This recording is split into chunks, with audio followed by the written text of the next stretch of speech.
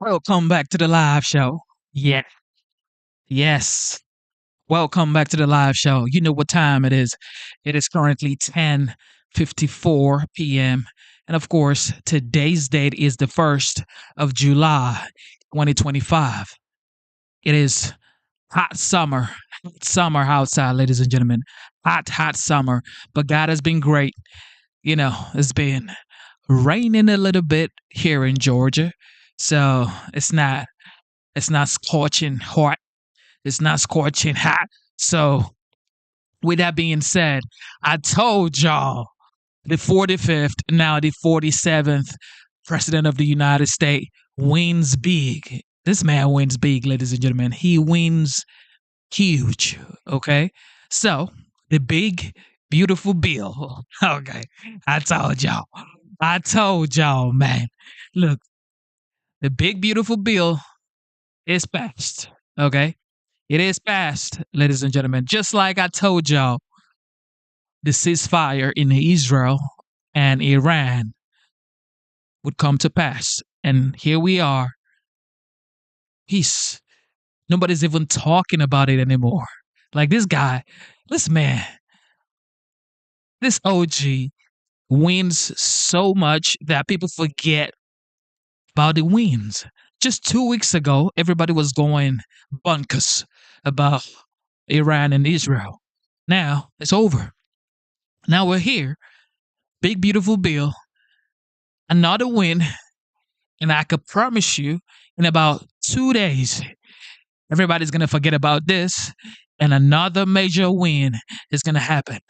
This is how he's been living his life for a very long, long time. He just keeps on winning. Of course, there will be some setbacks in life, but this guy just keeps going on and on and on.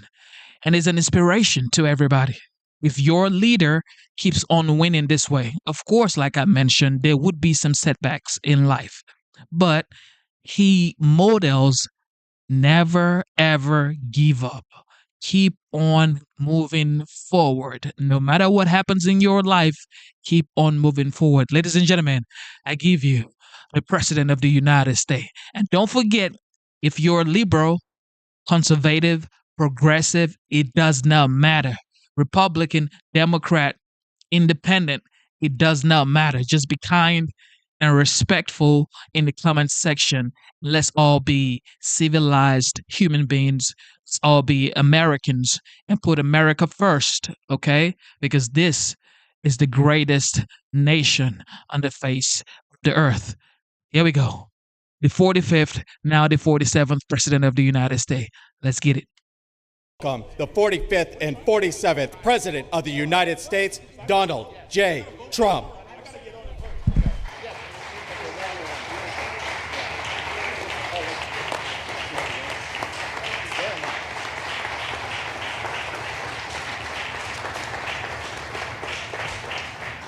Thank you very much. You've done a fantastic job. Even the microphone works well. That's good. Wow. Well, I'd like to just thank everybody for the incredible job they've done. I love the state. As you know, Ron and I have had a really great relationship for a long time. We had a little off period for a couple of days, but it didn't last long. It didn't last long, and a lot of respect for each other. And it's a great honor to be deep in Florida, the Florida Everglades, to open America's newest migrant detention center. It's incredibly built, and you're seeing that yourself. That's why I said, let the press join us on our walk so they can see what's happening.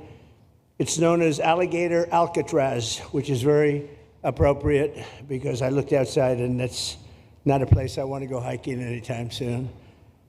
But very soon, this facility will house some of the most menacing migrants, some of the most vicious people on the planet. We're surrounded by miles of treacherous swampland, and the only way out is really deportation. And a lot of these people are self-deporting back to their country where they came from. Quite a few. We're amazed at actually the number. We took the FEMA money that Joe Biden allocated to pay for the free luxury hotel rooms, where he's paying hundreds of millions of dollars in New York City. and we used it to build this project, and Rhonda was just a little fraction of that money. The money they spent on that project, I happen to know the real estate developer. He's a he never really made that much, but he became very wealthy.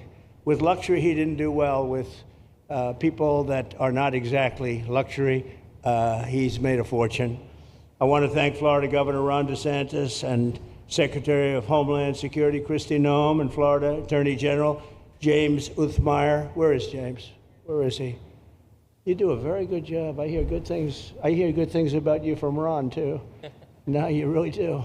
He's even a good-looking guy. That guy's got a future, huh? Good job, James. I hear you did really, really fantastic. Worked hard. You're like in the construction business for a few days, right? Huh? Congratulations.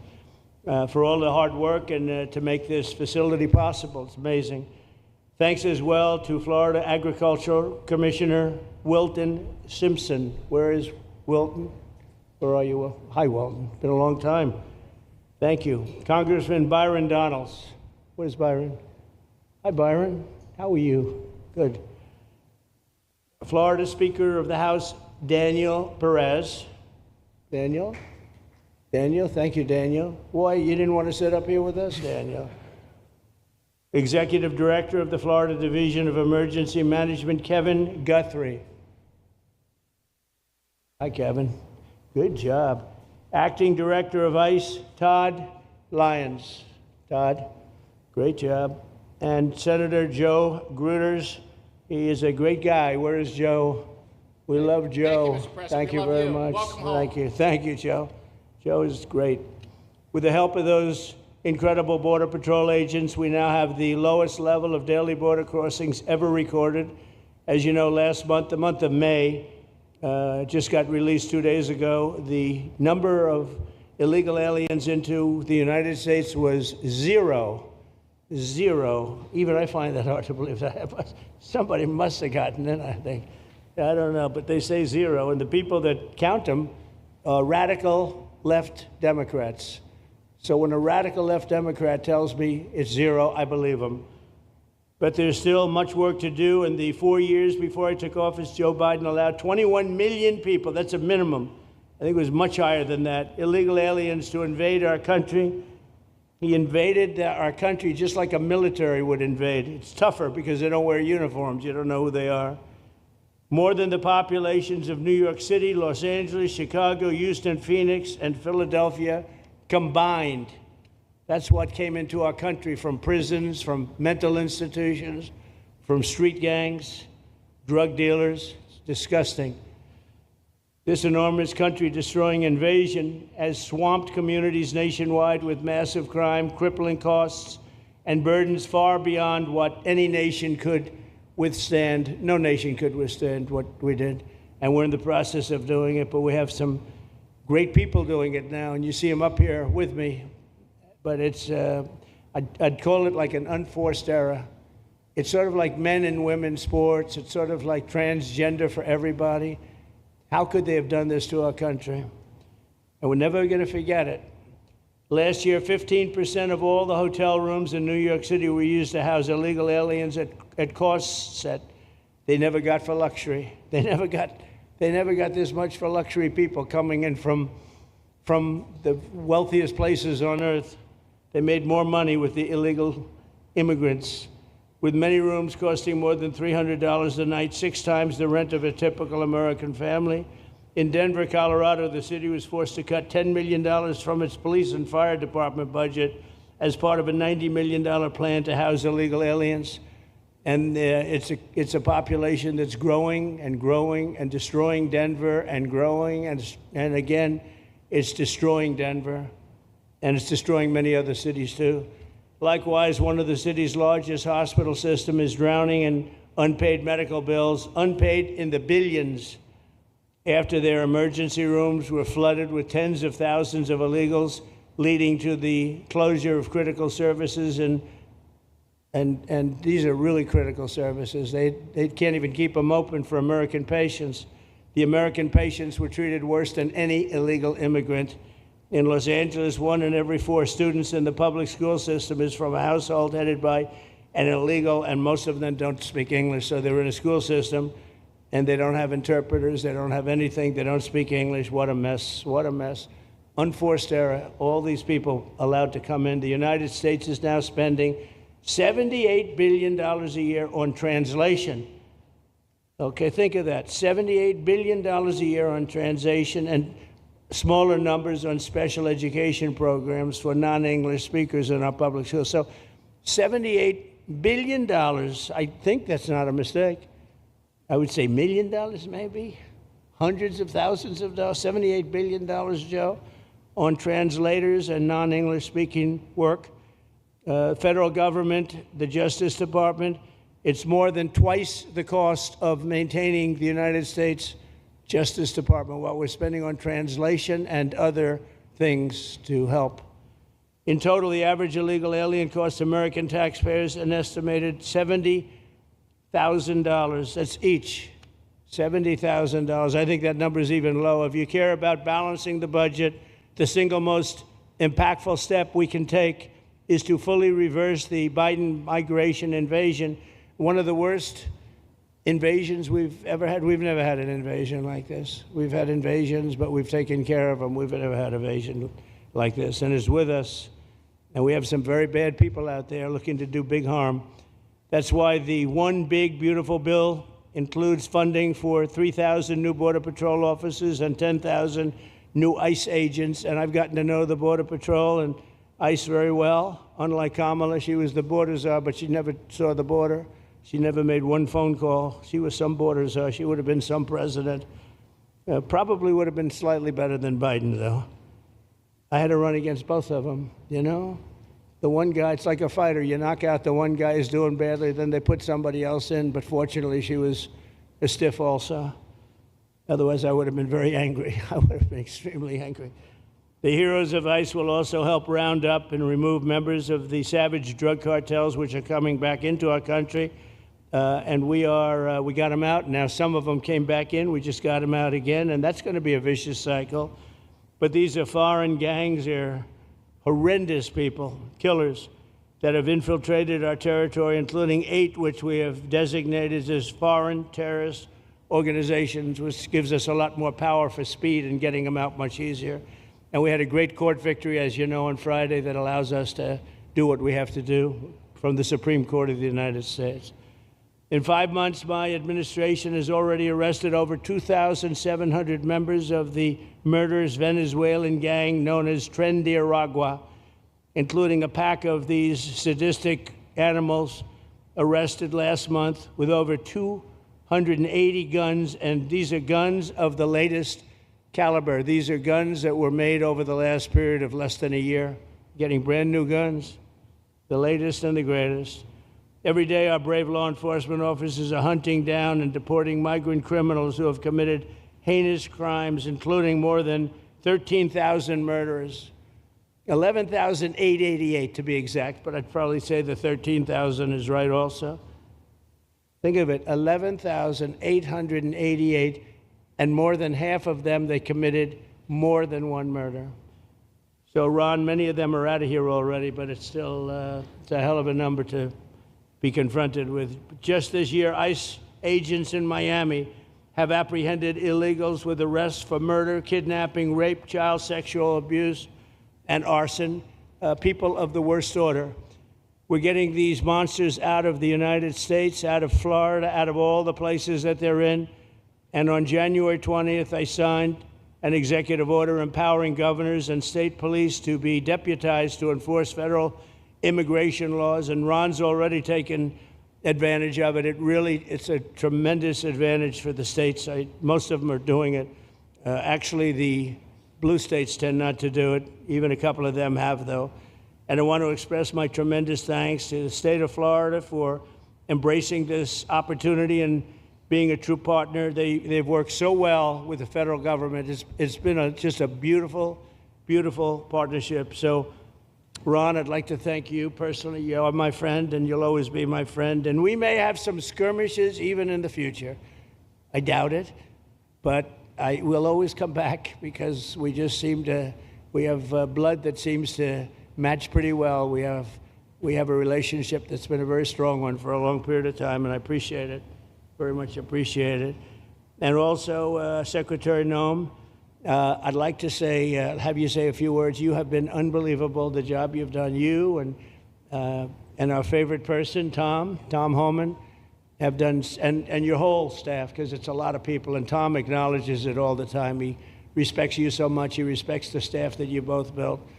And you're really doing one of the great jobs. And it was great that you could work with Ron in Florida so well. Built such a great facility. So please say a few words. Thank you very much. I don't know if this will work. Well, thank you, Mr. President.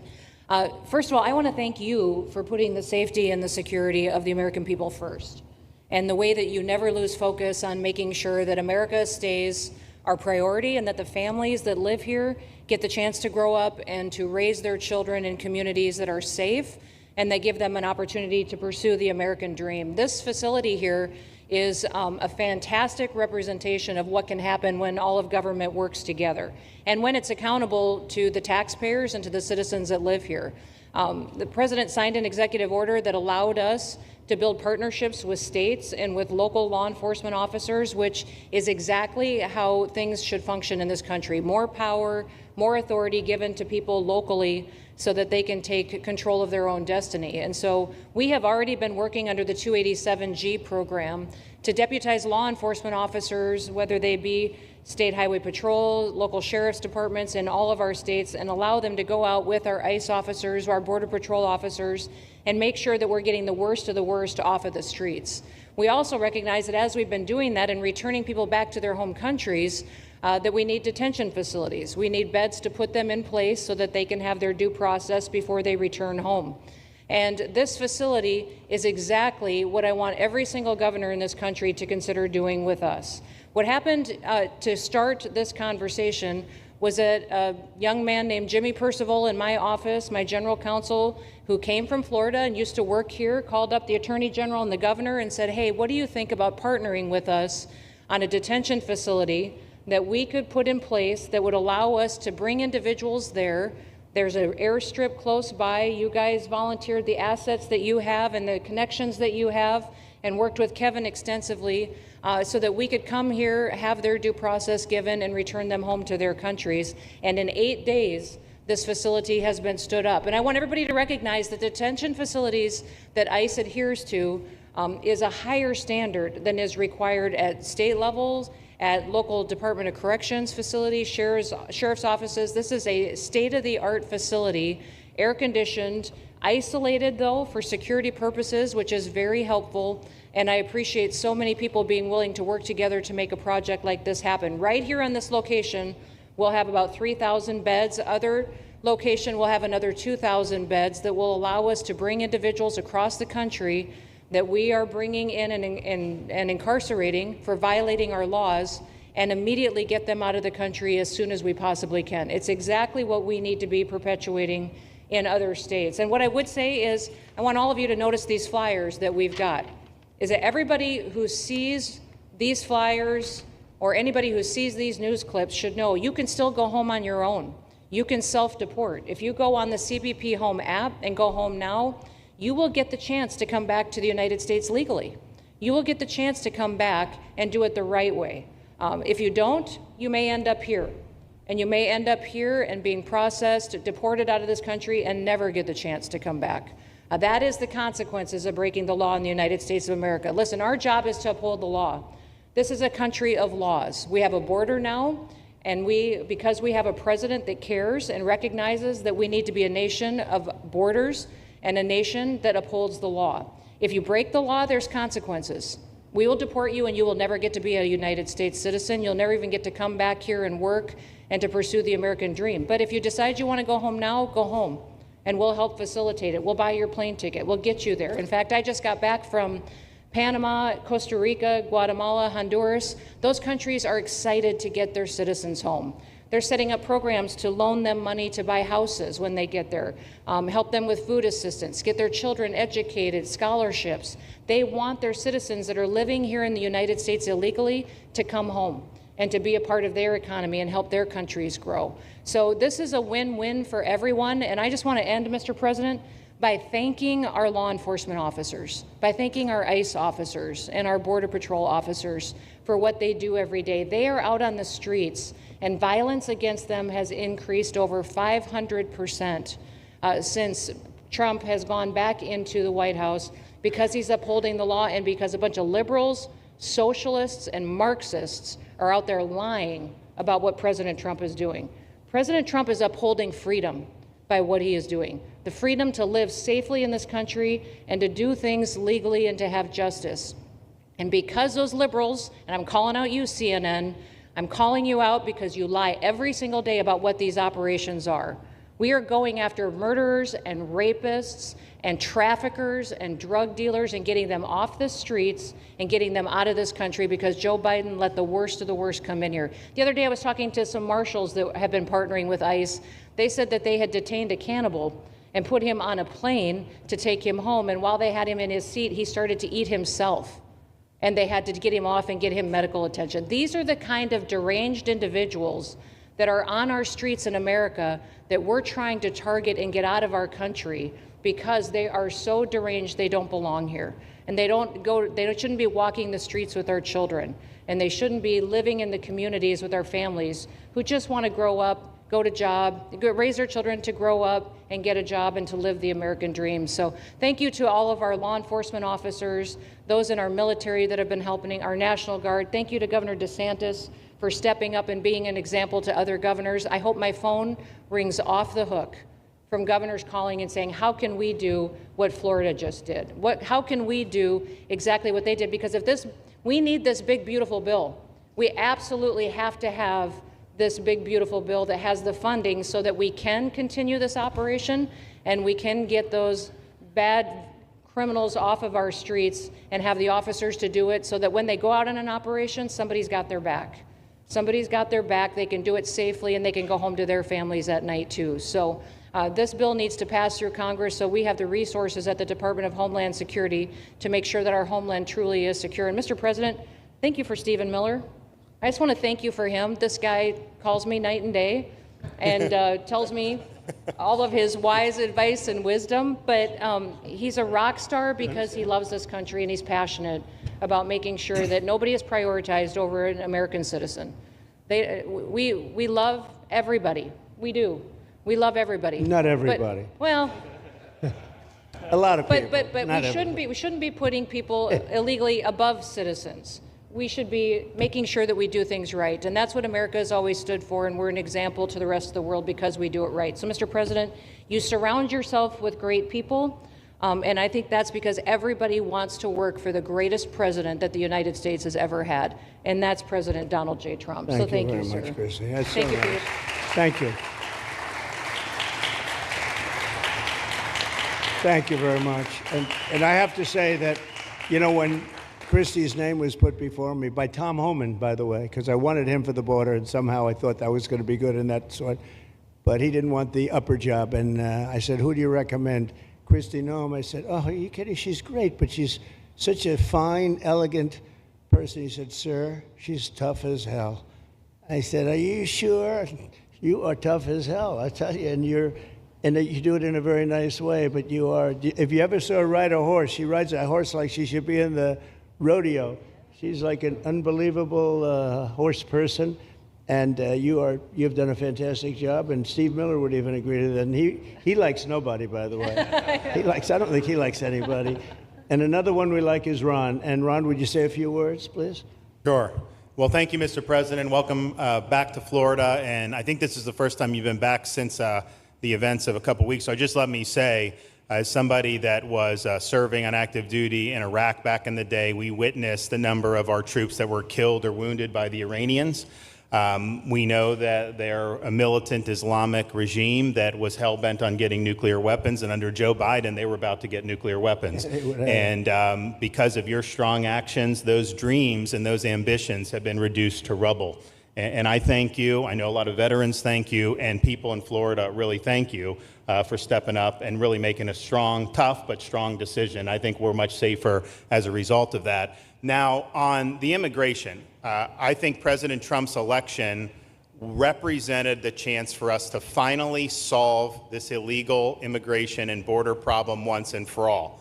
I knew he was going to do the border, although he did it very quickly and very thoroughly. I think that no one can say that that's been anything but a spectacular success. But then we have the issue of Biden let in how many millions of people? And you had millions that had been in over decades previous to that. You can't have a country if you don't have respect for the rule of law. You can't have a country if foreigners get to decide who comes in. No, we, the American people, make that decision, who's allowed or not allowed to come into our country. We've seen Europe be overrun by open borders, so we're not going to let that happen here. So when President got elected, I knew that the states had an important role to play in facilitating this really, really historic mission.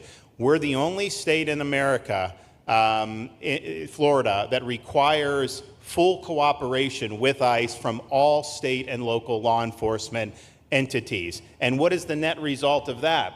We have these agreements for these 287G task force with sheriff's departments, police departments, state agencies, and it's really instrumental in rounding up a lot of really bad people who shouldn't be here.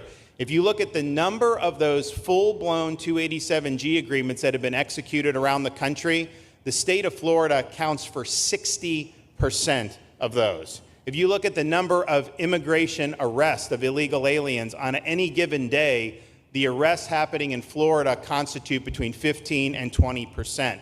Nationwide. So we're all in on this because we understand how important it is to our citizens.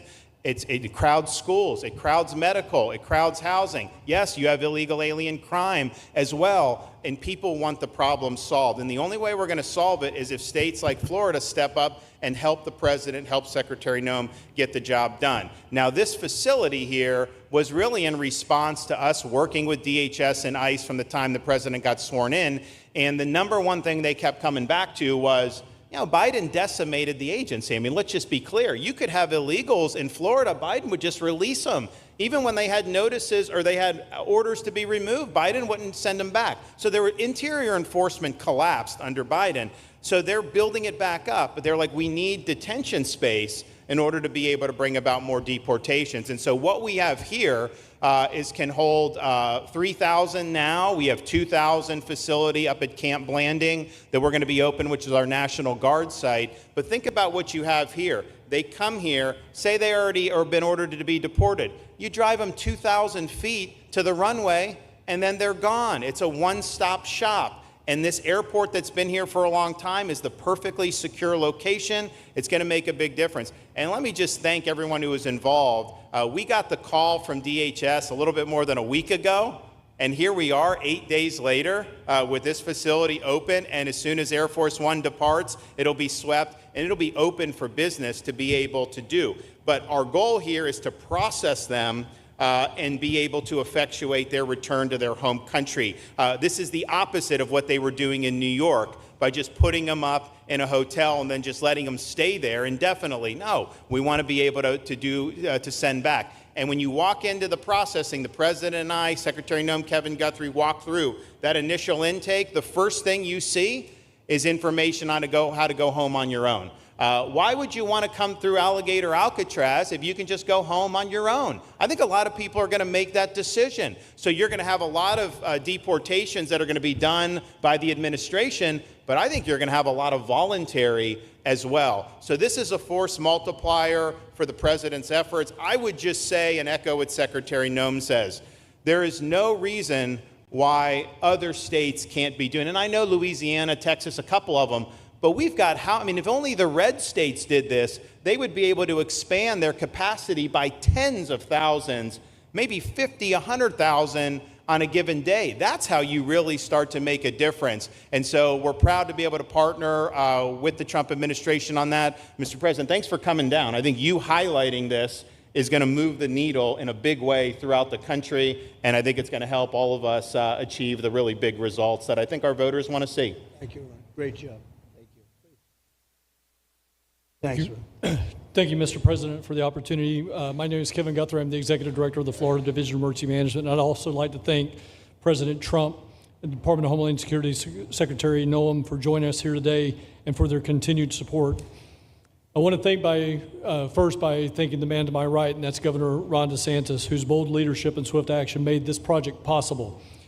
With make no mistake, this facility would not be standing here without the President, the Secretary, and the Governor's vision and determination to uphold the rule of law. Florida is and will always be a law and order state. Even before the President took office, the Governor made it clear that illegal immigration would not be tolerated in the state of Florida. When the President and the Secretary asked Florida to help, the Governor empowered our state and private partners to work collaboratively and deliver real results on a rapid timeline. The Florida Division of Emergency Management is best known for leading the nation in hurricane response and other natural disasters. We understand how to act fast without bureaucracy in the face of any emergency. Our teams built roads in 8 hours, bridges in 3 days, base camps in 72 hours, and full causeways in 2 weeks. Getting things done quickly, efficiently, and correctly is at the core of our mission. We simply just want to be the best at what we do in the nation. When the Governor called me, and we answered, and we were proud to bring our logistical expertise to the table. We know how to set up base camps for guardsmen, first responders, linemen, volunteers, and other aid sources, and distribute that in a matter of days before a storm. We're able to translate this knowledge to what we did here at Alligator Alcatraz. Florida has put the best teams together who check their individual logos and egos at the door to get this done. Not just for you, Governor, but Mr. President, for you as well. There are over 13 different vendors that came together to get this solved in 8 days. Truly a whole of private sector partnership to get that done. Behind you on these boards, in only 8 days, we have built a fully compliant detention facility with a detainee capacity of up to 3,000 people, with room for additional capacity if you asked us to do so. The detention facility includes over 158,000 square feet of housing and is a fully aluminum frame structure rated for winds of 110 miles an hour or a high-end Category 2 for those people that don't think that we're taking that into consideration. This is Florida, by the way. Power supply is fully redundant with backup generators in place. We've put a staff village here on site with a capacity of 1,000. Our services are hot meal 3 times a day, 24/7 medical facility, pharmacy, air conditioning, access to indoor and outdoor rec yards, legal and clergy support services, laundry. Our security element is over 200 security cameras throughout the facility, more than 28,000 feet of barbed wire, 400 plus security personnel to include 200 men and women, soldiers and airmen underneath Major General John Haas's command as the Adjutant General of Florida. And it's all surrounded, as you pointed out, Mr. President, by 10 miles of beautiful Florida Everglades. Contingencies, as with all state correctional facilities, we have a hurricane plan. We will not wait for a Cat 2. We will follow our normal evacuation procedures as we do for any other facility statewide in our great state of Florida. We have on-site fire and EMS resources so that we do not we don't burden the locals with any type of response. All in all, sir, this has been a perfect state logistics exercise for this hurricane season. Everything we did here in the last 8 days, God forbid, if we have a hurricane, we're going to do it again. This was a dress rehearsal for us, and we are ready, willing, and able to support you, sir, the governor, secretary, and everything that you need us to do. Just a week ago, it was a taxiway and a runway, and now is a fully functioning facility. We are happy to support you, Mr. President, Governor, Secretary. Fantastic job. Thank you.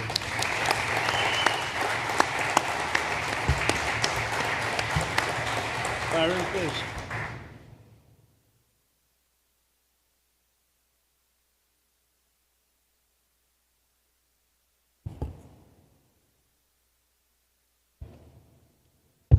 There we go.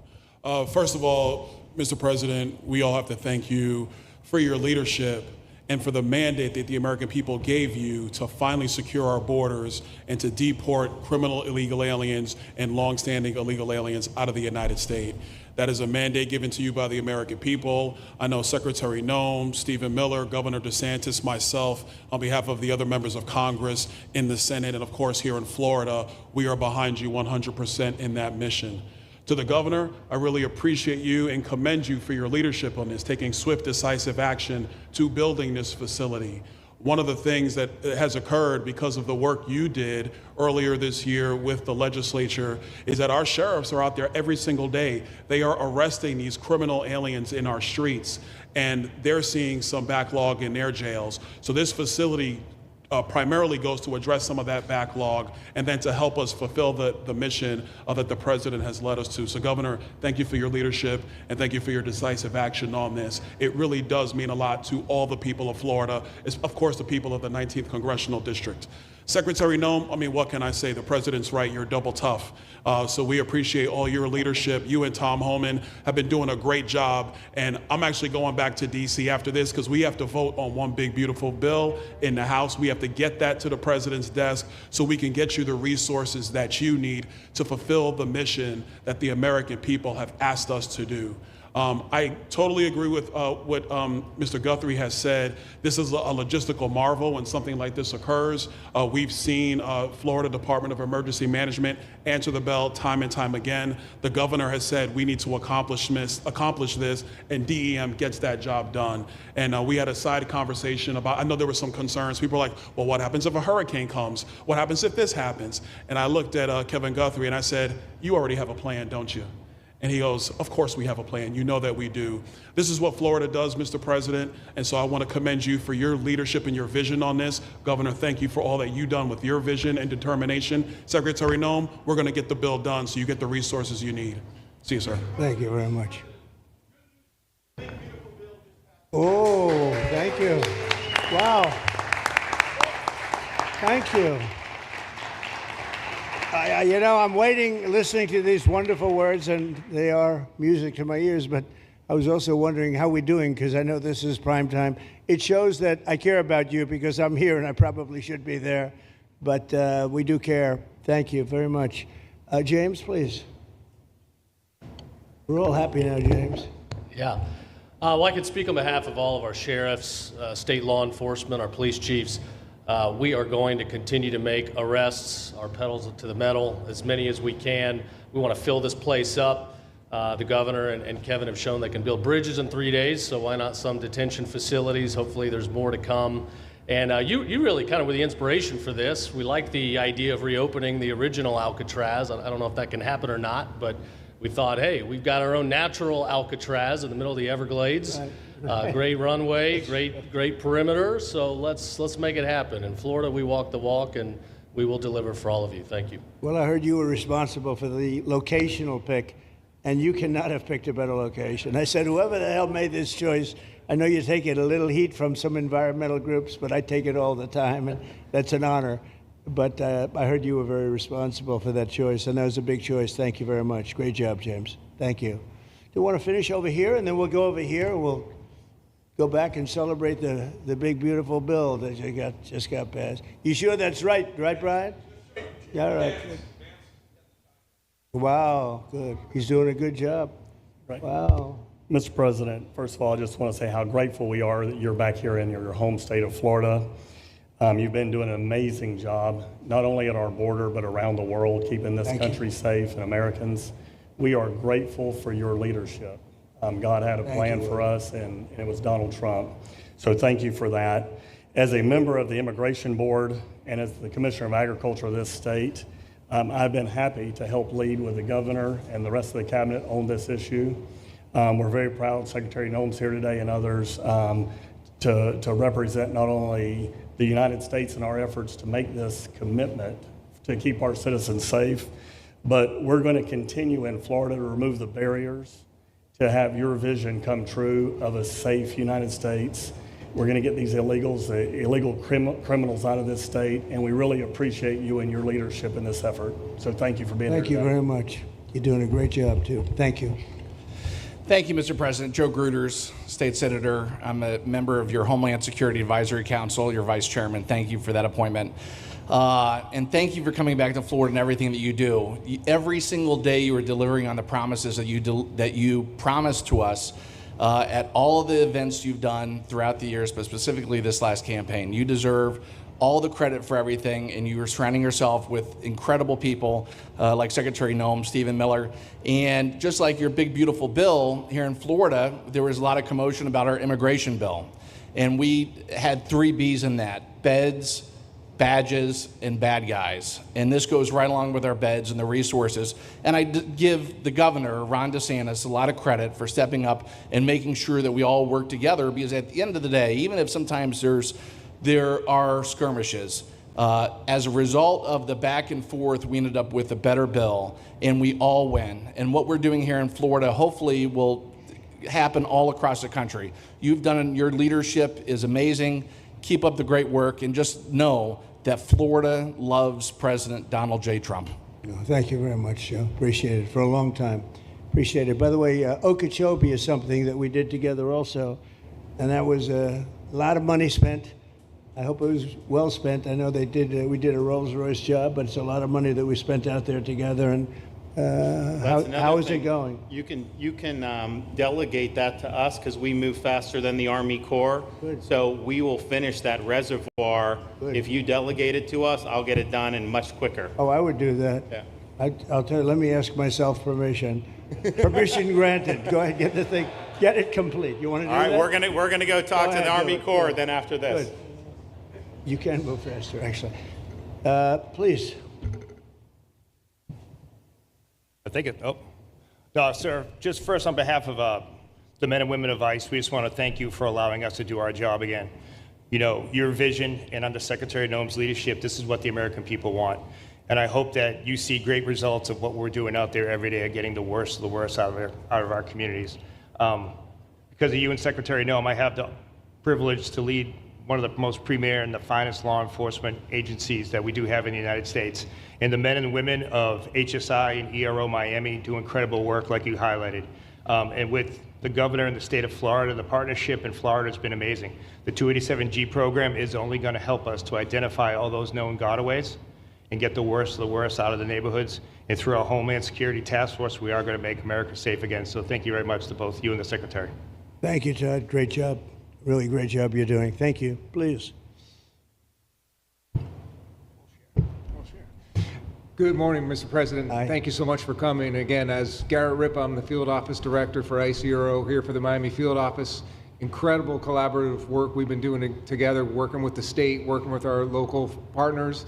And again, just the 287G is going to open up that aperture and allow us to get those bad hombres off the street and get them into this facility. And we're looking forward to it. And again, just appreciate all your support. Thank you.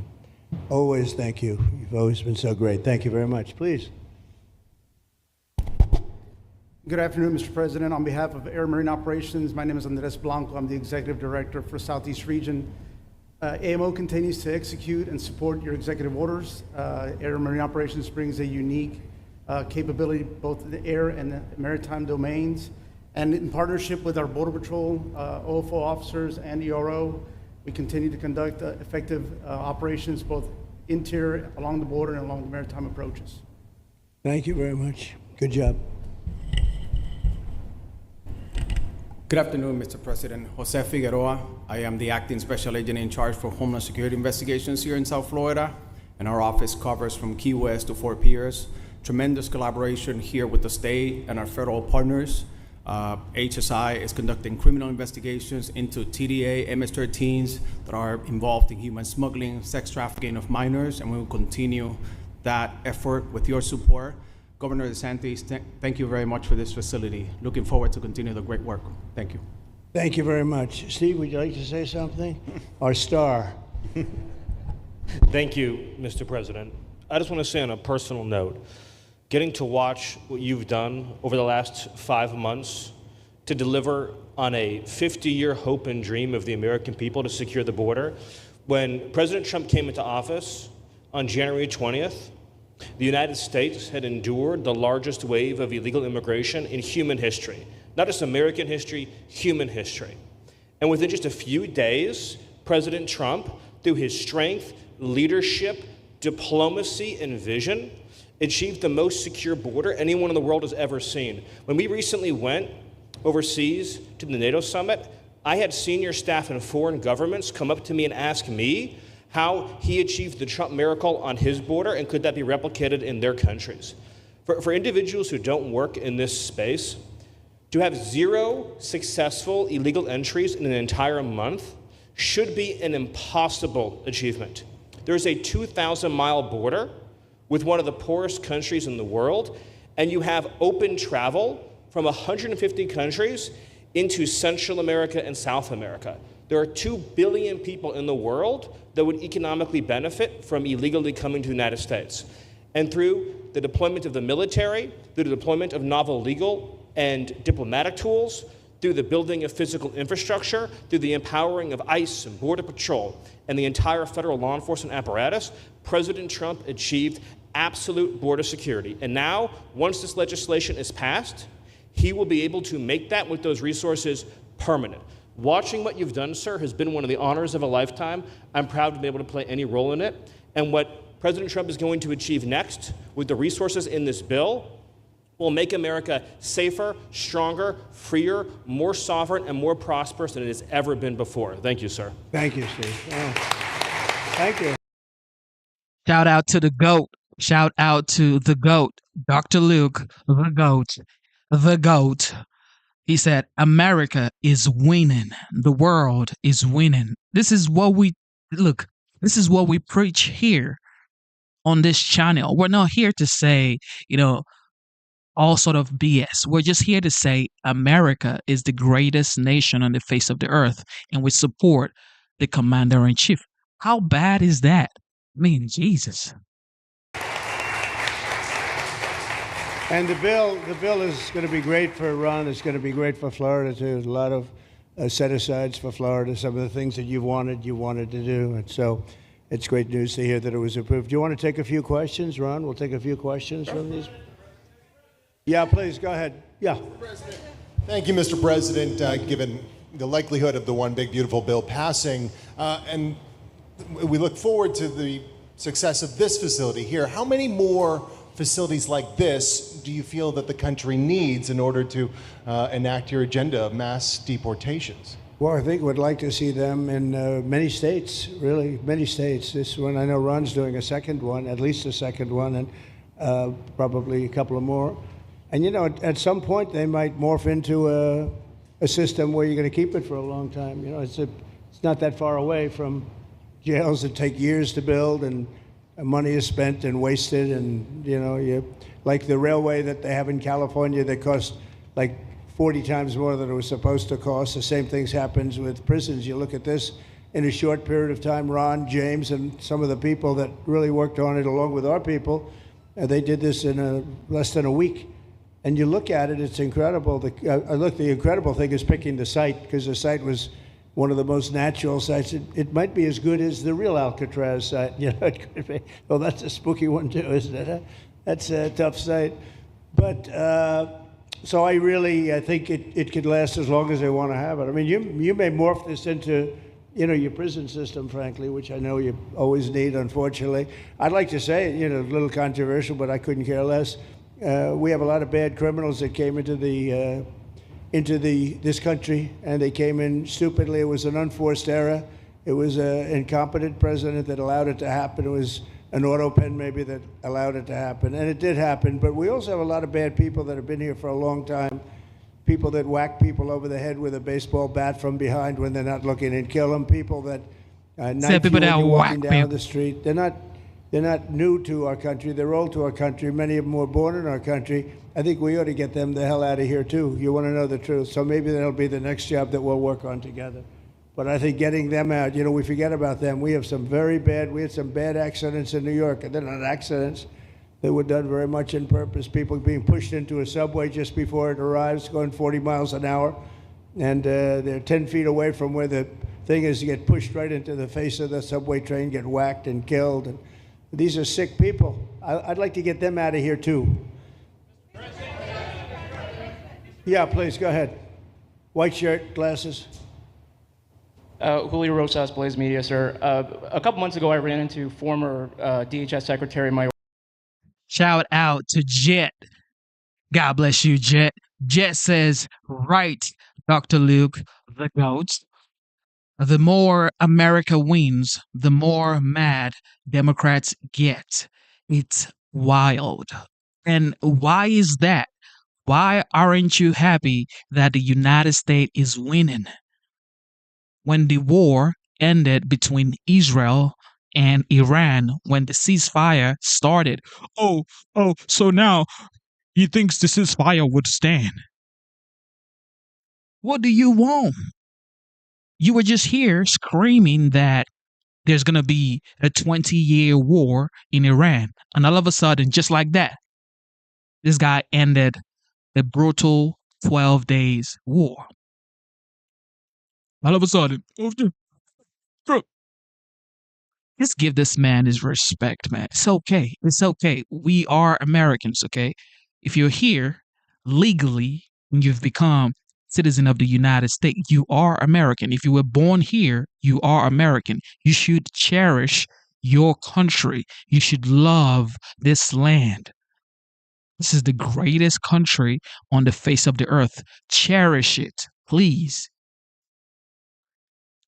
Dorcas, and I asked him a couple questions about his disastrous handling of the border. He didn't like my questions.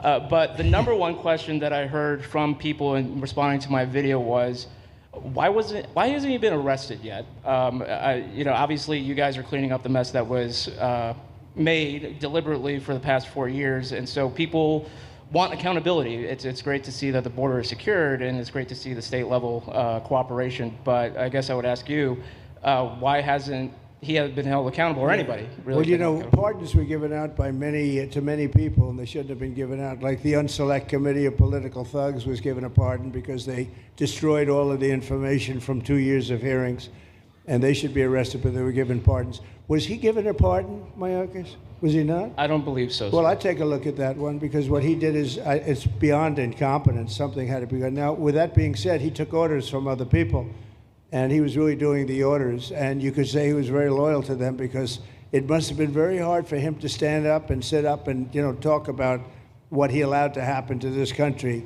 and be serious about it. So he was given orders. If he wasn't given a pardon, I could see looking at that. In fact, why don't you take a look at it, Kristen? He was impeached, but yeah, it was just a fake impeachment. It was a fake impeachment. Why don't you take a look at it? I think he was so bad. They were all so bad. Look, it was the worst president in the history of our country. We've had some bad ones, but he was the worst president. But somebody told Mayorkas to do that, and he followed orders, but that doesn't necessarily hold him harmless. So take a look at it. Very good question, actually. Thank you. Yeah, please. Go ahead. Mr. President, you and the Secretary have both said that many people have self-deported since you came back into office. Yeah. How many is many, and has the rate gone up? How do you see the tempo of that moving forward going on?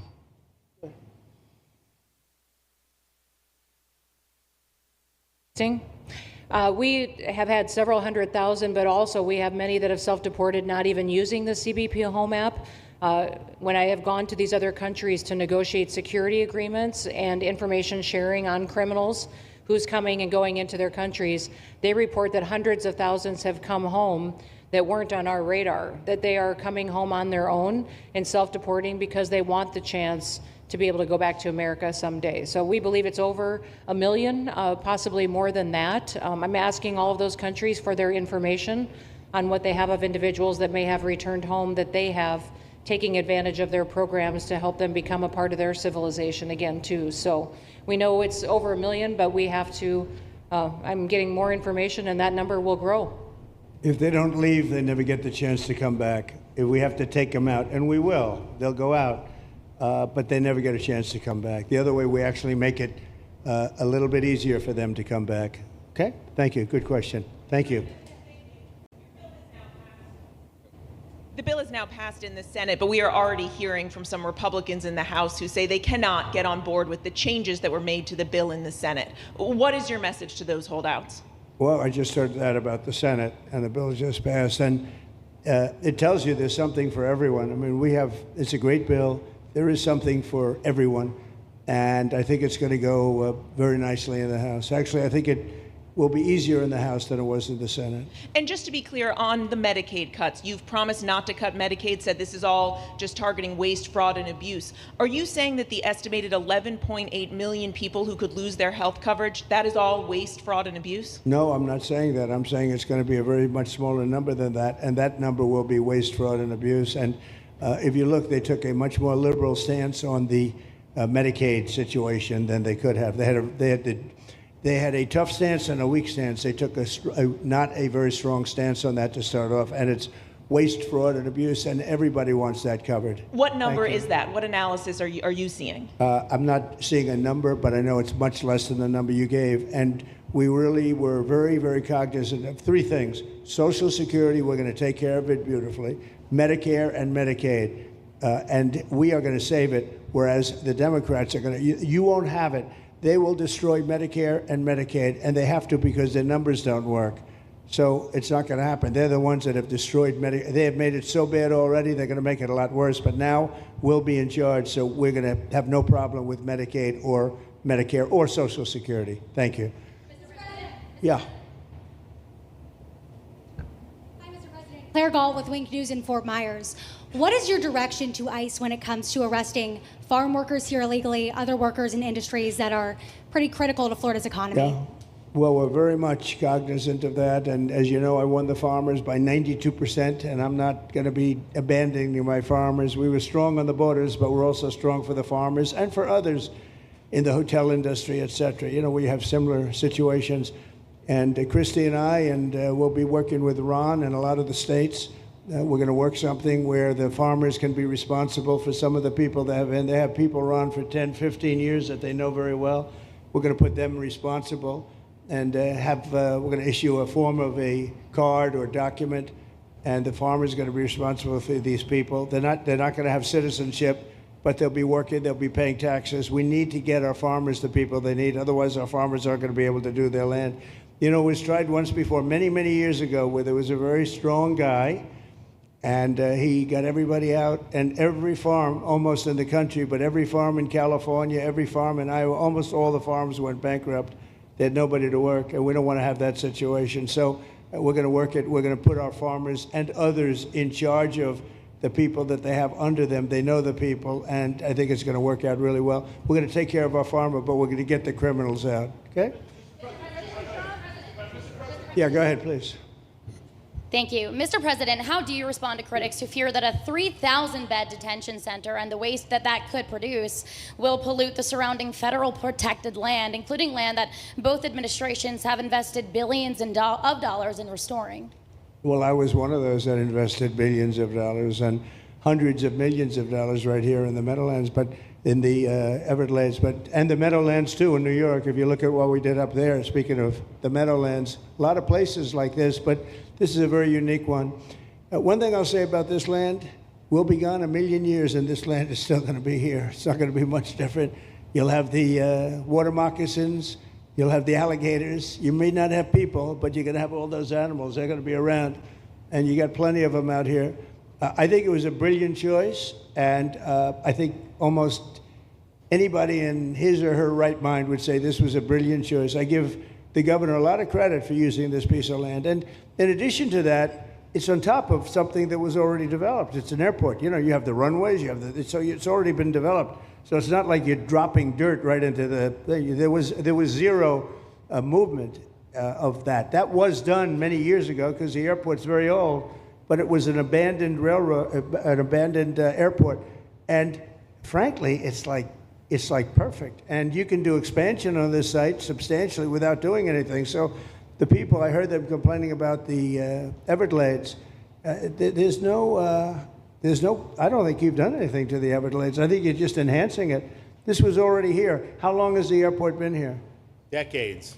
Many decades, yeah. And they have, Kevin, all these guys, you know, have a waste plan, like the wastewater gets trucked out, potable water gets, literally, they have, even our DOT has put things up in case there's any seepage, which we don't. So you are literally doing this on concrete that's already here. So I don't think those are valid and even good faith criticisms, because it's not going to impact the Everglades at all. President's been a champion, we've been a champion, really changed the game in Florida on it. I think it's just people don't want to see illegal immigrants deported, and that's their ideology, and they have a right to that. But illegal immigration's unpopular, so they know that they're going to have less effect trying to do it. So they're going to try, oh, well, no, it's just about the Everglades. But really, I think a lot of those people, they just don't want to see illegals deported.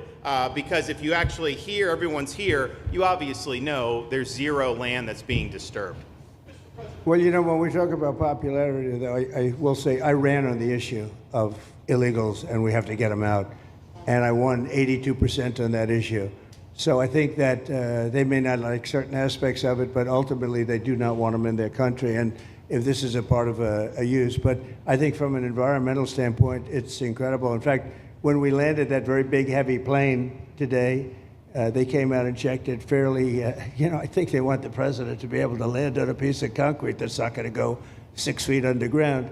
And they checked it. They came back and they said, this thing is really solid. So it's been there a long time. It's going to be here a long time, and it was a great choice of a site.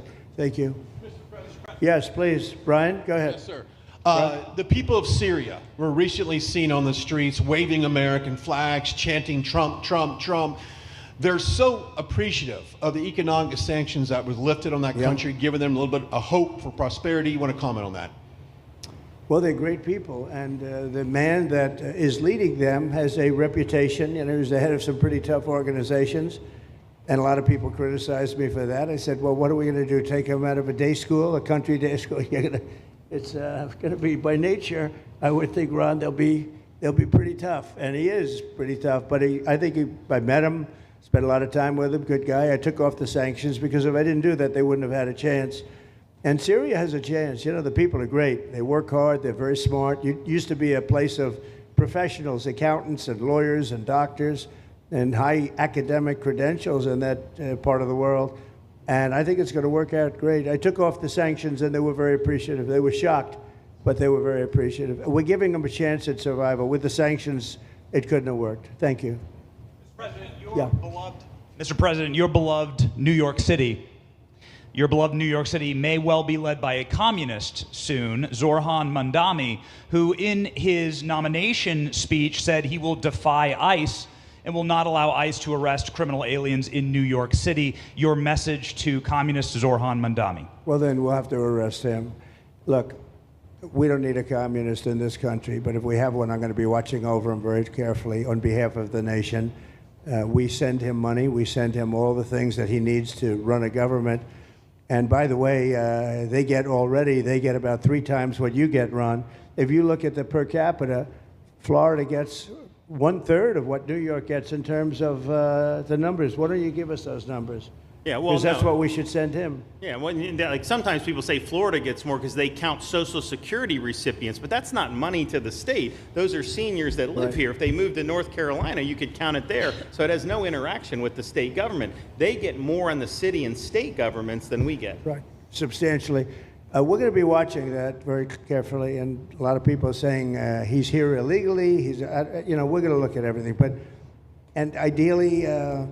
He's going to turn out to be much less than a communist. But right now, he's a communist. That's not a socialist. I've always said, we will not have socialism in this country. In the speeches, I said, well, what?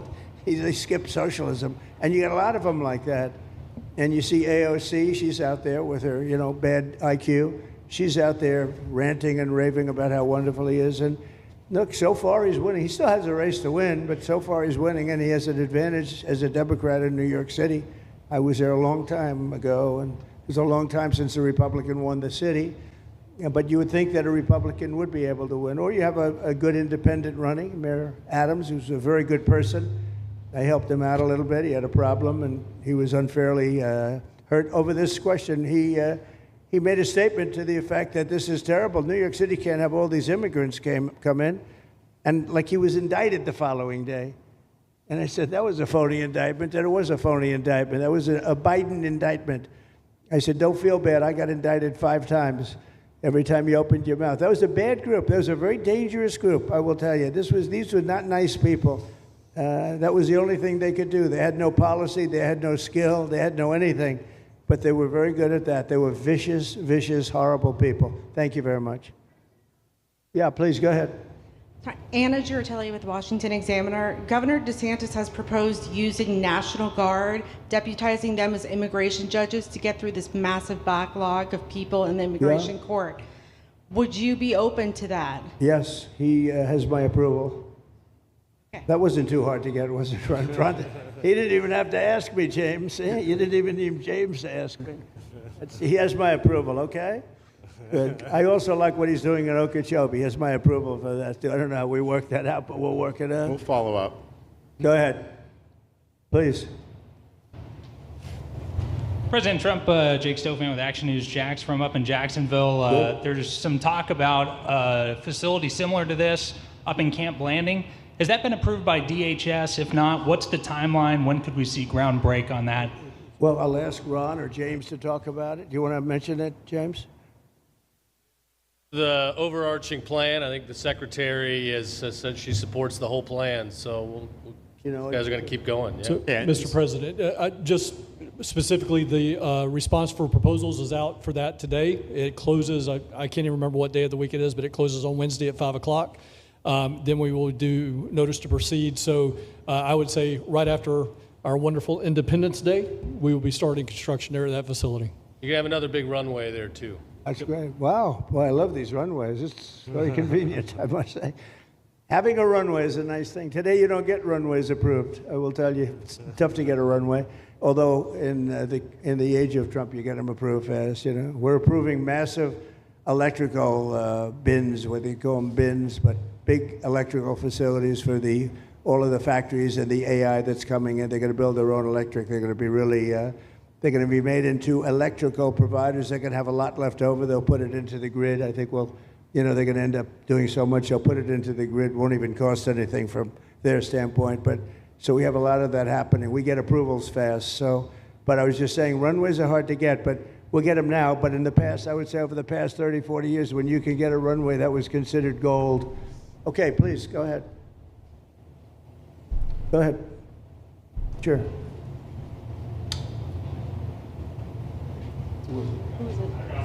Okay, go ahead. Yes. President Trump, Laverne McGee, News 6, Orlando. You have fulfilled several campaign promises, along with the help of Governor Ron DeSantis. What is the next campaign promise that you plan to fulfill to the American people? So, we have turned this country around in less than 6 months.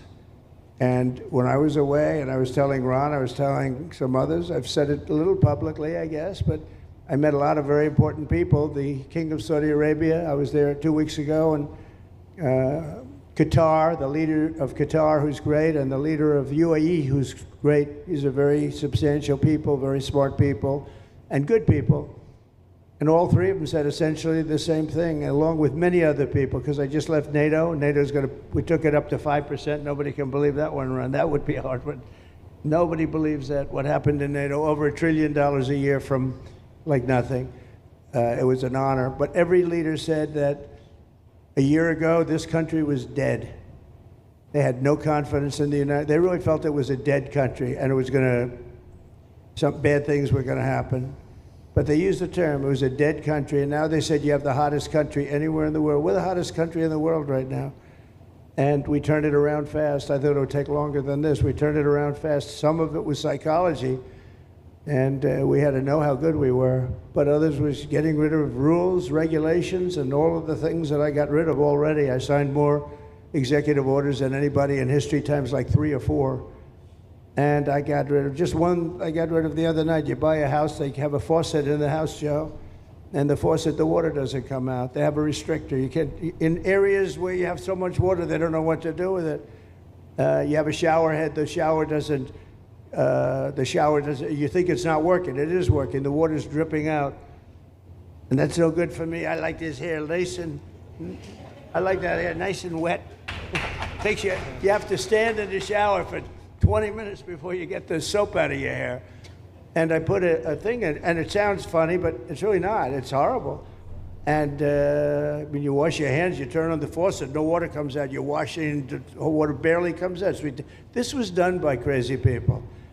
And I wrote it all off and got it approved in Congress so that they can't just change it, because I did it in my first term. Everyone was so happy. And then one of the first things that Biden did when he came back is he put the restriction on showers, toilets, and sinks. Put this and washing machines.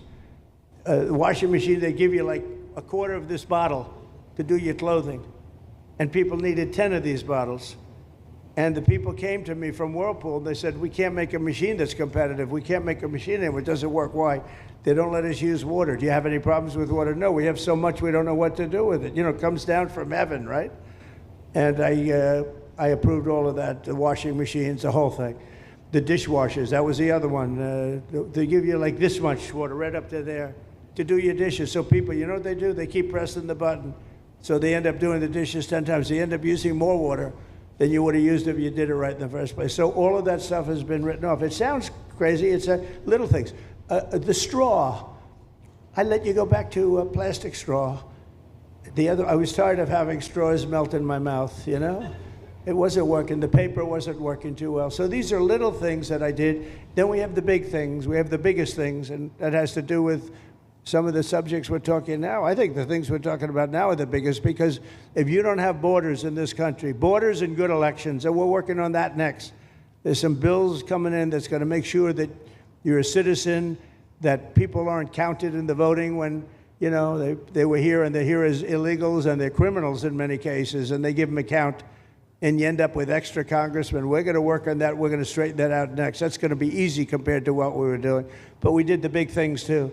But little things like that, a straw, little things like a washing machine with no water. People go out, they spend all their money on a washing machine. The damn thing doesn't work. You can't use the water. Then you go to your sink, and that doesn't work either. You're stuck. You know what you do? You have dirty plates the next day. That's it. And we solved so many common sense problems. And they weren't easy. You know, there are people that really believe in this stuff. But, you know, most states have so much water, they don't know what to do with it. And look at North Carolina. I mean, they had a lot of water, and they have to get restrictors on their, you know, on their kitchen faucet. So we're very proud of the things we did, and we're going to do a lot more of them. Yeah, please, go ahead.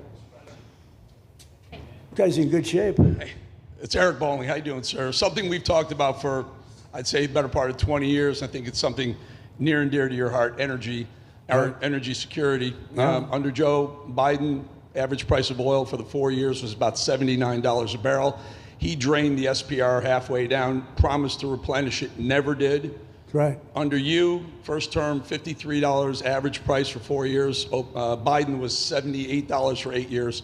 It was never refilled. The question is now it's $64 or so. Yeah. Coming down rapidly. Coming down, and what a great opportunity to fix another one of Joe Biden's problems, one of the things he broke in America, giving us the energy security of an emergency SPR, Sure. fill it to, maybe even go beyond and fill it to 1 billion barrels this time at a much cheaper price. Thoughts on the energy sector? So it holds 77 million barrels, and we had it up to the top, if you remember. And I was proud of that, and I made a deal to buy it at the lowest price of oil. It was a good deal, good instinct. And we filled it up, and when he came in, he started using it to keep oil prices down because he blew our energy policy out. Energy and his bad spending is what caused inflation. So now we have no inflation. Gasoline just hit $1.99 today in 5 states. $1.99, isn't that a nice sound? It was up to $4, and going up to $5, $6, and $7. In California, it was $7.70. But we just hit in five states, $1.99, $1.98. And it's coming down to that level, so that'll be a big thing. And one of the reasons the prices and costs are going down when you go to the supermarket, because I said I was going to get costs down, we're getting the cost down. Food is coming down. When I came out, my first week, if you remember, I had a lunatic reporter screaming at me saying, eggs are going through the roof. What are you going to do about eggs? I said, I just got here. I didn't know anything about eggs. I had to call you. I said, look, I just got here. Tell me the problem. Well, they're doubled in price, and they're going to be 5 or 6 times higher. They were right, actually. I said, let me work on it. And now we have eggs down to the same numbers it was when I first came in. You know, we lowered the cost of groceries.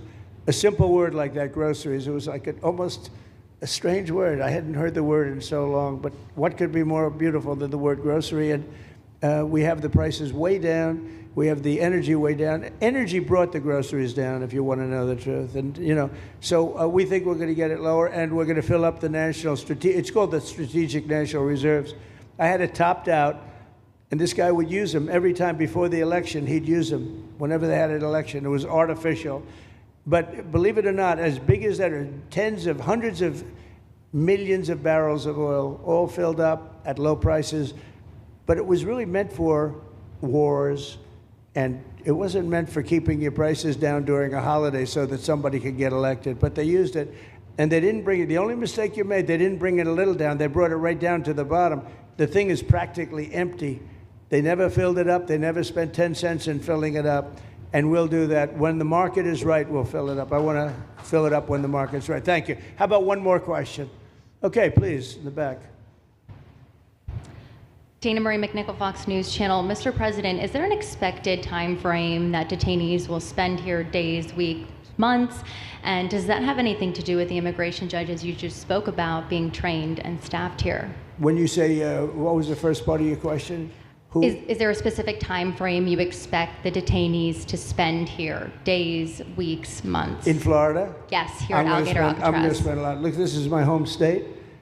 I love it. I love your government. I love all the people around. These are all friends of mine. They know them very well. I mean, I'm not surprised that they do so well. They're great people. Ron has been a friend of mine for a long time. I feel very comfortable in the state. I'll spend a lot of time here. I want to, for 4 years, I've got to be in Washington, and I'm okay with it because I love the White House. I even fix up the little Oval Office. I make it, it's like a diamond. It's beautiful. It's so beautiful. It wasn't maintained properly, I will tell you that. But even when it wasn't, it was still the Oval Office, so it meant a lot. But I'll spend as much time as I can here. My vacation is generally here because it's convenient. I live in Palm Beach. It's my home. And I have a very nice little place, nice little cottage to stay at, right?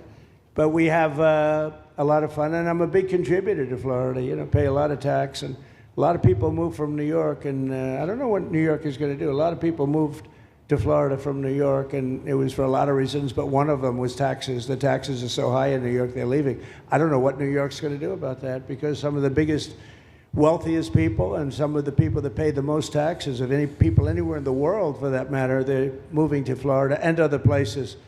So we're going to have to help some of these states out, I think. But thank you very much. I'll be here as much as I can. Very nice question. With that, I'd like to just end by saying I want to thank Ron and James and all of the people that have done such a great job, all of your staff. Really fantastic work. And it really started with site selection. You can do a great job, but if you have the wrong site, in real estate, you have the wrong site, you're dead.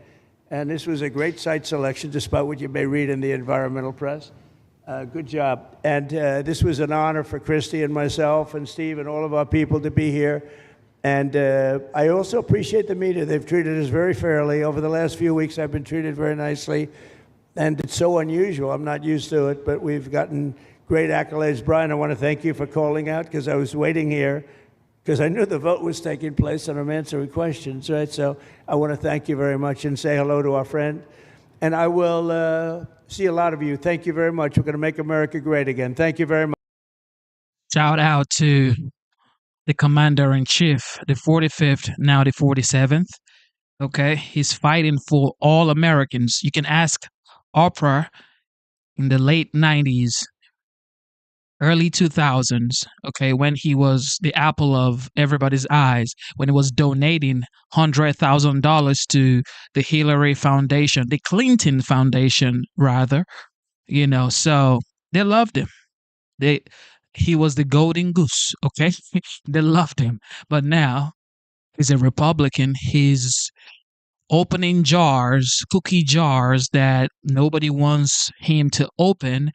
And every American is now dipping their hands into the cookie jar. And the elites are saying, oh, no, oh, no, oh, no, don't do that. So they're going to say anything to smear his name. Here we go.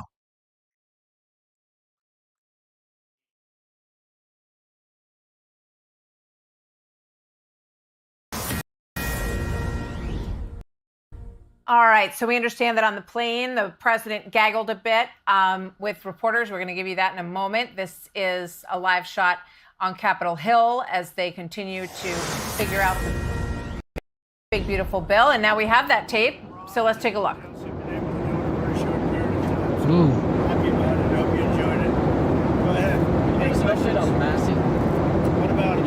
Just give us a little idea of not only who you want. Well, I just don't think he does a good job for the country. He's always a no. They call him Rand Paul Jr. He's always a no. Nothing constructive at all. And just terrible. Thomas Massey from Kentucky.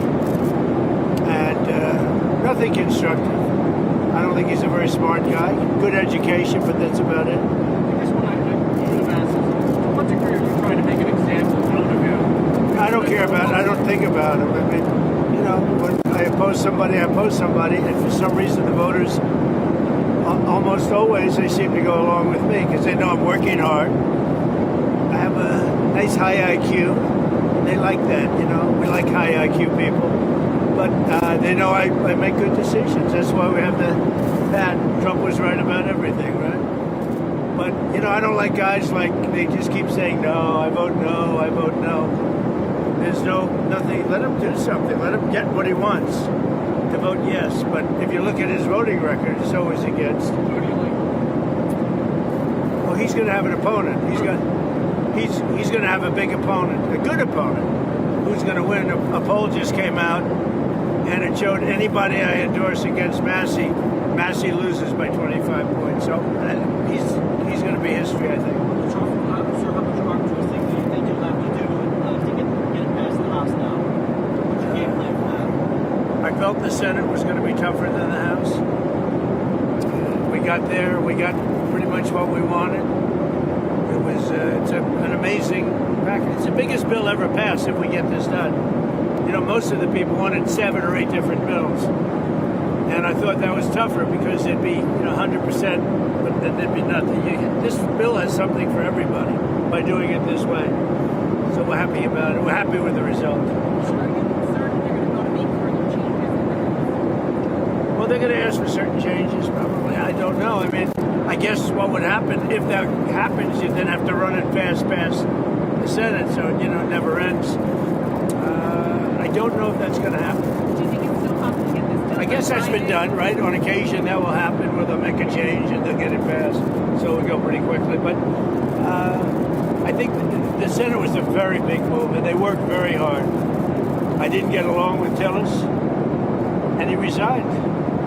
That's good. That's a good thing. Run for that seat, sir.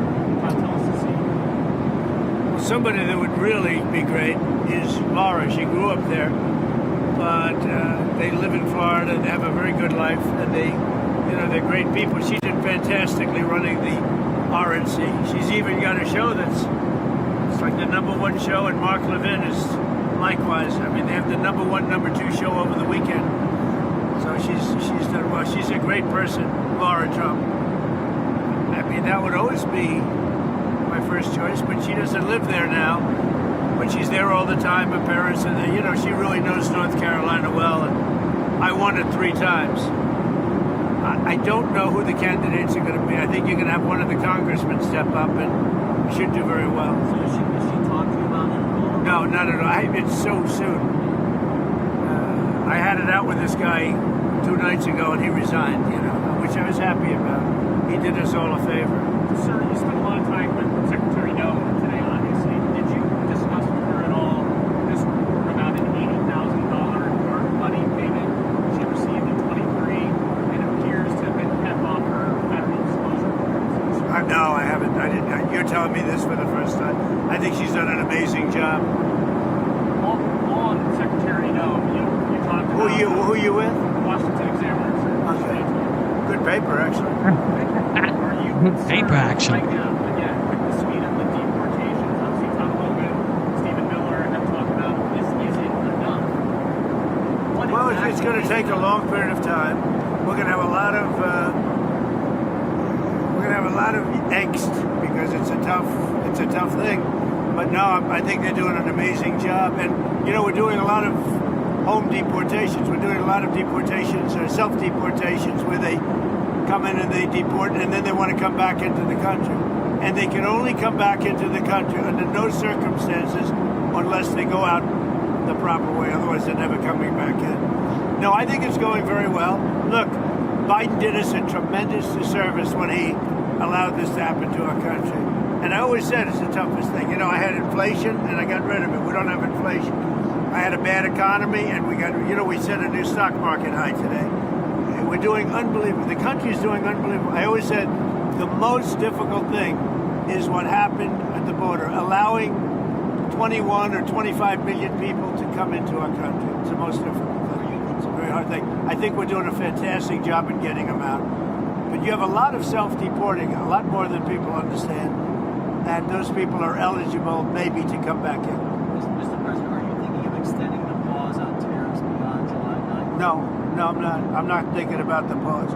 I'll be writing letters to a lot of countries. And I think you're just starting to understand the process. We've dealt with Japan. I'm not sure if we're going to make a deal. I doubt it with Japan. They're very tough. You have to understand they're very spoiled. I love Japan. I really like the new prime minister, too. Abe was one of my closest. All right, President Trump talking about a lot of different things that are on his mind right now. Hey, Sean Hannity here. Hey, click here to subscribe. Everybody has something bad to say about this guy, if they are liberals, of course. But the fact is, he's been winning for the United States. What else do you want? Like, what do you actually want? What do you want? Okay, what do you want? The big, beautiful bill is passed. Okay, you can relax now. All right, you can relax. All right, just like the war between Israel and Iran is over. You can say thank you, President Trump. But no, you're not. You're always going to say something bad. Oh, he's this, is that. All right, now Elon Musk is back. He's back with whatever's going on. I don't know. I love Elon Musk, but Elon Musk, is back. He's back, ladies and gentlemen. He's back. All right, here we go. Here we go. We're going to move on with our topics that we had for today. Other really important news. President Trump wasn't holding back during his tour of Alligator Alcatraz. The reptile-infested ICE detention center deep in the Florida Everglades is officially opens tomorrow, and it's got room for 3,000 of the worst, they say, violent criminal migrants. We're talking child predators, rapists, and fentanyl traffickers. They'll be up against the alligators and pythons. Here's what the president had to say. It's known as Alligator Alcatraz, which is very appropriate because I looked outside and that's not a place I want to go hiking anytime soon. This facility will house some of the most menacing migrants, some of the most vicious people on the planet. We're surrounded by miles of treacherous swampland, and the only way out is really deportation. We took the FEMA money that Joe Biden allocated to pay for the free luxury hotel rooms, where he's paying hundreds of millions of dollars in New York City, and we used it to build this project. But right on schedule, the liberal media and Democrats just took the bait on Alligator Alcatraz. Alligators rarely attack people. Pythons rarely attack people. That is extremely performative. They definitely want to scare people. It's wasteful and an incredible risk to our ecological resources. These are our friends and our neighbors. These are people who are picking our crops. Ron DeSantis is still governor of Florida. He took the Comfy Couch hosts on a tour of the concentration camp that he's building in Florida in order to round up people, brown people, and throw them in a camp because he doesn't want them in Florida. Greg, Joy Reid is so full of it. The couch is not comfy. No, not at all. It's very stiff. Look, the Dems fall for it. They call it cruel and inhumane. So how is it cruel and inhumane? Because it's remote? It's surrounded by alligators? There are like 100+ airports in Florida that meet that criteria. Everything in Florida is surrounded by alligators. How many pictures have you seen on this show of golf courses where an alligator comes up on the fairway and everybody's going, oh, look at the elevator? The angle the Dems are going to exploit, because they have nothing else, is compassion, right? but it no longer works because they showed an overwhelming lack of compassion for the victims of sex trafficking among illegals, the victims of rape and murder of illegals. So you can't lecture us on empathy or compassion when all of yours are for the perpetrator. The great thing about Trump and what the left misses, he knows how to sell something. He knows that you incentivize with words. He causes his message to do the heavy lifting, right? So if you're an illegal with an opportunity to leave, you could leave now or take your chances and end up in a place surrounded by alligators. It might not even exist. It doesn't matter. He creates this in your head, which is why it's not surprising. 1 million people have already self-deported because there were 4 words that served as the message. Biden's out, Trump's in. We better leave. So this is great. I love Alligator Alcatraz. Sounds like it came from the makers of Sharknado, but it's all part of the message of self-deportation. And he is a master at it. It's hilarious. Then on the messaging, it's almost like Trump is good cop and bad cop because they're saying he's leaning into the alligator thing. He's talking about, you step here, you step that way, you're still going to die if you run from them. But then they're also saying, hey, listen, it's air conditioned. You've got all the resources. This isn't hell on earth. It's a perfectly suitable prison. And I guess in that way, he kind of neuters their attacks, but also leans into the messaging he wants. Right. Well, and also because it's catchy, right? Alligator Alcatraz, and you can picture it. And I think it's better than trying to reopen the old Alcatraz. This makes a lot more sense. Plus, one of the guys, the Attorney General from Florida, he was on Newsroom this morning, and I said, well, how long do you think a stay is going to be at Alligator Alcatraz? And it's not years. He said days, possibly weeks, in some cases months if they have a bunch of due process hearings. So there's that. Also, the deterrence factor is also important. So it is illegal to cross into the country. And you might say, like what on the montage, you might say, well, but these are people that are doing work, and maybe they haven't done anything wrong, but they did do something wrong initially. And if they want to change that in Congress, they can try to do that. But the deterrence factor is also important. The self-deportation is one thing. Plus, we have additional cooperation now from these countries and taking back their illegal immigrants. So all of these things are happening, and it is what President Trump promised to do. He promised to close down the border. That has happened. Bill Melugin was just reporting on X the numbers for June in terms of people coming across the border. It's at like absolute record lows, and this is what people wanted. If Congress wants to change somebody's work permit or ability to stay and work longer, they have the ability to do that. And I think President Trump would be willing to listen, but they can't get past their hatred of him and grasping at straws to come up with a coherent message that they could go to him with. Let's go. Harold, they said 2 things today that I thought were interesting to me, and this is just from the angle of how Democrats are objecting to it.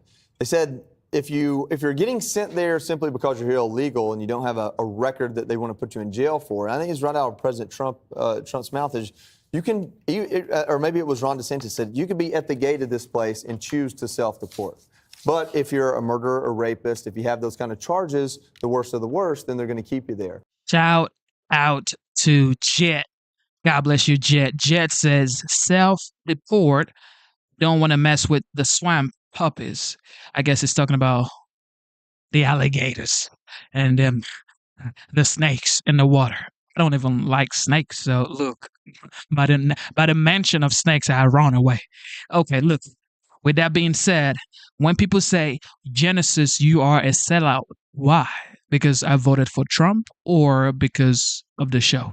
You got to pick one. You got to let me know why I'm a sellout, okay? And then I'm going to take you back to when Oprah Winfrey was all lovey-dovey with Donald J. Trump before he became a Republican. And everybody else, okay, everybody else in the Democrat Party, they loved this guy. But now he's a racist. He's a bigot, is whatever name that the liberal call him. And of course, you support it because what else are you going to do? You're just going to support what they say support. You're not going to actually see for yourself. And guess what? I am a legal immigrant. So I wasn't even born in the United States. So I'm supposed to hate Trump. I'm supposed to hate him because I'm a legal immigrant. I'm supposed to hate this guy, but I love this dog. I love this man. Look, because he's an inspiration. He says what he say, and he does what he says he's gonna do. He does it. He said he was gonna enact tariffs. He did it. He said he was gonna end the wars. He's doing it. Said he was gonna end illegal immigration. He's doing it. He said the big beautiful bill would be passed. He's passed it. I mean, come on, man. Just give this man give him his flowers, okay? It's okay, liberals. It's okay, Democrat. Just throw in the towel and bow down to greatness. It's okay. This is for the United States. It's bigger than you. It's bigger than me. It's for the United States. So throw in the towel and support the greatness of the United States. And with that being said, I got to say shout out to Jeremy Knight. It says USA, USA, USA. And of course, he ended it with Make America Great Again. What of that are Democrats objecting to? I have no clue. I think there's some Republicans who are raising concerns about this vote. But let me step back. I think that if this thing here works, I think it's great. I think there's a lot of theatrics here that I think may bother some. Doesn't really bother me. But two, the border, the president has been outstanding on the border. The number of crossings has decreased so dramatically. It makes every American, particularly Democrats, to understand that there were things that the previous administration probably could have done, or not probably, certainly could have done to reduce those numbers. The hard part, Joey, has always been immigration. I served in Congress 25 years ago, and we were grappling with how do you provide paths to citizenship and who deserves a path to citizenship, who might be an undocumented worker. We're seeing now ask from industry, retail, agriculture, asking administration to have some leniency there. It's more complicated, more nuanced. Now, the hierarchy of deportations is where the president's having his challenge. I hope that whomever populates Alligator Alcatraz, which is a clever name, Greg's right, the president's good at this performative stuff, that we put more violent criminals there than we do law-abiding gardeners and law-abiding dishwashers and law. All right. Shout out to All the Mike. God bless you for the super chat. It says, if they call you a sellout, they can get out. They can get the hell out. Shout out to All the Mike. God bless you for the super chat. He says, if they call me a sellout, they can get the hell out. But they would not get the hell out because they actually love this administration. They love it. But they have to say what they've been brainwashed to say. Like, he's racist, he's orange man, he's bad, he's not the right person, impeach him, maggot, bigot. They have to say those things. That's the only thing they know how to say. Oh, you're a coon, you're a sellout. It's the only thing they know how to say. Shout out to Other Mike. God bless you for the super chat. God is the greatest. And America is the greatest nation on the face of the earth. Love your country, ladies and gentlemen. Love it. It is the greatest. I love this nation. Abiding retail workers. Because as we're seeing, even to ask from the president's own supporters not to deport people whom are so critical to the economy. One thing we know as we look at this issue now is that the reliance that the United States economy has on for its massively positive performance on undocumented immigrants is larger than we thought even before the election. Rosanna, when gardeners and retail workers and farm pickers, when they are employed under a false identity, claiming 14, 15 dependents so they don't have to pay weekly taxes, and then when the IRS catches up to them, they go into the shadows and come back to the same place sometimes with a different identity, they're not really law-abiding, are they?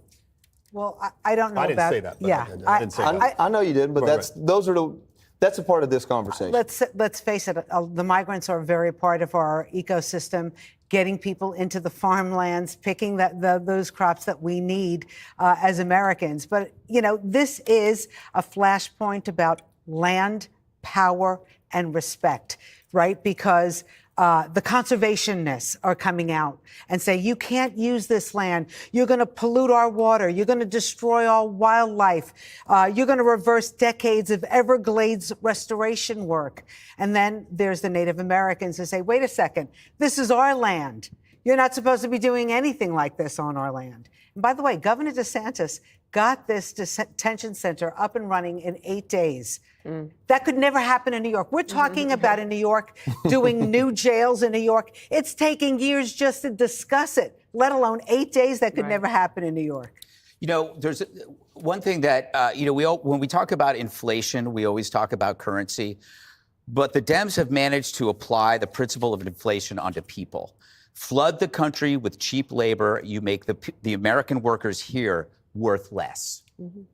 Worthless. Click here to subscribe. All right. So shout out to Jeremy. If you didn't hear the shout out, God bless you for the super chat. Thank you, Jeremy Knight. Jeremy Knight, thank you for the super chat. And of course, Dr. Luke, the GOAT, God bless you. Other Mike, God bless you. Jet, God bless you. And everybody in the chat, God bless you for being here. You love the United States. That's why you're here, okay? Because that's what we do here. We praise this nation because God has blessed this nation. Big, beautiful bill is passed. We are in this. We are leaning on this. And without the tax cut that was put into place by President Trump in his first term, if that's allowed to expire today, if this bill does not pass, that hikes taxes for 68% of working Americans. Right, and the biggest hikes would be for the lower household income. So, and also the pro-growth aspect of this, right? We want to grow this nation. We want to grow the economy. And taxes are a central part of that, particularly for corporations. Hold the vice president breaking the tie right now, which means they had some no votes from those Republicans. This bill, the big, beautiful bill, has passed because the vice president of the United States, J.D. Vance, has come to the Hill more than once thinking that he would do this. And when he showed up this morning, they were right. He would be needed. He has done it. Let's listen and see if there is any audio that we can take in. Okay. Pursuant to the order, 4 February 29, 1960, the hour of 12 noon having arrived, the Senate having been in continuous session since yesterday, the Senate will suspend for a prayer by the Senate chaplain.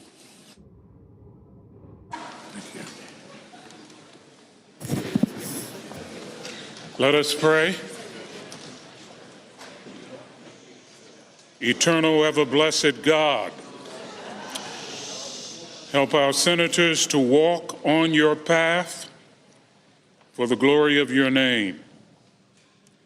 Help them to walk with humility so that they will strive to be servants of the people.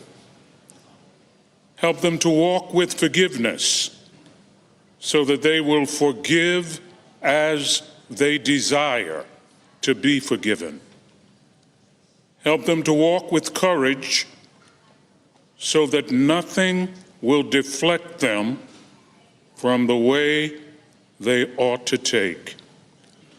Help them to walk with endurance so that nothing may daunt or discourage them until they reach their goal.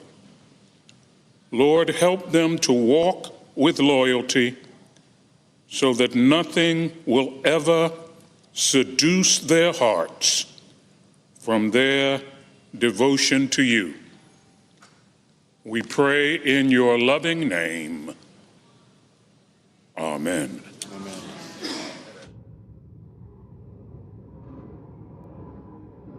There you have it. God is the greatest. Almighty God is the greatest. I'm so glad I voted for Trump, man. I'm glad.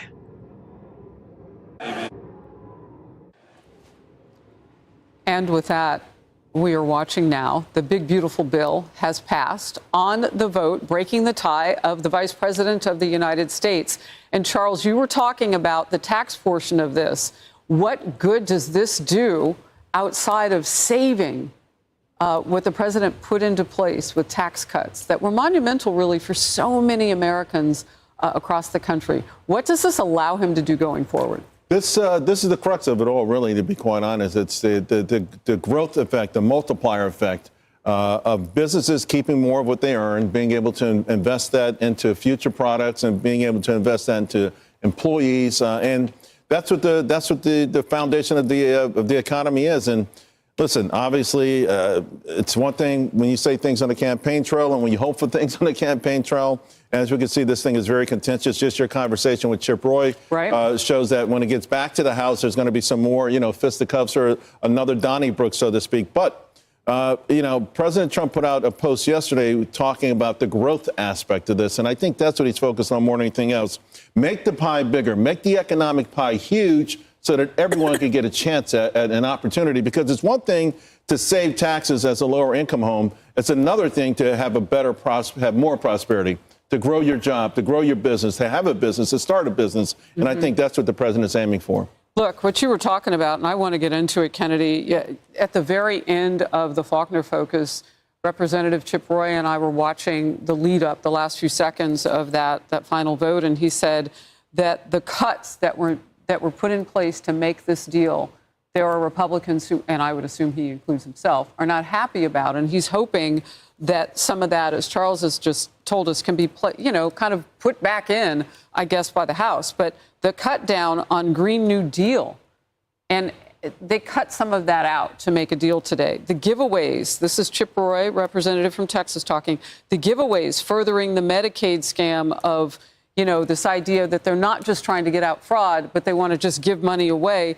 for Senator Murkowski of Alaska to vote yes for this. What are your thoughts on it? So a lot of that was offsets from Obamacare. So that was expanding Medicaid for states like Alaska instead of really reforming the system. And it is the way they're doing it, it's still a Band-Aid. It's still a stopgap.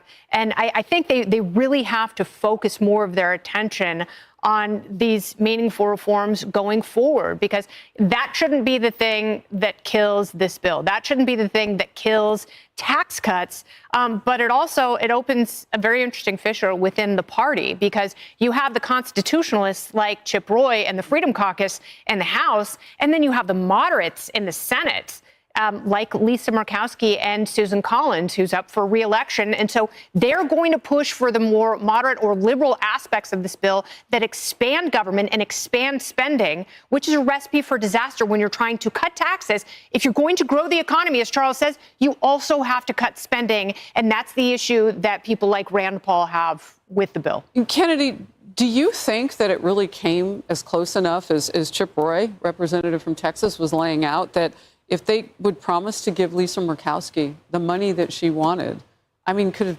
Democrats have tanked this in any way? I'm baffled, because we're at a tie, so clearly it was close. They didn't need Democrats to tank this. They did. The Republicans did it all on their own because they thought the more comfortable margin would be in the Senate.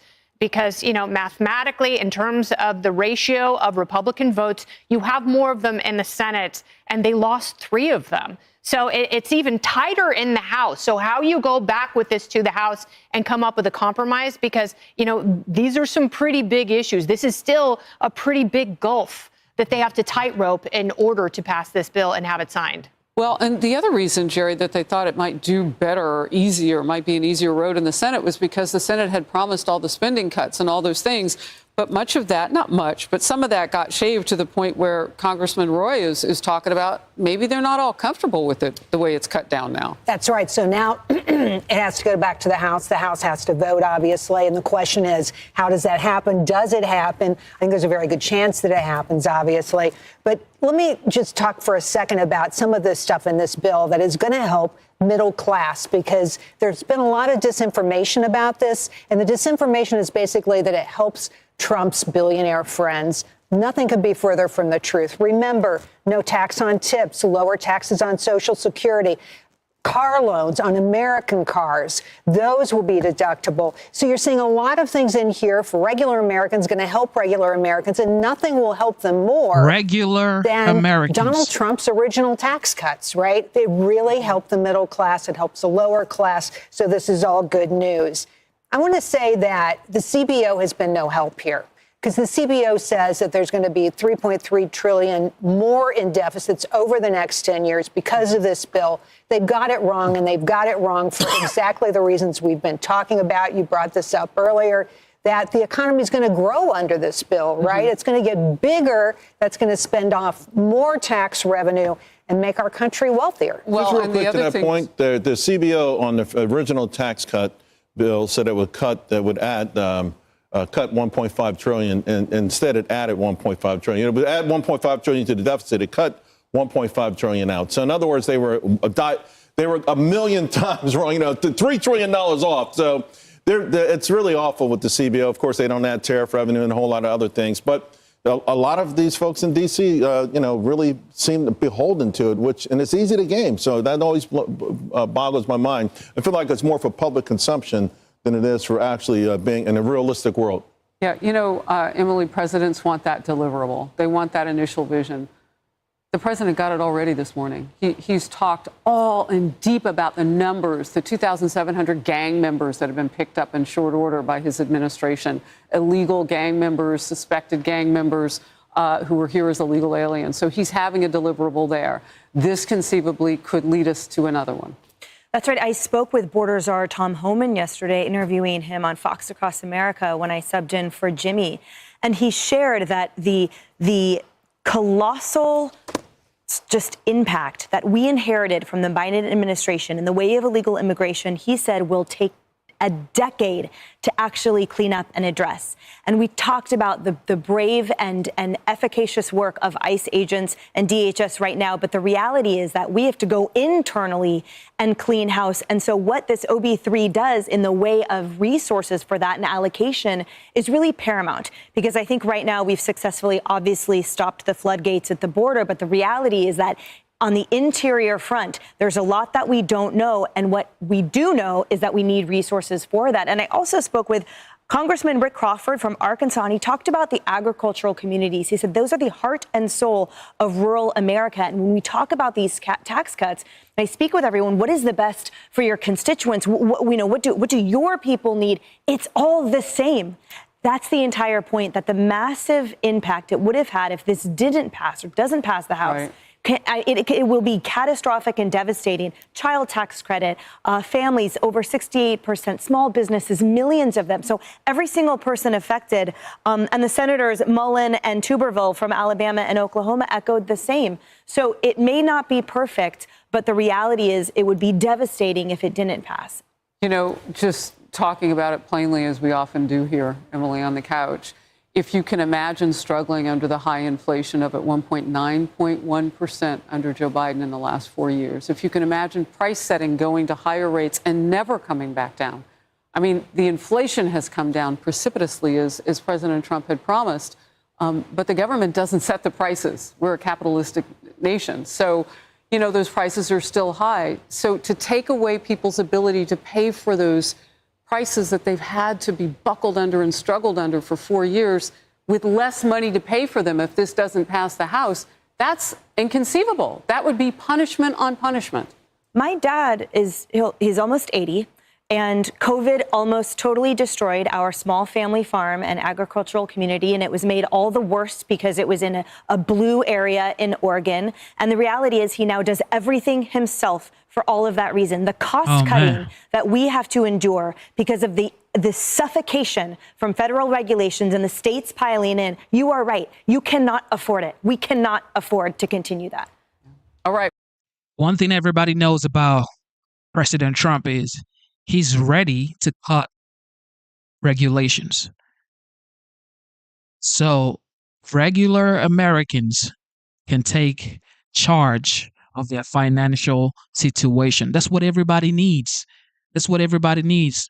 Like, majority of Americans are tired of living paycheck to paycheck. Now you have no tax on overtime, no tax on tips. Just imagine, do you know how many Uber drivers are in America? Do you know how many DoorDash delivery drivers are in America? It's like, this is monumental for everybody in the United States. Look, people would say, you know what, this is going to be bad for Americans. Trump is bad for Americans, or whatever you want to say. That's the same thing Hillary said about Trump in 2016. She said if he won the election, there would be a nuclear situation. And she was like, thank God someone with your temperament would not have access to the nuclear codes. And it's like, this guy had peace for 4 years and now he's doing it again. Is ending wars, bringing prices down. I mean, what else do you want, man? It's like, it's right in front of you. Wake up. Just wake up, man. It's okay, like I always say, throw in the towel and bow down to greatness. That's it. Look, this is for America. It's not just for you. It's not just for me. It's for every single American, okay? Let the United States win. That's all we care about. That's all we want. All right, Mike Johnson. Here now with more is the Speaker himself from the great state of Louisiana. Mike Johnson is with us. Mr. Speaker, thank you for being here. I was in touch with senators all through the night last night. Didn't get a lot of sleep. I'm sure you probably didn't either. And I will tell you, there was a point where they were short one vote. And I know that there are some changes. And from the beginning, you said and asked John Thune, you asked senators to make minimal changes possible. They have to deal with the reconciliation process. That does complicate things on their end. They have to deal with the Senate parliamentarian. That complicates things.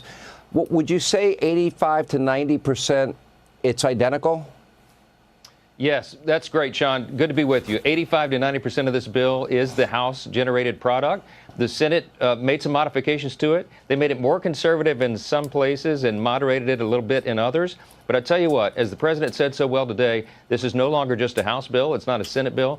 It's the bill of the people, of the hardworking American people. And we are going to deliver it, as you said, Sean, by July 4th. It is so critically important. Remember, we got a clear mandate from the people in November to do this. President Trump ran on a clear set of priorities and promises, and we did as well. And this is the vehicle to deliver it. We're almost there at that finish line. When I went to Capitol Hill at the beginning of the year, and we did that town hall together, and the first thing I did ask your members, I said, everybody in this room, do you understand not everybody's going to get everything they want? Because everybody has different views on what should be in the bill, what shouldn't be in the bill, et cetera. And everybody agreed. But then when it comes down to it, be it the Senate or the House, you always have those few people that are going to be unhappy for whatever reason. And to me, when you look at the big picture, and Stephen Miller was so good on the show last night, he was like, Sean, I've been doing politics my entire adult life. This is the most conservative bill I've ever seen. I've been following politics since I was young. It's the most conservative bill I've ever seen. It's the biggest tax cut. It stands up for working men and women. It secures our border. It deports the illegal immigrant criminals. It brings us to energy dominance. It brings us the next generation of weaponry. There's a lot of good in this that you all really got across the finish line. I got to give you credit. I hope you can get this job done. Are you confident you can? I'm confident we can. We're at the 1 yard line in this game that's been played over a year. Really, we worked on this for about 14 months to get us to this point. We're going to run it right up the middle and score for the American people. And I tell you what, everybody is going to benefit from this bill. Sean, as you noted, all those features. It's the most conservative piece of legislation we've ever worked on. You need to mention at the same time that even though while we're having historic tax cuts, we also have historic savings. We're going to save $1.6 trillion for the American people. We're going to cut down the size and scope of government, make it more efficient, make it work better for the people. They demand and deserve that, and the Republicans are delivering. So this is a vehicle. Let's also remember that this is just a step in a sequence of events. We are intending to do more reconciliation work. You can do a reconciliation budget for each fiscal year. So the plan is to do one in the fall for the FY26 budget year, and then we can also squeeze in a third one for FY27 before this Congress is up. At the same time, we're going to be passing rescissions packages from the White House to save more money and spending less in appropriations. We will get the government back to fiscal sanity, and we are the party to do it. Okay, let's talk a little bit about that. Now, the Democrats were demagoguing the bill. Oh, it's going to gut Medicare, Medicaid, and Social Security, none of which is true, but that was their talking point of the night. And yet it also has savings, but you're reducing the rate of growth. You have a work requirement, which I thought Republicans would like, things that we didn't have before. I think it was the Wall Street Journal. They had found like $4.3 billion in waste, fraud, and abuse in the system in terms of Medicare, Medicaid.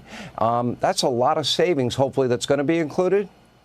Yeah, that's exactly right. We are going to strengthen those programs to make sure that they're there for the people that desperately need them. You know, Medicaid, for example, is the only thing that's touched in this bill, by the way. Medicare and Social Security are off the table entirely. But when you're talking about Medicaid, we need to make sure the program is sustained for the people it's intended for. That's, you know, the elderly, the disabled, young pregnant mothers, down on the luck, for example. So that's what we do by reinstituting work requirements, right? If you're a young, able-bodied man, you should be helping to pull the wagon, not riding it. And so we have this very popular provision that says if you're going to receive Medicaid, you got to show that you're working or at least looking for a job or volunteering in your community. Sean, for 20 hours a week. It should be much more, but that is a minimal requirement that will reduce a lot of the abuse of the program and shore it up for the people that need it the most. We're very proud of that. And by the way, the American people love it. It's a common sense provision, and that's a theme through this entire bill. Common sense to get growth going, jet fuel to the U.S. economy so that all boats rise. Also, I wanted to add something. Most people don't know about the Trump accounts. It's actually in the big, beautiful bill as well. It was added a couple of weeks ago where kids would be given, newborns moving forward in 2026, I guess, would be getting $1,000. Okay.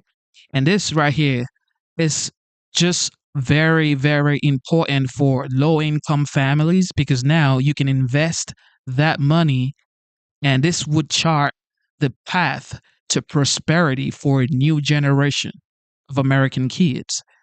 Why wouldn't you want that? Just imagine low-income families living paycheck to paycheck, which a lot of Americans are living paycheck to paycheck.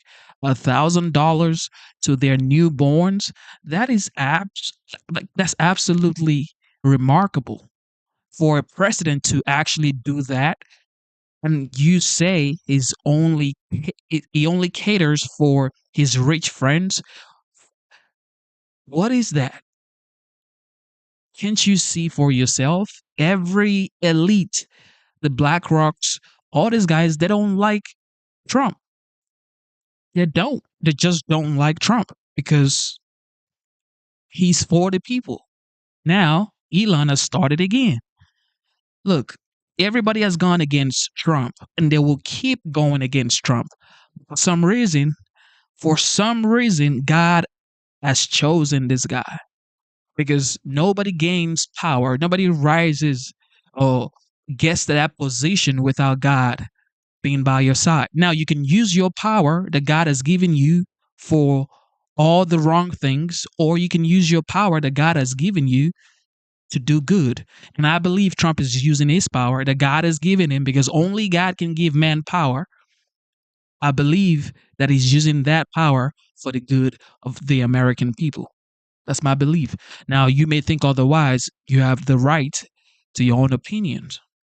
Wages rise, job participation numbers rise, and the economy grows at a rapid pace. I want to go back to what you said, that there might be another reconciliation bill. If you go back to the last time we balanced the budget, it was Newt Gingrich. He was the speaker. Bill Clinton was the president. It was the era of big government is over, the end of welfare as we know it. And they did it with work requirements. They did it by reducing the rate of growth. How much growth can you reduce maybe at the next bite of the apple? And how committed is the entire caucus to that? Well, we want to reduce the growth rate of the debt, of course. And you do that in two ways. You limit spending, you reduce federal spending, and you spur on economic growth. That's what this package is all about. Remember the first 2 years of the Trump administration. After the first 2 years, we brought about the greatest economy in the history of the world. It wasn't even close. Prior to COVID, Everybody was doing better, literally every demographic in the country and every region of the country, because we had a combination of reduced taxes and reduced regulations. We're going to do that again this time in this bill on steroids. It really will be jet fuel to the economy, and everyone will benefit. We're estimating the average American will have an additional $10,000 take-home pay because of this. You will have no taxes on your tips and on your overtime. Seniors will get a reduction in taxes because of a credit they'll have. Those on Social Security. There's something in this bill, literally, as the president said today, for everyone. It is great policy and is going to help the economy, help the American people, and fulfill the promises of the America First agenda. Getting it done by July 4th will be purely poetic and perfect for all of us.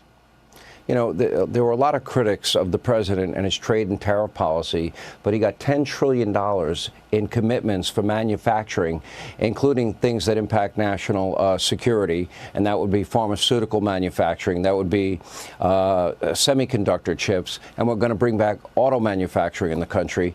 You add that, you add whatever value becoming an energy-rich nation brings to the country, and the high-paying career jobs with all of it, and the tax cuts, which always increase revenues to the government, which nobody ever seems to factor in.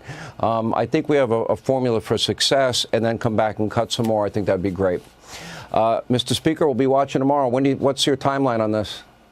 Well, we're having weather delays getting everybody back right now, but assuming we have a full House, we'll get it through the Rules Committee in the morning. We'll move that forward to the floor, and hopefully we're voting on this by tomorrow or Thursday at latest. Depending on the weather, delays, and travel, and all the rest, that's the wild card that we can't control. All right, Speaker Johnson, thank you for being. Oh man, I'm so glad. Look, I'm just blessed to be in the United States. I'm grateful to America. I'm grateful to Americans. Okay, I love this nation, man. I'm thankful to y'all.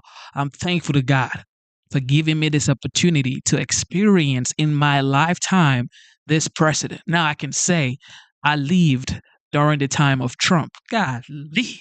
Look, this is going to pass in the House with tremendous speed for sure. I mean, what? It's not going to pass. Look, it's going to pass. It's going to pass for sure. Okay, it is going to pass because this is what God as ordained from the beginning, okay? This is just what it is. This is what I believe, okay? Now, I may be wrong, but I'm hardly wrong, okay? I'm hardly wrong. All right, here we go. Elon Musk and Scott Basson. What in the world is going on here? Here we go. Now is Treasury Secretary Scott Basson. Mr. Secretary, great to see you tonight. There are a lot of Republicans who are thrilled about the extension of the tax cuts, but have some reservations about spending. You've seen them. Your message to them tonight. Laura, good to be with you. And look, this is the signature piece of President Trump's domestic agenda. This is more than a tax bill because it also includes border, it includes defense, it includes school choice. And you know, I just had a meeting with some of the House Democrats, the Freedom Caucus, and I can tell you that group should be so proud of themselves. They have changed the center of gravity in the debate.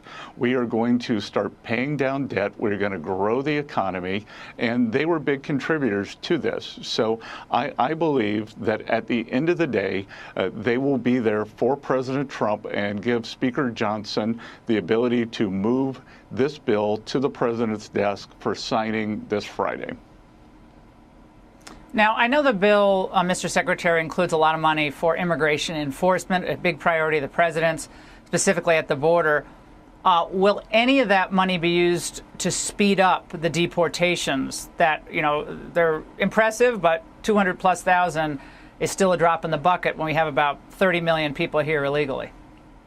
Well, Laura, that's a great question, and it's important to get this bill on the president's desk because we have been tight on funding. Kristi Noem has done a fantastic job at DHS along with Tom Homan. They have apprehended the thousands of criminals, but in terms of the overall deportation, it is important to get this funding, and once we get the higher level of funding, then we'll be able to move on to the next level. And your favorite topic, Elon Musk, I mean, he's just he is beyond furious about this legislation, said it's basically a betrayal of what he thought the administration stood for, focused a lot on spending, deficits and so forth. And he said he's going to fund the primarying of anyone who voted for this, who claimed to be a Republican who believed in fiscal restraint. Your reaction to what Musk has been posting for the last few days about this?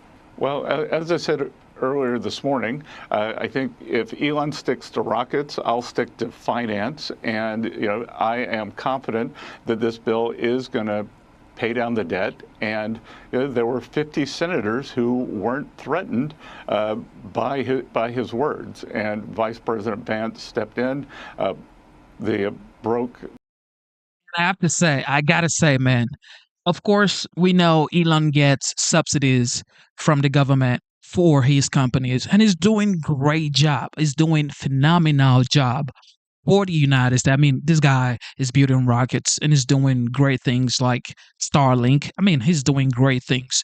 Starlink was used in North Carolina, some part of Georgia, and other countries that have disasters have been using Starlink. So he's a great entrepreneur. He's a great guy, okay? However, going on X and saying that whoever votes for this bill is going to make sure that they don't win their seat again. And if that's the last thing he does on this earth before he dies, so be it. It's like, what are you saying, bro? Like, what are you saying, bro? Calm down, man. That's the thing with Elon. Elon is look, like I said, as a phenomenal guy, but come on, man. What are you saying? This must not be because of the EV credit that is being taken off the $7,500 EV tax credit. Is that why he's mad? I don't think that's why he's mad. This man is the richest man in the world. So why would that make him mad? You know what I mean? But look, his rant is just wild. The first time when he went bonkers, he said Trump is on Epstein files. Then 2 seconds later, like 2 days later, he said, well, I may have gone a little bit too far. And now he's doing not the same thing he did the first time, but now he's doing almost the same thing. Like, what are you doing? I know in like 2 days he's going to say, well, I'm sorry. Like, come on, man. Keep it together. Keep it together, Elon. You are a genius. Just keep it together, man. Come on. The tie in the Senate, and now we're moving into the House. And President Trump has shown incredible leadership on this, and in conjunction with Leader Thune, Speaker Johnson, I think that they're going to hold the majorities together and push this forward. So you're not worried about Musk's threat to primary people with all the money he has? I think that everyone is with President Trump and that it's his leadership that's going to move this forward more than anybody's checkbook. And Mr. Secretary, the Fed chair made a very interesting and frankly... Exactly. And that's another thing everybody has to understand. And I feel like Republicans already know. Look, Trump did not win the election because of Elon Musk. Did Elon Musk do what he did? Absolutely, he did. But Trump won in 2016 without Elon Musk, okay? So when Elon Musk posted and said if he didn't support Trump, there was no way Trump would win the election. That's what got me like, come on, what are you talking about? 77.3 million people voted for Trump. You are one person. Of course, you got the bag. You got the bag. We know you're the richest man alive. But come on, man. Money doesn't buy election. You have to win the people's heart. And Trump won the people's heart. The people saw he went through crazy, wild allegations while he was campaigning. He was going from courtrooms to campaign grounds to roundtable conversation. And of course, he had his home raided. And of course, he had attempts on his life. So you can't buy that credibility. You cannot. Okay, your money is absolutely useless when you're talking about the people's heart. Okay, no. I respect Elon Musk, like I said, but come on, man. It's not just because of you, bro. It's the American people, the hardworking American people, the plumbers, the truck drivers, the construction workers, the mothers, the fathers. Those are the people, the college students. Those are the people, the everyday Americans. Those are the people that voted for Trump. Come on, man. The stunning admission today. Watch this. Would the Fed have cut more by now if it weren't for the tariffs? I think that's right. In effect, we went on hold when we saw the size of the tariffs. There we go. And essentially, all inflation forecasts for the United States went up materially as a consequence of the tariffs. So we didn't overreact. In fact, we didn't react at all. We're simply taking some time. As long as the U.S. economy is in solid shape, we think the prudent thing to do is to wait and learn more and see what those effects might be. And again, they haven't really shown up. For now, we're waiting. Mr. Secretary, Powell hates the tariffs. That's clear. And he said it's the best approach. Just be prudent and patient. Your reaction tonight? Well, Laura, I can tell you that the overall Fed board has had two reactions to the tariffs, and it's a little bewildering to me why this wouldn't have pushed them more towards a cut or has put them on hold, because the Fed publishes something called the Summary of Economic Projections. They raise their inflation forecast, and my hunch is that's going to be wrong, but they lowered their growth forecast. So if you're lowering growth forecast, then why wouldn't you proceed? We saw, I'm just basing Fed behavior on past behavior, and we got a 50 basis point cut last September, and inflation was higher and core inflation was much higher. So I don't know. I guess this tariff derangement syndrome happens even over at the Fed. A different type of TDS. And the president was asked about the Fed chair and his future. This is what he said. Do you intend to announce your pick for successor to Jay Powell earlier than say, or as early as say this summer or this fall? Will I do something about who it's going to be? Yes. Anybody would be better than Jay Powell. No, he's causing us a fortune because he keeps the rate way up. I think it's Trump derangement syndrome personally, but you know. Well, he said it's Trump derangement syndrome, but it seems like the old financial establishment, Mr. Secretary, they all pretty much despise tariffs. But they have to admit that the tariffs have not stoked inflation. I mean, the prominent economists have noted that, and they've noted that Trump kind of has gotten one over, that's what they said, on everybody. But it's just common sense. So, again, is this a political move, or is this truly based in solid and sound economics that we see from the Fed chair? Well, Laura, let's just look at what the market's saying. The market had the fastest recovery from a 15% decline in history. After the bottom, shortly after Liberation Day, there was a complete panic by, as you said, the financial establishment. Anyone who sold then got left out. We had this tremendous rally. S&P, Dow NASDAQ are doing well on the year, and the bond market, which y'all remember when they said Trump's tariff is going to tank the economy? Even Elon said it. It's like, come on, man. I know you don't like this guy, but come on. What are you saying? And that's why when Trump wears the hat, people wear the hat saying Trump has been right all along. It's like you keep proving it right every single time.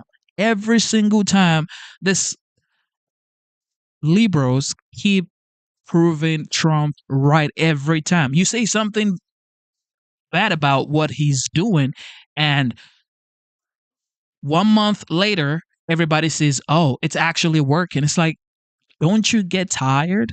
Aren't you tired yet? That's why I said, throw in the towel and just let America be great. everyone says it should panic over inflation or the tariffs, the 10-year bond had the best return that it's had in 5 years.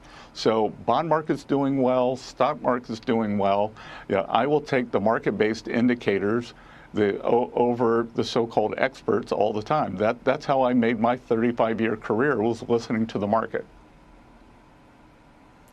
Do you think Powell will lower rates by the fall, as it looks like Goldman Sachs is even beginning to recommend from their latest recommendations?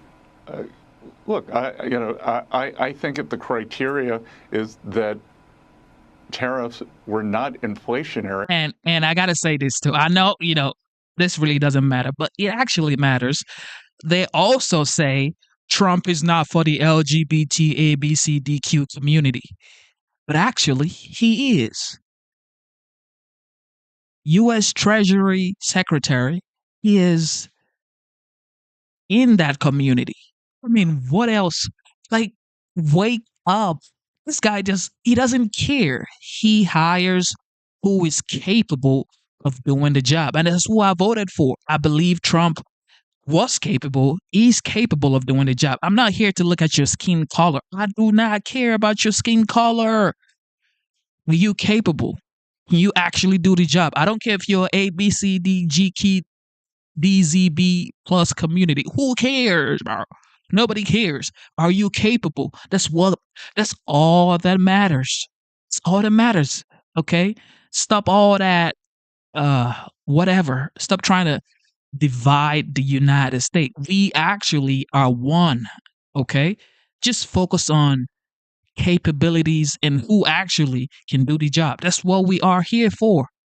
Can you do the job or not? If they're going to follow that criteria, I think that they could do it sooner than then, but certainly by September. But again, I don't agree with their criteria, but if you're following that criteria, sure, why not the fall? All right, Mr. Secretary, have a wonderful Independence Day. It is what it is, man. Look, winning all the way. That's all I care about. The greatest nation on the face of the earth. Here we go. Pam Bundy. On the heels of the huge Supreme Court ruling on Friday, the DOJ now continues to implement President Trump's immigration agenda. Earlier today, the department filed a lawsuit against sanctuary city policies in Los Angeles following the recent lawlessness and the riots that have plagued that city. And last week, the DOJ filed a complaint against Minnesota, challenging laws providing in-state tuition benefits to illegal immigrants. Still, Democrats are going way out of their way to resist everything that President Trump does. One software developer has now created an app to warn people when ICE agents are nearby. And this morning, fake news CNN appeared to promote the app. How nice of them. Fake news Take a look.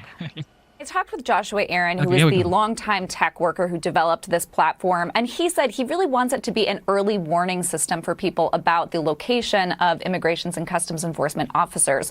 So he says he does not want people interfering with those officers' activity, but he does want people to be able to avoid them altogether. You open the app, it looks like a map, and users can tap the map to report an ICE sighting in their area, and then everybody who uses the platform within 5 miles of that sighting will get a push alert.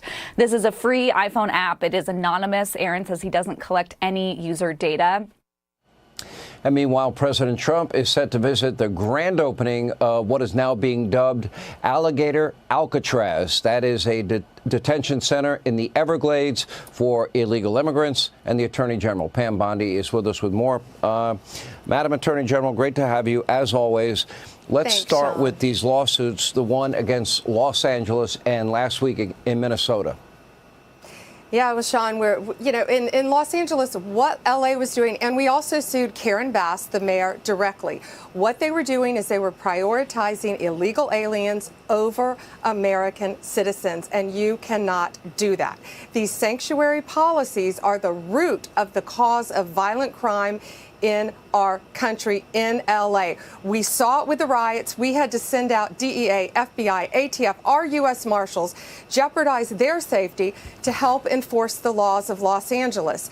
We're not going to protect illegal aliens over Americans. No longer. It's stopped. We have sued New York, Illinois, Colorado, New Jersey, and now we've sued Los Angeles, and we will continue to sue you if you do not follow the laws of our country.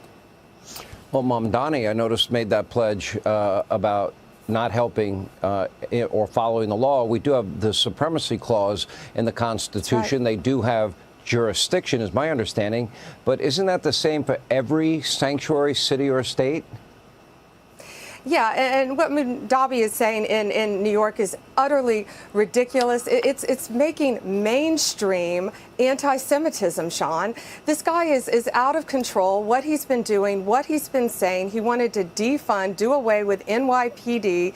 It's so frightening. And the things about anti-Semitism should scare us all, given what happened with the Holocaust Museum, given what happened in Boulder, Colorado, and we just lost that victim, as you know, the 82-year-old victim who was firebombed, given what happened in the UK with that concert saying all these anti-Semitic things. Someone like that is very dangerous, not only for New York, but for our entire country. So we're going to keep fighting for the citizens of these cities. If these mayors and these candidates for mayors won't do it, Donald Trump will, including Tim Walz, Governor Tim Walz in Minnesota.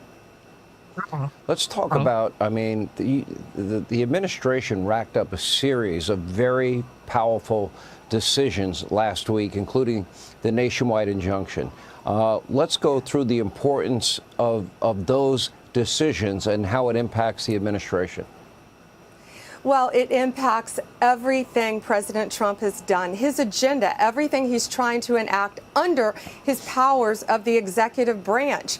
It blocked our tariffs. It affected our military readiness. It affected immigration. It affected our foreign affairs. It affected us eliminating fraud throughout the government. No longer. They were allowing district court judges to serve as emperors, basically, for the entire country. We've had 285 lawsuits against us. Of the 40 injunctions that have been issued against President Trump's administration, 35 of them were in 5 districts: Maryland, D.C., Massachusetts, Colorado, and Washington State. Not shocking to you, I'm sure, Sean, but no longer. It violated the separation of powers on which our nation's government was founded, and they cannot seize power from the executive branch any longer. President Trump now can enact his agenda.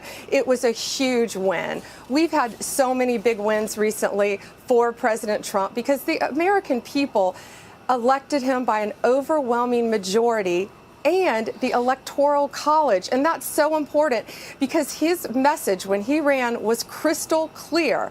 And that's what he's able to enact now based on this great ruling with a 6-3 opinion authored by Justice Barrett at the Supreme Court. We also won transgender books, that parents have the right to choose whether their children have to read transgender books. I've seen some of these things. They are disgusting. No one would want to read these, especially a child in school. And now the Supreme Court confirmed that parents do have rights.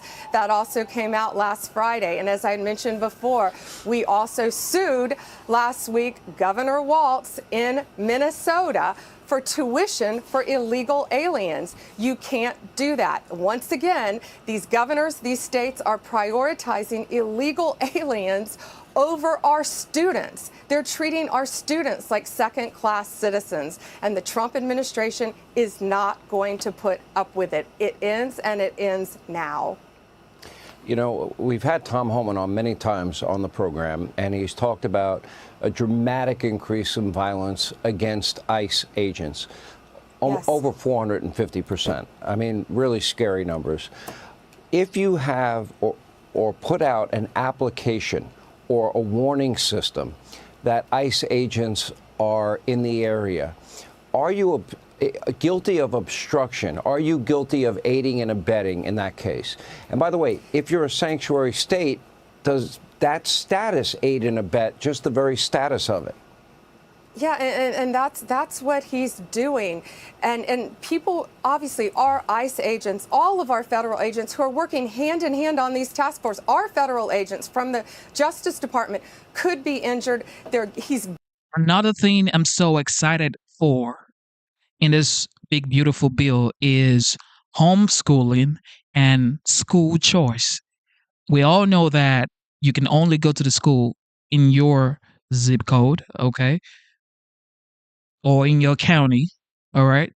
But now, with this big, beautiful bill, you have school choice, okay? Now you can go to other schools. I feel like that is so good for, again, low income families who live in rural communities. They have the opportunity to now move their kids farther away to get the opportunity to receive better education, because some of these schools in low income communities, their reading proficiency is like out of this world. Even the math is like out of this world. So I really like that part. Also, homeschooling. In my opinion, I feel like homeschool is the best thing you could do for your kid.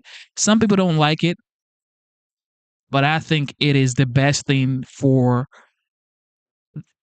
your kid and the connection, parent and kids connection, because you don't want to spend all that, you don't want your kid to spend all that time out of your sight and they're being indoctrinated with what you don't even know. Okay, so in my opinion, I feel like homeschooling is the best thing for any parent, but maybe not. But that's my opinion, though. I feel like, yeah, I would prefer homeschooling than actually sending my kids to a school for 8, 9 hours and I don't even know what they're doing.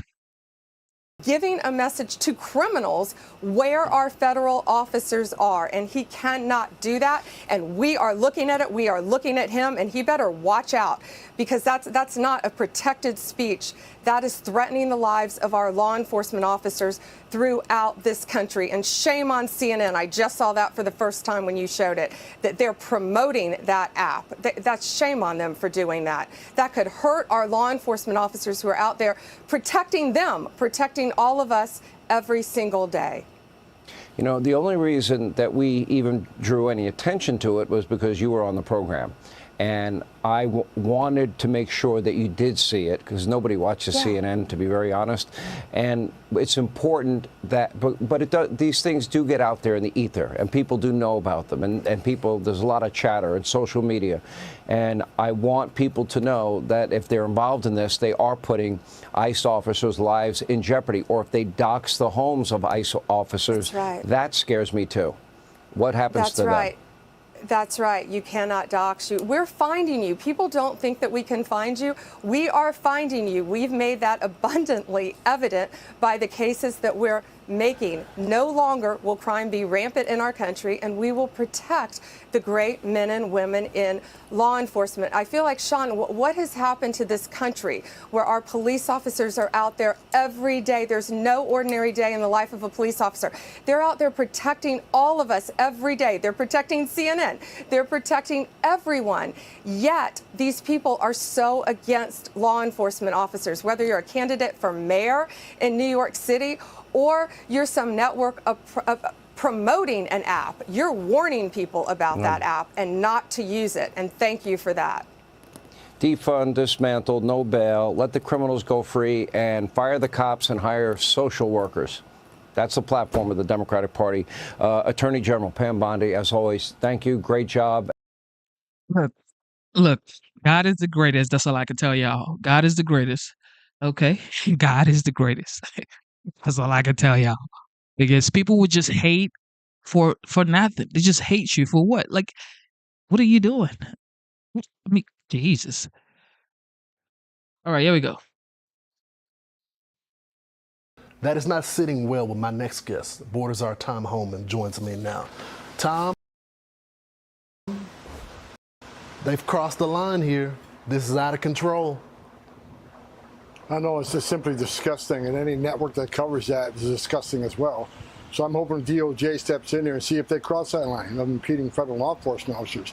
Look, Lawrence, you and I talk about this. Assaults against ICE is up over 500%. Now you got an app that's going to tell where ICE operations are going to be. It's only a matter of time for ICE agents are ambushed by some nut, like what happened in L.A., throwing a Molotov cocktail, throwing bricks at these officers. This is just disgusting at every level. So I hope DOJ dives in this deeply, because ICE is concentrating on public safety threats and national security threats. This shouldn't be a partisan issue. This shouldn't be an issue anybody is against. So they're already a dangerous job going after the worst of the worst. These guys are putting their lives on the line every day going after the worst and worst international security threats. And this app makes it that much more dangerous. It's incredible that those who enforce law, all of a sudden they're the bad guys. The ones who break the law, they're victims. It's disgusting. Why would CNN promote this? Why would they do a story on this? I can't figure it out. I've been doing this for 4 decades. I've never seen anything like this in my life. It's got to be they hate Trump more than they love law enforcement. I can't figure it out. But something needs to be done. I mean, you advertise this guy's app on a national TV network. That's just going to bring more followers, sick followers, to the app and use it. God. Again, letting the bad guy know ICE is coming. They're here. Here's where they're going next. This is dangerous for the men and women in law enforcement. So true, Tom. I want to get you to weigh in on another story. So a judge has decided to delay Abrego Garcia's release from a Tennessee jail over deportation concerns. Not because he's a public safety risk, not because he beat his wife, not because he trafficked people across the border, not because people died in vans because of his trafficking, but because they don't want the guy to be deported. Should a judge be doing this? Absolutely not. It's just another disgusting story. This judge is telling us, I don't want you to abide by the federal court order issued by 2 different federal judges that this person needs to be deported. So he's basically telling us, ignore the orders issued by 2 federal judges. I'm going to make my own independent, radical decision. Again, DOJ's on top of this. We got a great AG in Pam Bondi. I think they'll take this fight all the way. Bottom line is, there's no place in this country for this man. He needs to be sent home. It's unbelievable that the judges now become these activists right now. If they want to be activists, they can take the robe off. Any of the judges that I work for in juvenile court, they would never tolerate this type of behavior. I want to get you to weigh in on Senator Chris Murphy. He's angry that the border numbers and the crossings are so low. This is the Senator Watch. Border crossings are at a record low. Do you give the Trump administration some credit for that? No, I don't give them credit for that, because border crossings are low because they're violating the law every day. We wrote that bipartisan bill last year to reform the asylum process, to make sure that only the right people are coming in and that we judge those cases expeditiously at the border. So it's true, there are very few people crossing on a daily basis, but that's because the Trump administration is violating the law. You guys aren't violating the law. You can still go through a port of entry. It's just all the legal ways to get across the border are locked down, which you promised you were going to do, Tom. Yeah, look, he just proved he's not very smart. Bottom line is, the reason border crossings are so low, because we're enforcing the law. Enforcing the law that him, as a matter of Congress, enacted. The law clearly says, it's under statute, if you arrive at our borders without proper documentation, you shall be detained. Not maybe, not think about it, not release them to an NGO and put them in a hotel room $500 a night. We stopped catch and release. We are detaining and removing. That's exactly what we're doing. We're enforcing laws that Congress enacts, and we're not going to apologize for doing it.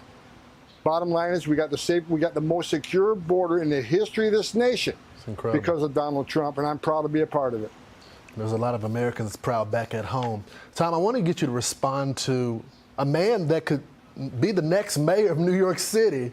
I don't know if you remember, but he confronted you at one point. I want to play this sound for you. This is him when you came to New York. Watch. How many more New Yorkers?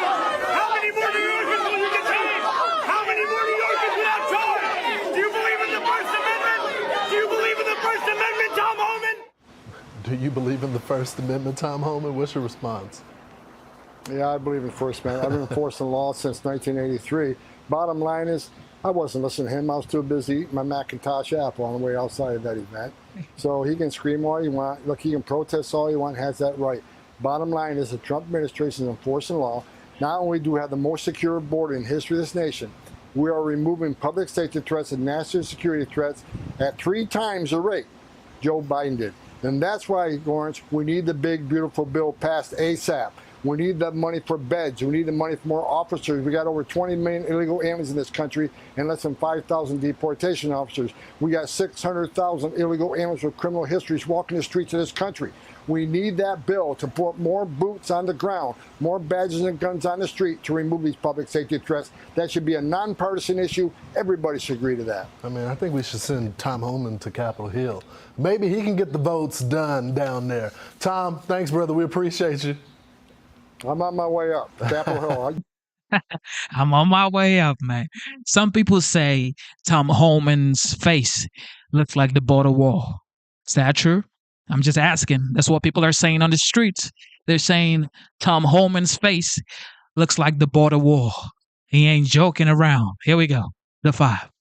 A Mideast ceasefire, an empty border, and the Supreme Court kicking rogue justices swiftly in the nards. Even President Trump's biggest critics over at CNN, they can't deny that Don is on a roll. I'm talking about offering an objective analysis in view of what's transpired in the last 2 weeks that I've laid out substantively and with data.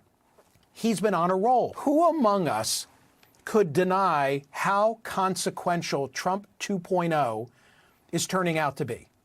But in order for you to recognize that, you need to have an open mind about what's transpiring. Oh, come on. What good is an open mind? That's no fun. But this dopey Dem, watch this closed mind. He still can't bring himself to throw 47 any credit for securing the border. Watch. You know, border crossings are at a record low. Do you give the Trump administration some credit for that? No, I don't give them credit for that because border crossings are low because they're violating the law every day. They are not allowing anybody to come here to apply for asylum. So it's true, there are very few people crossing on a daily basis, but that's because the Trump administration is violating the law. This is really interesting. You know, Dana, as I watch this, I always think, what advice would you give Chris Murphy?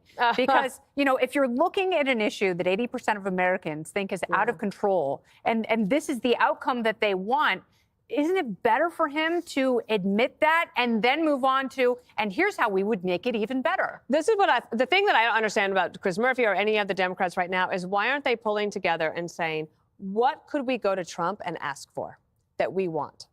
Right? Because he's willing to meet with anybody. Yes. And if they went to him and said, would you work with us on the Dreamers?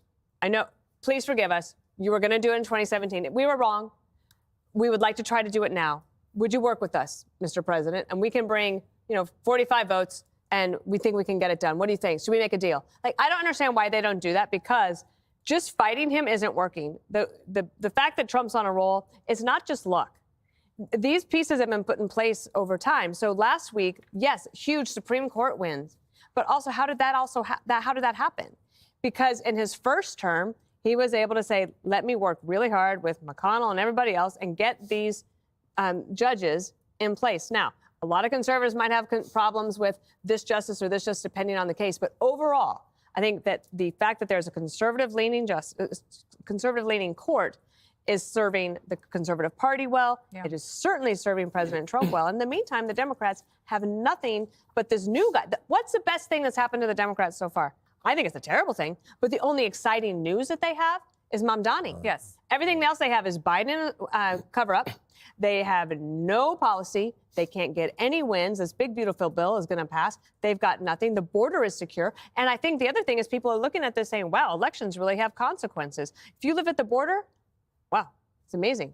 If you are Jewish and you're concerned about anti-Semitism on campus, Trump's got you. You're in Israel and you're worried about Iran having a nuclear weapon, he's got you there too. So think about all of those things that have happened. And if Kamala Harris had won the election, it does make people really focus the mind. Yeah, and it's hard to imagine what she would have done in any of these situations. But Paul, you're talking about the strike on Iran and then the ceasefire deal on the heels of that. The SCOTUS wins and NATO actually offering to pony up 5% of their collective GDP in order to do what the president was asking in his first term. Where is the biggest win here? I would link them all, and it just shows you how complex the job of the president is. And let me tease it out. I was talking about last time I was on the show. He went into the Iran thing knowing that he had the NATO meeting coming up, right? So if you're sitting where he is, he's got to say to himself two things that I'm really at risk here with the Iran strike. First of all, I can't have a B-2 with some of our most sensitive technology go down inside Iran because the next day North Korea, China, and Russia have that technology. That's the big risk. So I make sure the Israelis cleared the corridor. All right. Secondly, however, he had to make sure that in response, Iran doesn't start lobbing missiles that are going to land inside Baghdad. Why? Because there's a NATO mission there. NMI, the NATO mission to Iraq, is still there. So if he has to go into The Hague and have a meeting with all of NATO and has to spend all his time trying to justify why there are dead British, German, French, Dutch soldiers, etc., you have a very different kettle of fish. So, look, the old saying of fortune favors the bold really comes home here. Give him his due, man. One thing about Donald Trump, he's got stones. He put it on the line here, and he said, we're going to hit this place. Then I'm going to go into NATO, and I'm going to say I want the 5%. Now, we should tease it out. 1.5 of that is stuff they should be doing anyway, cyber infrastructure, et cetera. Yeah. But I think the real point to sum up is that the stuff that he's done here and why the week is so consequential is it's going to outlast Donald Trump. Yeah. NATO is going to be here. He was talking about getting rid of NATO first time around. Now you got NATO more vivified than ever. I mean, that's going to last. Wherever Iran is right now, you can say it worked, it didn't work, et cetera. You know what worked? Iran knows now. We can come again, guys. Right. We got those planes. We got a few more of these bunker busters. So this stuff outlasts him. That's why it's a big win. That's why they won't give him any credit. So is this luck? All of these things lining up at the same time in the same week to the point where CNN and NPR have to extol the virtues of these wins? I'm glad you asked that, Thank Tiffany. you. Frankly, all these successes bore me, one after the other. Oh, my gosh. But, we've all been to magic shows as kids, at birthdays, hundreds of magic shows. So when we see a guy show up with a top hat, chances are a rabbit's going to come out of it. When a magician saws a woman in half, you're not going to call 911. Just wait a minute. She's going to come back together. But Democrats are like the guy always shocked when he pulls a rabbit out of his hat. Literally, they're suffering from this delusional amnesia where they cannot grasp, how does he keep doing this? He keeps doing this. If Chris Murphy watched a magician saw a woman in half, he would probably run home and tell his wife the hazards to cutlery are overstated, and then he'd pull out a large knife and go, let me show you, honey. That is how stupid they are. Trump never ceases to surprise them with success because it's based on things they are incapable of grasping, which is reason, incentives. That's the big thing, clear-eyed action. But it really is incentives. And you said luck. It's more like what Paul said. It's convergence. These things seem to be coming together. And ideally, Dems should be happy for this because it's good stuff for the country, even if they hate the guy that's behind it. But there was this new study that shows that pride among Democrats has hit the lowest it's ever been. What's interesting about that was when Biden was in office, 85% of Republicans were extremely or very proud. So love of country was on a separate rail from our own politics.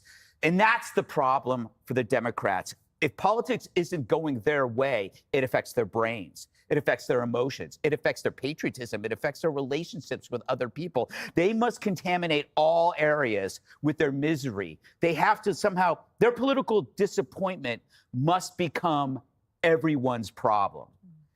It's a hell of a bag of rocks to carry around, all this resentment that they have. If they just took it off their shoulder and put it down, they'd probably feel a lot better and thank me later. Well, Harold, I would like to thank you later because I think you could take some of Dana's advice and apply it to the next presidential election. Because if the next person who starts to move up the field with the Democrats is someone who doesn't necessarily talk like a Democrat and is focusing on 80-20 issues, don't you think we'd see more success and unity in the country? We would. We'd also, as an extension of that, I think Democrats, you have to be willing to call balls and strikes. Paul, I think you said it well, and I think everybody has. And Dana, the way you opened the segment, if you can't give someone success for devastating the terrorist proxies in the Middle East, if you can't give one some success for setting back or putting in demise a nuclear program, but we knew the ambition was to hurt Israel, to destroy Israel and destroy us. I think it makes us lack credibility when we actually have really good answers on other things. I think during the last 4 years when President Biden was in office, the fact that we couldn't talk honestly about the border and admit that there were real challenges there and real problems there, I think it distracted from some of our other answers. And when we couldn't say that little boys shouldn't be playing a little girl's sports, it really damaged us with female voters and, for that matter, male voters across the country. We don't like the big, beautiful bill Democrats sent. Offer something different. I've said around the table, why not just offer the first $50K in income, no taxes, the first $50K for businesses, no taxes, the Trump accounts, the baby accounts. I was actually part of that in Congress 20 years ago, introducing that to give every young person, every newborn, an opportunity to be invested in the economy and give them a little more if they don't commit a crime. If they go to college, be it a 2-year college or a 4-year college. If we don't offer innovation and ideas, we're going to lose. I give President Trump credit. You got NATO to get 5%. You attacked that mountain and retarded there and set back their nuclear ambitions. And you have these proxies devastated. And I got to give you credit. You said you. Oh, they're coming for this man. They're coming for him. Liberals are coming for their fellow liberal. I'm telling y'all. I'm telling y'all, man. He just gave the commander-in-chief his flowers. But liberals don't like it. Look what they're doing to Fetterman. Get something done on the border, and you have. Democrats talk about the hierarchy of deportations. That's where the country and that's where the division is. But if all we do is say no, no, no, and he sucks, we're going to be the ones that are penalized for Remember, it. but Barack Obama attacked the program as well through Stuxnet. And everybody took an enormous victory lap. It was the greatest thing since canned beer. And you know what? You can never ascertain. Did it work? Did it not work? We know this worked to a certain extent. I wouldn't go overboard with the canned beer thing, I think. Well, Even Hillary wanted to bomb Iran, as it were. Up next, President. Here we go. On the 5, Moderate one more Democrats time. are sweating through a hot socialist summer. Zohran Mamdani is closing in on the Democratic nomination for New York City mayor, and he's already stirring up controversy. The socialist refused 3 times to condemn hateful rhetoric that calls for violence against Israelis and Jews. Do you condemn that phrase, globalize the Intifada? That's not language that I use. The language that I use and the language that I will continue to use to lead this city is that which speaks clearly to my intent, which is an intent grounded in a belief in universal human rights. But do you actually condemn it? I don't believe that the role of the mayor is to police speech. So why not just condemn it? My concern is to start to walk down the line of language and making clear what language I believe is permissible or impermissible takes me into a place similar to that of the president who is looking to do those very kinds of things. Okay, what? Anyway, Zohran had no hesitation condemning billionaires and the white neighborhoods he wants to tax. Explain why you are bringing race into your tax proposal. That is just a description of what we see right now. It's not driven by race. It's more of an assessment of what neighborhoods are being undertaxed versus overtaxed. I don't think that we should have billionaires because, frankly, it is so much money in a moment of such inequality. And President Trump is sizing up the man he might have to work with. He's a communist. I think it's very bad for New York. I don't know that he's going to get in. If he does get in, I'm going to be president, and he's going to have to do the right thing, or they're not getting any money. Whoever's mayor of New York is going to have to behave themselves, or the federal government is coming down very tough on them financially. He said if Benjamin Netanyahu comes to New York, he's going to have him arrested. Oh, he's a radical left lunatic. So this was burning up the airwaves, partly because it's not just a New York story, in my opinion, Kennedy. I feel like this is a tale of things to come, and it's coming to a city near you. Because there are patterns here on behavior, on the slogans, and the tactics on which he is doing this campaign. Yeah, and you know, this old song and dance has been used over and over again, but it's a Ponzi scheme because there's always a new group of voters who, you know, look at this stuff and they see it all and they take it at face value. It is a very superficial, very slick message, incredibly well packaged.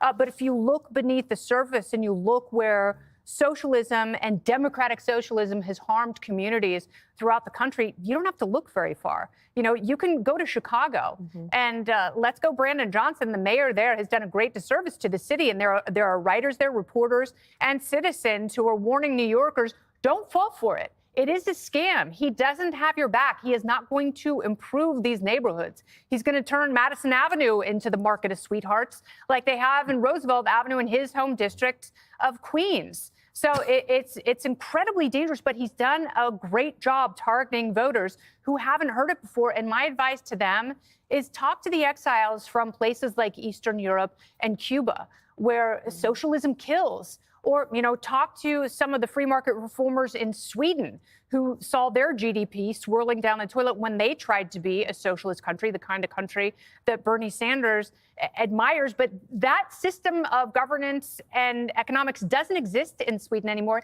They had to change. They had to Would move you to the put right to Portland in survive. that same category? Absolutely. Portland and Seattle, all these cities where they have ultra-liberal DAs who hate cops, they hold these cities hostage. They give all the rights to homeless people and make sure they have as many drugs as possible. And they call it harm reduction, but they don't get people into rehab. They have abandoned the drug courts, and they are human waste that they have just thrown onto the streets.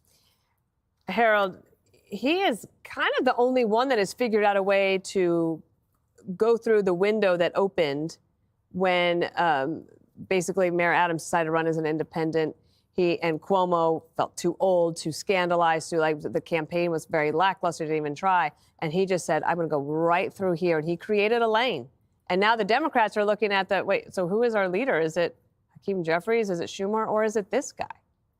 So it's always good to have Greg Gutfeld back around the table. Thank brother. It's you, good to see Harold. you. I missed you.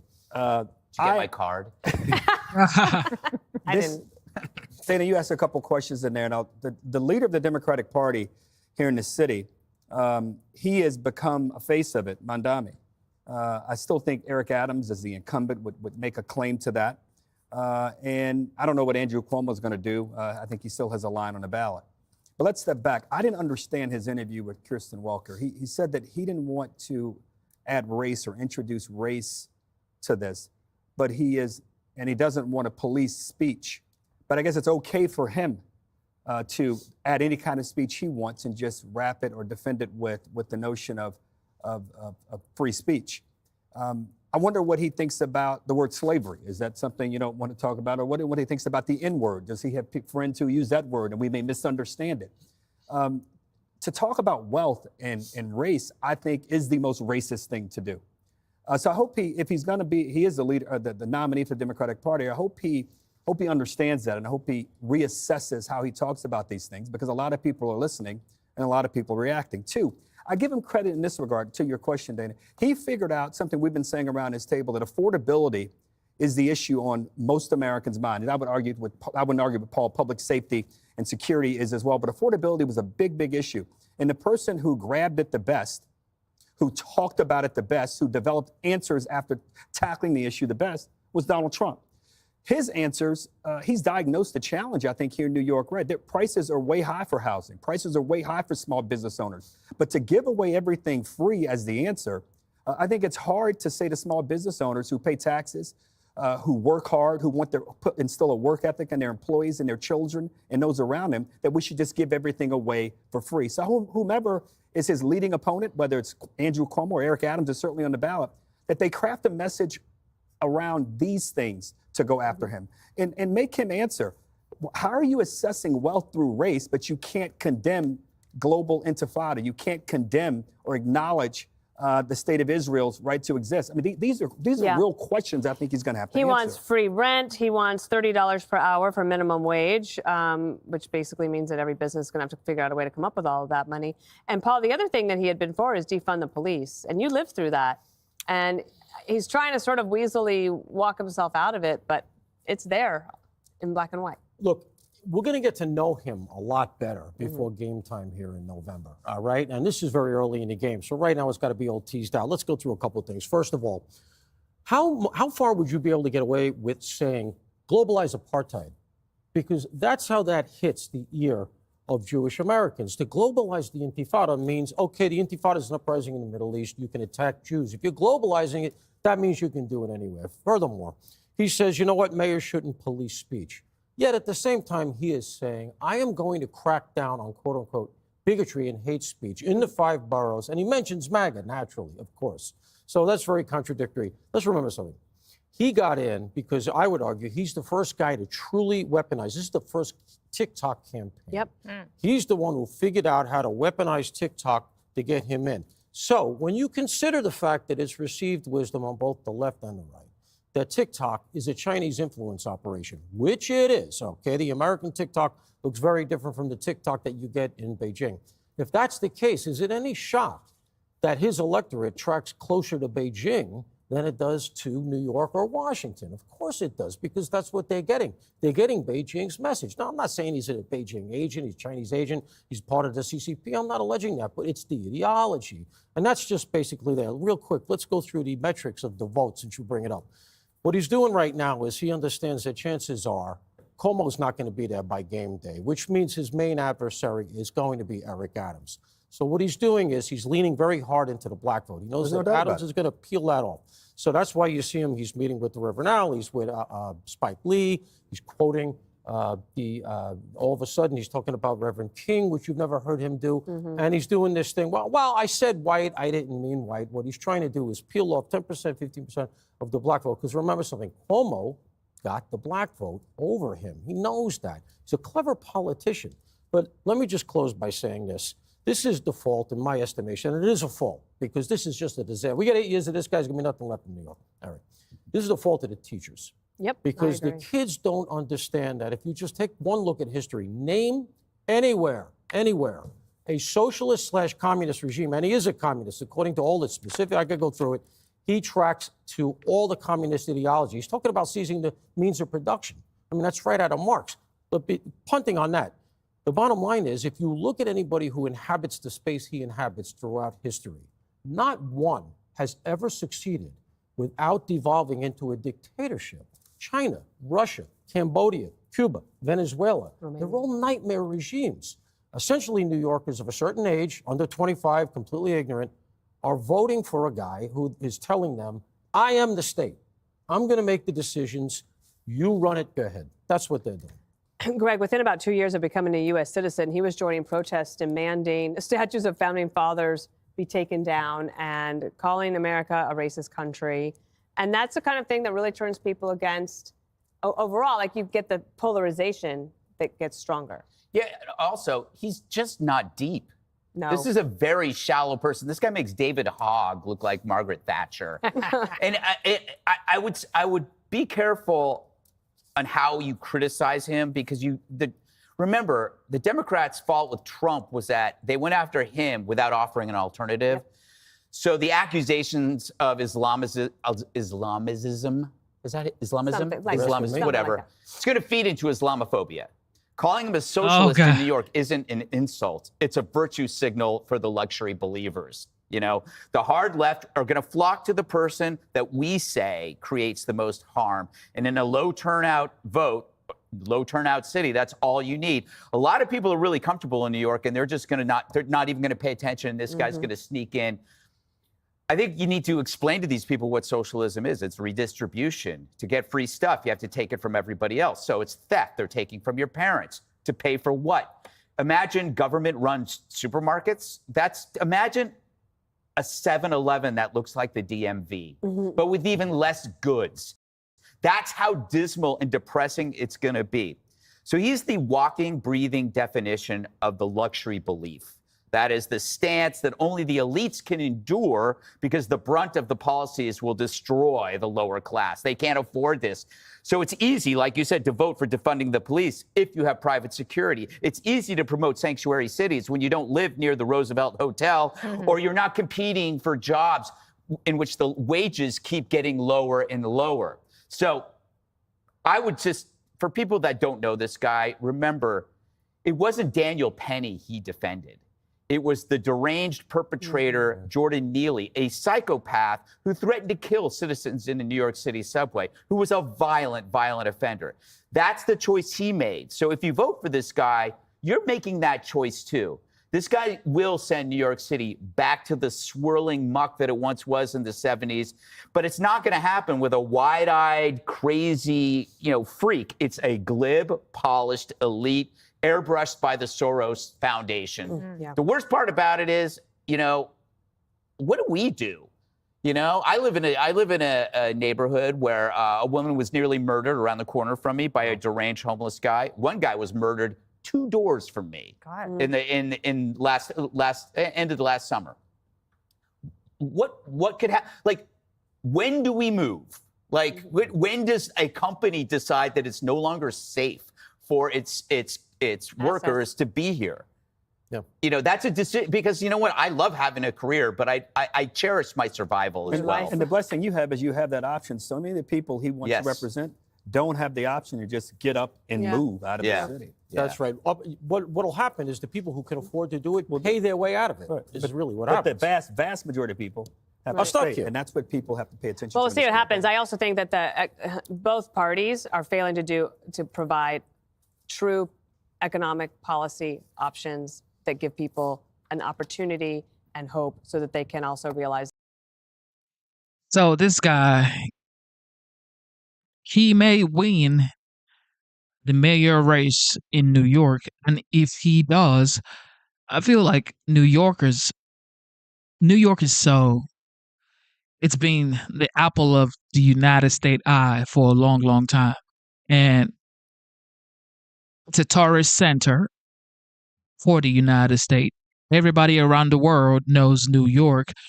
In fact, the first city that comes to your mind if you were, say, a Ghanaian, or you are maybe in Saudi Arabia, or, you know, Japan, China, the first city that comes to your mind would be New York, then maybe California. Okay. So if this guy gets into power as the mayor and whatever happens, happens, I feel like sometimes you got to let people see how far down things can go.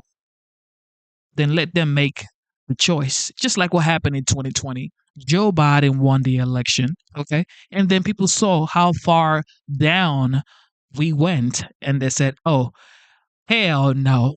And they voted for Trump. So sometimes it's like, let people think, you know what, it's not that bad. Let them vote for this guy.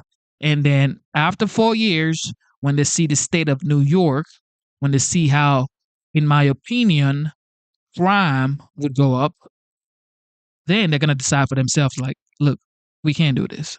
So whatever happens, happens in New York. I'm in Georgia. Here we go.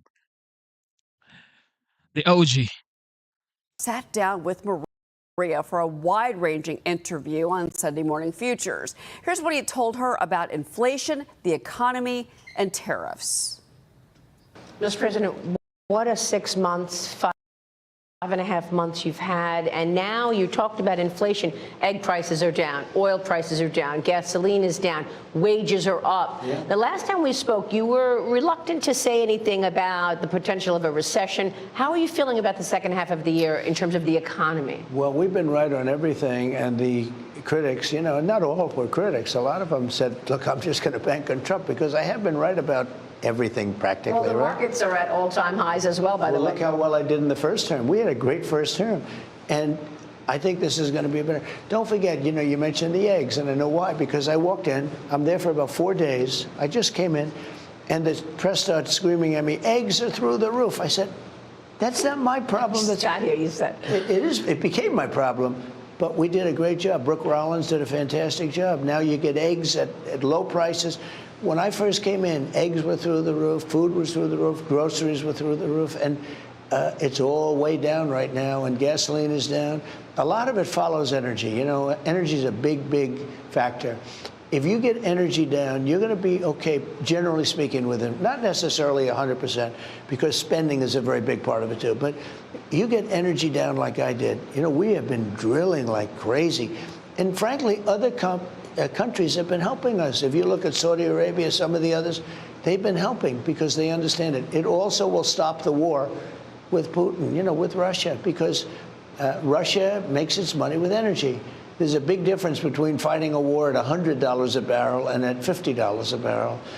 But I think we're going to get that done. I think Putin wants to do it. I've been saying that for a little while now, but Putin wants to do it, and Ukraine wants to do it. All right, so July 9th is coming up. What are you going to do about the end of the pause in the tariffs? It's so simple. We're sending letters out. I'd rather do it now. My guys, hey, I have great guys, Scott, Howard, other people, Jameson. They're talking to all these countries. We made a deal pretty much with India. We made a deal with China. We made a deal with UK, great people. We made deals. But I'd rather just send them a letter, a very fair letter, saying, congratulations, we're going to allow you to trade in the United States of America. You're going to pay a 25% tariff, or a 20%, or a 40 or 50%. I would rather do that. So when I get around... You're not going to extend the pause? I don't think I'll need to, because I could. There's no big deal. It's like TikTok. I'm extending that, you know, but no big deal. We have a buyer for TikTok, by the way. I think I'll need probably China approval, and I think President Xi will probably do it. Who's the buyer? I'll tell you in about 2 weeks. A big technology company in America? Very, very wealthy people. It's a group of very wealthy people. But what I want to do is, and what I will do just sometime prior to the 9th, is we'll send a letter to all these countries. There's 200 countries. You can't talk to all of them. No matter how many people you have, you can't talk to all of them. We'll send a letter and we'll say we would consider it a great honor, and this is what you'll have to do to shop in the United States. We're like a department store, to shop in the United States, and you'll pay a 25% tariff, and we wish you a lot of luck. And that's the end of the trade deal. Because we have something that nobody has. But if I didn't get elected, I'm telling you, we wouldn't have had a country left. You know that better than anybody. Nobody covers it better than you. If I didn't turn this thing around, this big ship around, we turned it around. Just like those ships coming out of China, they were coming and loaded, and in the middle of the ocean, they were forced to go back because at 145% tariff, Walmart, nobody wanted their product. And that caused a big problem for China. And then I helped China. By reducing it. We still don't know. We don't have the clarity on what you're going to do with these expiration of these pauses. July 9th? No, I think I thought I just said it. No, I thought I just said it. You ready? You're going to send the letters? I'm going to send letters. That's the end of the trade deal. Uh-oh. I could send one to Japan. Dear Mr. Japan, here's the story. You're going to pay a 25% tariff on your cars. You know, so we give Japan no cars. They won't take our cars, right? And yet we take millions and millions of their cars into the United States. It's not fair. And I explained that to Japan, and they understand it. And we have a big deficit with Japan, and they understand that too. Now, we have oil. They could take a lot of oil. They could take a lot of other things. But basically, and I'm for doing it right now, we send letters out to all of the countries explaining to them, we'll look at the deficit we have or whatever it is with the country. We'll look at how a country treats us. Are they good? Are they not so good? Some countries, we don't care. We'll just send a high number out. But we're going to be sending letters out starting pretty soon. No, we don't have to meet. We understand. We have all the numbers. Listen, what we're going to do is we're going to send, and we're going to say, congratulations, we're allowing you to shop in the United States of America. You're going to pay a 25% tariff, or a 35%, or a 50%, or a 10%. I'll tell you what the U.S. automakers are worried about. They don't want Japan and Korea to have a lower tariff if you do a deal with them than the U.S. automakers are paying. Well, the U.S. automakers are going to be so busy selling cars in the U.S., they're not going to even have to worry about it. But that won't happen. Because I set a tariff. Let's say I take a certain country, and I set a tariff at 25, and they're charging 35 or 40. I'll raise the tariff to 35 or 40.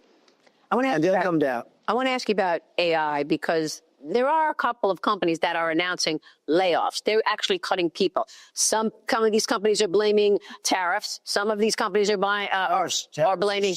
They're blaming a consumer slowdown, and other people are blaming AI. Okay, you've got Procter & Gamble. Tariffs is what's bringing the companies in. We have auto companies building plants where they wouldn't have built here in 100 years. We have more investment in the United States right now than we've ever had before. Think of it. Yeah, we're up to almost $15 trillion. Look at this guy from last year.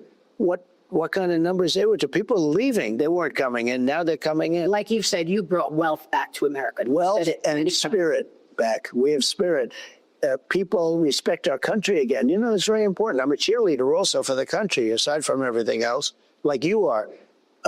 We brought spirit back. We brought respect and dignity back. When I went to the European, I was in that beautiful place with the king and the queen, and it was like beautiful. Everything's so nice. But when I went to the Netherlands and I looked, everybody was coming up, Mr. President, Mr. President. They didn't do that a year ago or 2 years ago or 3 years ago. These are the big countries. This is Germany and France and all of them. I mean, a big group of countries. They respect America again. They laughed at us. They thought we were a joke. You had a president that kept falling downstairs and falling on stages and couldn't find an entrance to, he makes a little speech that lasted for about a half a minute. And he looks around, he's looking for stairs. There's like 6 different stairs and he can't figure out which stair. We were laughed at all over the world. More importantly than that, what they did to the country. What they did to the country with allowing 21 million people will never be forgotten. And I have to rectify that problem, and we've done it. And we're getting all the criminals out. All right, Caroline Downey, your reaction. Well, look, inflation is down. Gas. A lot is going on in the United States, but God is in control, that's for sure. And we have to unite. It doesn't matter if you're liberal or conservative or progressive. Everybody has to come together because this is one big, happy, in my opinion, country. Okay, so get your SHIT together and promote peace. Okay, when you come in the chat and you're saying total BS, it's like, come on, man. Come on, man. All right, here we go. Here we go. We got 1K likes. Shout out to everybody for tuning in. God bless you. Thank you, thank you, thank you. The American flag isn't a fan of Uncle Sam. According to the latest Fox News poll, 36% of Dems say they are proud of the country today, while 85% of Republicans are bleeding the red, white, and blue. And don't expect the Dems to suddenly cheer up. The Senate just passed Trump's one big, beautiful bill, sending it back to the House and one step closer to landing on Trump's desk. Cue the doofus who's calling for Americans to hit the streets. We know that the modern-day robber barons have seized control over government. We know that they're exploiting hatred and grievance. And so I think it's really important for us to understand that if they pass this bill, the American people should engage in a general strike and say, no, we just can't wait for the next election cycle. The damage would already have been done. Well, that's a boring house. Harold? So you protest ICE. You block ICE cars from leaving your cities. You throw stones at federal agents for doing their jobs. The reason they were employed is to enact the law, and you throw stones at them. And now, the big, beautiful bill, if it passes, we have to protest.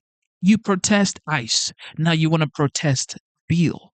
What are you doing?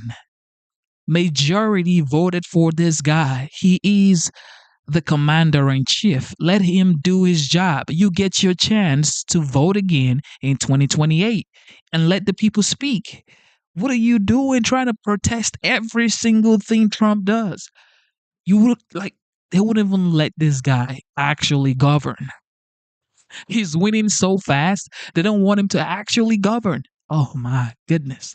Feel for Dems, because if you've been told by universities and the media that America is a land of oppressors tormenting the oppressed, then patriotism would be merely supporting that ideology. And therefore, you cannot be patriotic, can you? Even to ask people to be patriotic in a poll is offensive. Right, Harold? No, so I think I'm more patriotic than a guy who thinks, many people who think they're really, really patriotic. I love my country. I love everything that we're about. We have fallen short in many instances. We've exceeded in many instances. I watched this poll, and I take from it a little differently. I think after every election, the party who loses is always demoralized. It's always a little depressed. It's always searching for answers and can sometimes be desperate in how they do it. How can you explain the Republicans then having a high rate of patriotism under Joe Biden? Make your answer succinct, Harold. When Barack Obama trounced Republicans in 2 elections, the majority of Republicans who self-identified as Republicans couldn't even come to say that he was an American. Mm-hmm. Their desperation and demoralization manifested itself that way. What really bothers me in this poll is that Gen Zers across the board, and we did a thing on Gen Zers yesterday, they're more despondent and depressed and down on the country than any other group. Part of me thinks it's because both parties are hypocritical. We did a segment yesterday. Democrats cannot give President Trump credit for the border success, can't give him credit for knocking out or at least setting back the Iranian nuclear ambitions. That has to be on people's minds. And I got to tell you, when Republicans can't offer that something does not seem right when the president of the United States, whose name just happens to be Trump, is marketing and selling Bibles, Bitcoin, phones, and hotels. I think it makes everybody think that maybe everything isn't on the level. So I think we need to do better. I want to do my part in trying to do better. And I hope that Gen Zers who are down on their country can find at least something positive on the 4th of July to be proud of America about. None of those things he's selling, he's compelling anyone to buy, unlike the Democrats who compel you to buy things, compel you to take shots, compel you to buy insurance. Joey? I don't I love how Applebee's at least gives me a free dinner on Veterans Day. That's patriotism, isn't it? I don't know anything about patriotism. I don't buy a lot of red, white, and blue clothing all the time. I love my country enough to die for it. That's all I know. So I don't know if that's patriotic or not. I think most people don't understand patriotism. There was a time when a patriot is someone who was willing to give up everything they owned and had so that this country could exist, much less be prosperous. I think that most people live in a very comfortable situation. I mean, even poverty in this country comes with a standard of living that far surpasses the majority of the world. Doesn't mean that those same people in this country shouldn't aspire for more or have an opportunity for it. All I know is that if you want to know what patriotism is by the parties, look at poor people, because that's how I was raised. And the poor people in my life love this country. They're very patriotic. They don't blame this country for their financial status. They're looking for opportunity, and when they find it, they're grateful for it. And many of them find their way out of it. If the other party, and I would say this is very much a part of the Democrat message, is that if you're poor, it's not your fault, and you should blame this country for it and its oppressive nature and the system at hand that wants you to be patriotic and love your suffering. That's not patriotism. So I don't know if we're going to put a label on it. If we're talking about the two parties and how they voted on a poll, I don't think anybody that voted on that poll, or I don't think the majority of people that voted on that poll have a true sense of patriotism, and that's a real problem. What do you say, Roseanne? I know that the left is going to be canceling certain July 4th celebrations because of immigration raids, but they didn't do that with Pride. I mean, we canceled nothing on Pride. No, but that was a holiday that we celebrated. First of all, I want to say to Joey, thank you for your service. Oh, thank you. That wasn't about me. I was being smart. I know, but I want to just say thank you for your service. And I am going to celebrate July 4th so proudly, red, white, and blue all over the house.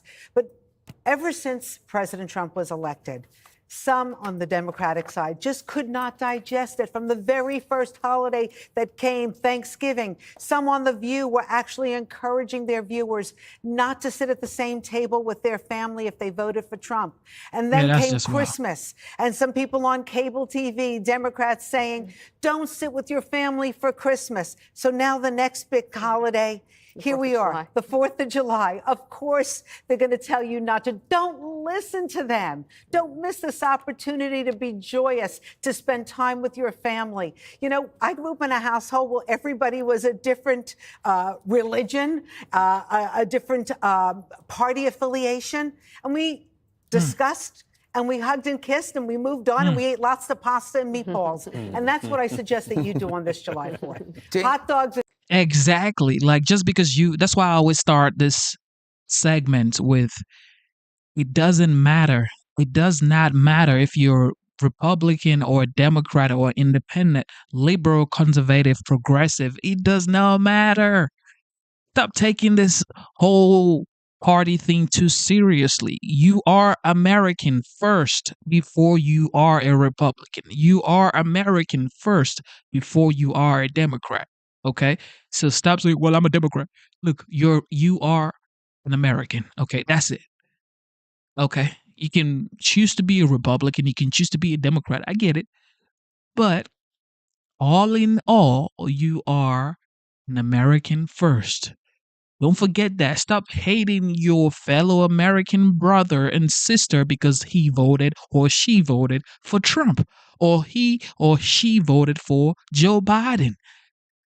I mean, you may not like Joe Biden's policy, you may not like Trump's policy, but these are Americans. Look, I can never promote hate because it's just unethical. All right. We want a better world. We want a better world. I just happen to vote for Trump, and I admire the guy because he does his job the way I expect every capable individual to do their job. That's it. Okay, that doesn't mean I don't like you. That doesn't mean I don't respect you because you voted for Joe Biden. That doesn't mean anything.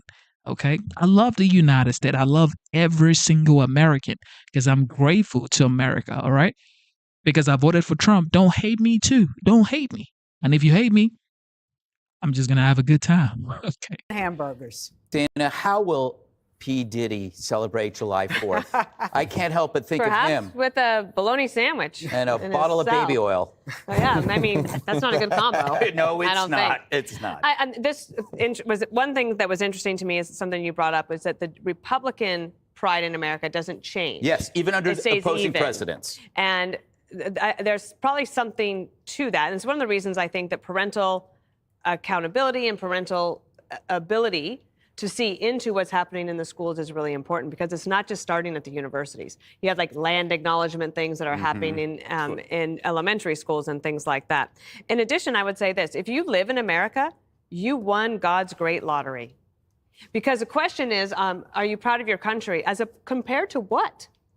One of the things that all these liberals are upset about is that these illegal immigrants would be sent to third-party countries. Terrible places. They don't want them to have to go to the terrible places. Why do you think the people wanted to come here in the first place? I think the question should be, it deserves a follow-up as compared to what? My last thing is they think that they would rather go to Europe. Right? Okay, well, do you want to be taxed by 60% and live in Northern Europe? Or do you want to live in Spain where you get taxed a lot and you have 21% youth unemployment? They have such a dismal situation in terms of entrepreneurship that they don't have any ability to pay for their NATO dues. And now you also have a situation where all of Europe wants to tax American companies extra for digital taxes because they have no innovation of their own. So I would just ask them, as compared to what? Like, where would you actually rather be? It's always a half opinion. They never think of the other half. Up next, President Trump hammers Mamdani, the commie. Said Mamdani, the commie. Look, these people they do too much. All right, here we go. What is going on with Sean Diddy Combs, okay? Sean Diddy Combs. Here we go. Reached a partial verdict in the Sean Diddy Combs federal sex trafficking trial. Uh-oh. We're going to go live to CB Cotton outside the courthouse with more. And CB, you've been there from the beginning. And for those people who haven't been watching me, could you characterize what the trial has been about and what we are about to get from the verdict? Hey, Dana, great to be with you. So this is another explosive moment in the courtroom during this 2-month-long trial. Jurors announcing this afternoon that they were unable to reach a unanimous decision on count 1, the most serious charge in this case, racketeering conspiracy. Jurors sent back a note just before 4:30 local time this afternoon to let the court know that they had reached a verdict on counts 2 through 5, but could not reach a unanimous decision on count 1. Again, the most serious charge in this case. Right now, the judge is talking with both sides about what to do next. He has told the courtroom he does not want to give a partial verdict. So now he's weighing 2 other options, which would be sending the jury back to continue deliberations or giving some version of an Allen charge, which would be, which in most cases would be instructing the jurors to go back and continue deliberations on the count that they can't reach a consensus on. So right now we're waiting to learn more from inside the courtroom. But I can tell you when this note was sent back today, it's the 6th note between the 2 days of deliberations. Defense attorneys were very quickly huddled around Sean Diddy Combs inside the courtroom. And we saw that one defense attorney hugged another. And this is really a key moment in this trial. For over the course of 2 months, prosecutors have argued to jurors that Diddy, with an inner circle, created a sex crime ring to force and coerce women into drug-fueled sex parties called freak-offs with male escorts while he watched. They called a variety of witnesses, 34 to be exact, including Diddy's ex-girlfriends and accusers, former employees, and law enforcement investigators. And prosecutors say their testimony, along with bank, flight, hotel records, salacious texts, and videos, all prove Diddy is guilty of these charges. The defense, of course, takes a much different different stance. Defense attorney Mark Agnifilo, in his closing argument, told jurors this is an exaggerated case, and he repeatedly called it a false trial. He insisted that all the sexual encounters were consensual, and he painted these accusers as women who have agency. In fact, he said about ex-girlfriend Cassie Ventura, he described her as a woman who likes to have sex, and he said good for her. So you just right there, it paints the difference, the stark difference between the arguments in this case. And right now, the latest that we're learning from inside the courtroom is that jurors are unable to reach a verdict on count one, racketeering conspiracy, the most serious charge. If Diddy were to be found guilty on that charge, he could spend the rest of his natural life behind bars. I'd say the next most serious charge in this case is sex trafficking by force, fraud, or coercion. Now, we don't know how jurors have decided on those charges of sex trafficking, but if he were to be found guilty on those charges, the next most serious, he could spend up to 15 years in prison, up to life in prison. So 15 years to life in prison. And then the last charge is transportation to engage in prostitution. We also know jurors reached a unanimous consensus on that charge. We have seen a lot of action here outside the courtroom, a lot of activity, supporters of Diddy, others who want to see him behind bars for the rest of their life. They're all gathering here outside the courtroom right now, waiting to find out what the judge decides to do next. Dana, I'll send it back over to you. All right, CB Cotton, just stand by there. We have Harold Ford Jr., Rosanna Scotto, Joey Jones, Greg Gutfeld, and myself, Dana Perino. So Harold Ford Jr., it's great to have you around the table. So we have breaking news. So we're going to wait to find out what is happening here. What is your take on the fact that they said no on count one, racketeering? I have not, admittedly, I've not followed the case very closely. I've seen and read some of the headlines. I'm going to be as interested as anyone to see what this judge does. I mean, I read it where the first count was the most important. CB certainly reinforced that. So we'll see what the judge does. Okay, Rosanna. So the prosecution called dozens of witnesses. The defense, when it came to their turn, called no one. In the summation, Diddy's defense called this a modern love story between Diddy and Cassie. And anybody who saw the footage of Cassie getting beaten up in the hallway, I'm sorry, if that's a modern love story, I don't want to be a part of it. But a hung jury, possibly on the RICO count, which carries the biggest sentence so far. That would be life in prison. The sex trafficking and prostitution, I think, carries maybe 10 to 15 years if he's convicted on those counts. We will see how that works out. But, I mean, his family is there in the courtroom right now. Diddy has been calm, cool, and collected. At one point, you know, he was signaling to the jury, making eye contact. The judge at one point told him to stop. But for the most part, Diddy sat there with his lawyers, made notes. And like I mentioned, not one single witness did they call, which said a lot. I guess they felt the prosecution did not prove their case. A lot of people said from the very beginning, the RICO count was going to be very difficult to prove. I think that's always the case, right? And, you know, especially in this kind of case. And I think the jury is wrestling with that right now. And we've seen partial verdicts. Just about 2 weeks ago, Harvey Weinstein, another big case in another courtroom. That was in Manhattan criminal court. This is in federal court. They had several partial verdicts, and the judge read those verdicts over 2 days. So hearing partial verdicts is not that unusual. CB, can you characterize a little bit more what happened inside the courtroom? Yeah, Dana. So I can tell you there were some interesting moments between Diddy and his mother today. His mother has been inside court almost every single day of this trial, and several of his adult children have also been here almost every single day.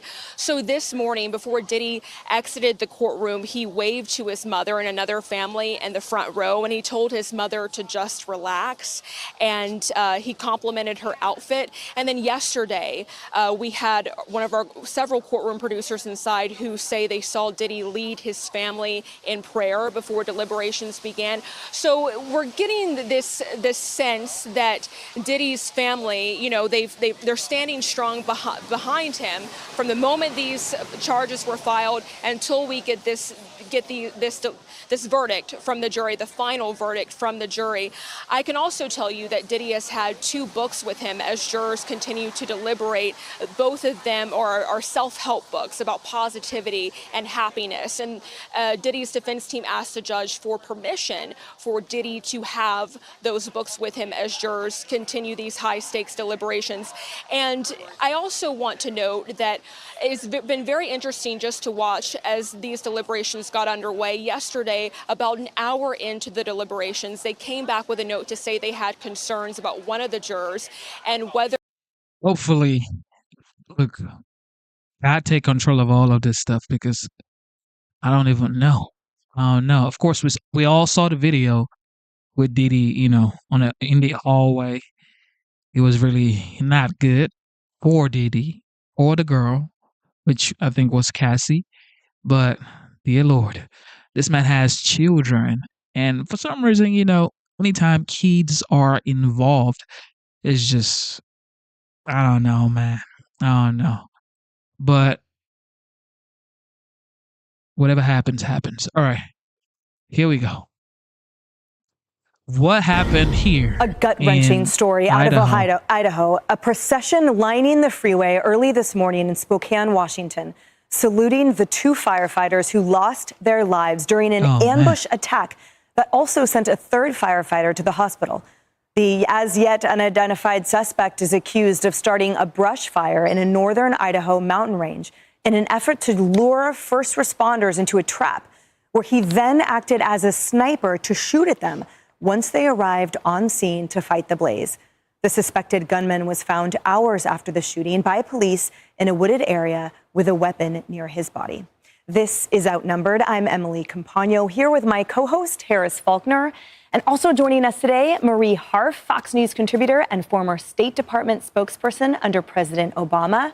Rosanna Scotto, Fox 5 New York anchor and host of The Underground Economy on Fox Nation. And John Yoo, former Deputy Assistant Attorney General, UC Berkeley law professor, and former Justice Clarence Thomas law clerk.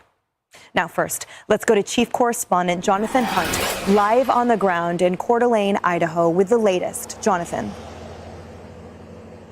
Emily, some breaking news for you via the Associated Press, which is now reporting that law enforcement officials are telling them that the identity of the gunman in this tragic incident is Wes Rowley, as the Associated Press reports it. We believe he is in the region of 20 years old. We do not know anything else about that alleged gunman at this point. Meantime, investigators, of course, still trying to piece together everything that happened here. Last night, the bodies of the 2 firefighters who were killed were removed from the mountain here. They were shot dead, having gone to battle a fire around 1:30 p.m. Pacific time in the mountains here, but within minutes of arriving, found themselves instead facing sniper fire. A hidden sniper opening fire on them, prompting a frantic emergency call from another firefighter. Listen here. We need law enforcement up here immediately. We've got another Coeur d'Alene firefighter down. We've got 2 unresponsive battalion chiefs, gunshot wounds, multiple gunshot wounds. 2 Coeur d'Alene firefighters are down. I'm pinned down. It's clear to me that this fire was set intentionally to draw us in. Police, SWAT teams and FBI agents rushed to the scene, around 300 officers in all, and for some time they continued to take sniper fire, with the sheriff saying it was clearly a trap that was set. Listen to the sheriff. You know, when you have an environment where you don't know where the bullets are coming from because of the trees and the shrubbery and what have you, it is daunting for police officers, let alone firefighters who are there just to put out the fire. So it's very, very difficult. Very difficult for drones or helicopters to see any individuals up there.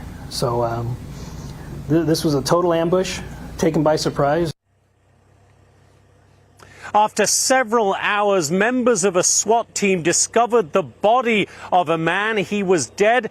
There was a weapon nearby. And at that point, the sheriff declared that there was no longer a threat. And just to repeat the breaking news, the Associated Press reporting that the shooter has been identified to them by law enforcement officials as a young man called Wes Rowley. As for the condition of the wounded firefighter who was also evacuated from the mountain, he went through emergency surgery last night. The sheriff at that point described him as fighting for his life. We are told this morning that he is in stable condition. One small piece of good news in this terrible tragedy. Emily? Indeed. Thank you so much. Rosanna, I cannot imagine a worse scenario than our brave first responders rushing to a fire to put it out and just ambushed, totally unprotected, and now to learn that likely the fire was started to lure them in. It's just abjectly terrifying. So, Emily, I'm glad they have the suspected gunman in custody, or he's now passed. I don't care about him. I don't want to know his motive. I don't want to know his name. I don't want to know his background, his childhood, nothing. He killed 2 innocent firefighters who were running towards danger. They are unsung heroes. The people in that community lined the roadways yesterday as they brought their bodies to the morgue. I don't want to know about this guy. I want to know more about those unsung heroes. That's who I want to know about this morning. Yeah. Harris, I spoke with a few of my friends there in the Pacific Northwest who are part of the firefighting community, and they are just absolutely devastated and in shock. This is totally unexpected. Yeah, and when you hear the real-time call for help and that the firefighters on the ground believe that it was set and they were drawn in, I mean, that's so jarring to know that they're taking incoming fire and they're telling the world what they think has happened. If you'll allow me, Emily, I want to save some of my time for you, John. Is this domestic terrorism? We don't know yet. I think what we need to have is a full investigation. Unfortunately, we have to know everything about him and his background. In the short term, we need to understand, is it terrorism? Is anybody helping him? Was anybody working with him? That's why the FBI is there, to see if this is part of a larger conspiracy. And then I think we have to figure out ways to punish people like this, to stop them. Because I totally agree. We have people rushing in to save people's lives. Now they have to worry about people shooting at them. So we have to figure out ways to deter people from ever doing this in the future. If there are people helping him, he's 20 years old, apparently. If his parents should have known, then unfortunately they have to be investigated too. It reminds me of cases of minors who've had guns and done school shootings. And we have had to punish the parents for not reporting them if they've stolen guns, if they shouldn't have had weapons. I think we have to do that kind of full field investigation here, too. In the long run, we have to think about culture. Shouldn't people be condemning the shooter and praising the firefighters? Right. All of that is We're going to talk, I think, later about people who won't condemn terrible speech. At the very least, our politicians should be able to condemn this kind of conduct. Well, and you hit the reason why I asked that question. Are there add-ons legally if it's a certain category of crime? And you're right, it's too soon to know, but you answered that. Yeah, so we know that there will be, depending on what this is. Yeah, and there's always enhancements that can be put on line and weight and the like. And I note, too, first of all, it's a smaller community there, Coeur d'Alene, Idaho. It's rural. It's a tight-knit community. And the first responder community is still reeling from the loss from the deaths there to the firefighters from the fires a few years ago. So this is a community that is still suffering from that. And then to have an ambush occur, it just absolutely defies logic, and it really shocks the conscience, Marie. Emily, I agree. That was the first thing I thought of when I saw this. Think about what the firefighting community has been through in Idaho, in California. Just think about the LA fires last year. Obviously a different area, but it's one community having been through so much devastation. And fires are getting worse. We know this just on their own in the West. And then to have one set on purpose to hurt them, I agree with you. It's shocking. And I agree with John. We need to know why he did this. We need to know the motive. We need to know how to prevent other people from doing it in the future. And, the investigation is continuing. I'm glad the FBI is. I also think that more rehabilitation centers needs to be opened mental health for men and women needs to be open more and more. Okay, because a lot of people, a lot of Americans are going through crazy mental issues that really, no matter how hard you try to talk to them or whatever, they just need real, genuine help. Okay, sometimes people need professional help with their mental. Okay, so sometimes it's not, they don't know what they're doing. It's just mental craziness. And really, sometimes you just pray for these people because it's like, what are you thinking about? Starting a fire to do something that stupid. That's definitely someone who has mental issues. In my opinion, okay, this is my opinion, allegedly, someone who has mental issues. So I believe the United States needs more mental health um, help, for Americans because a lot of Americans are depressed and have mental issues. So, and that explains the crazy division going on because if everybody's sane, we wouldn't care if you are left or right or whatever, okay? But you have people who actually hate you for being on the left. We have people who actually hate you for being on the right. So I think that's a mental issue. Yeah, that's a mental issue. All right, Caroline Levitt had a press conference yesterday. All right, this is the youngest press um, secretary ever in the White House. She's a mother. I always say that because it's not easy to do what she's doing, being a mother and a wife and being young. Yeah, it's commendable. Here we go.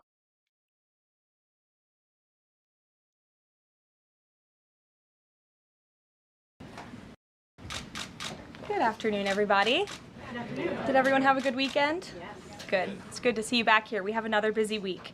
On a scheduling note, tomorrow, President Trump will travel to the great state of Florida to attend the opening of a new illegal alien detention center located at Dade Collier Training and Transition Airport alongside Secretary Kristi Noem, Governor Ron DeSantis, Congressman Byron Donalds, and other state and local leaders. We hope to see many of you there. The facility is in the heart of the Everglades and will be informally known as Alligator Alcatraz. There is only one road leading in, and the only way out is a one-way flight. It is isolated and surrounded by dangerous wildlife and unforgiving terrain. The facility will have up to 5,000 beds to house, process, and deport criminal illegal aliens. This is an efficient and low-cost way to help carry out the largest mass deportation campaign in American history. We are truly coming off a historic week of President Trump racking up win after win on behalf of the American people. President Trump restored peace through strength and acted decisively as commander-in-chief to obliterate the immediate threat of the Iranian regime's nuclear capabilities and then brokered a ceasefire between Israel and Iran, which continues to hold. Then, the president traveled to the Netherlands and achieved a monumental win for the United States and the NATO alliance by getting our allies to dedicate 5% of their GDPs to military spending. As a result of President Trump unleashing American energy dominance, summer gas prices are at the lowest they have been in 4 years, heading into the July 4th week.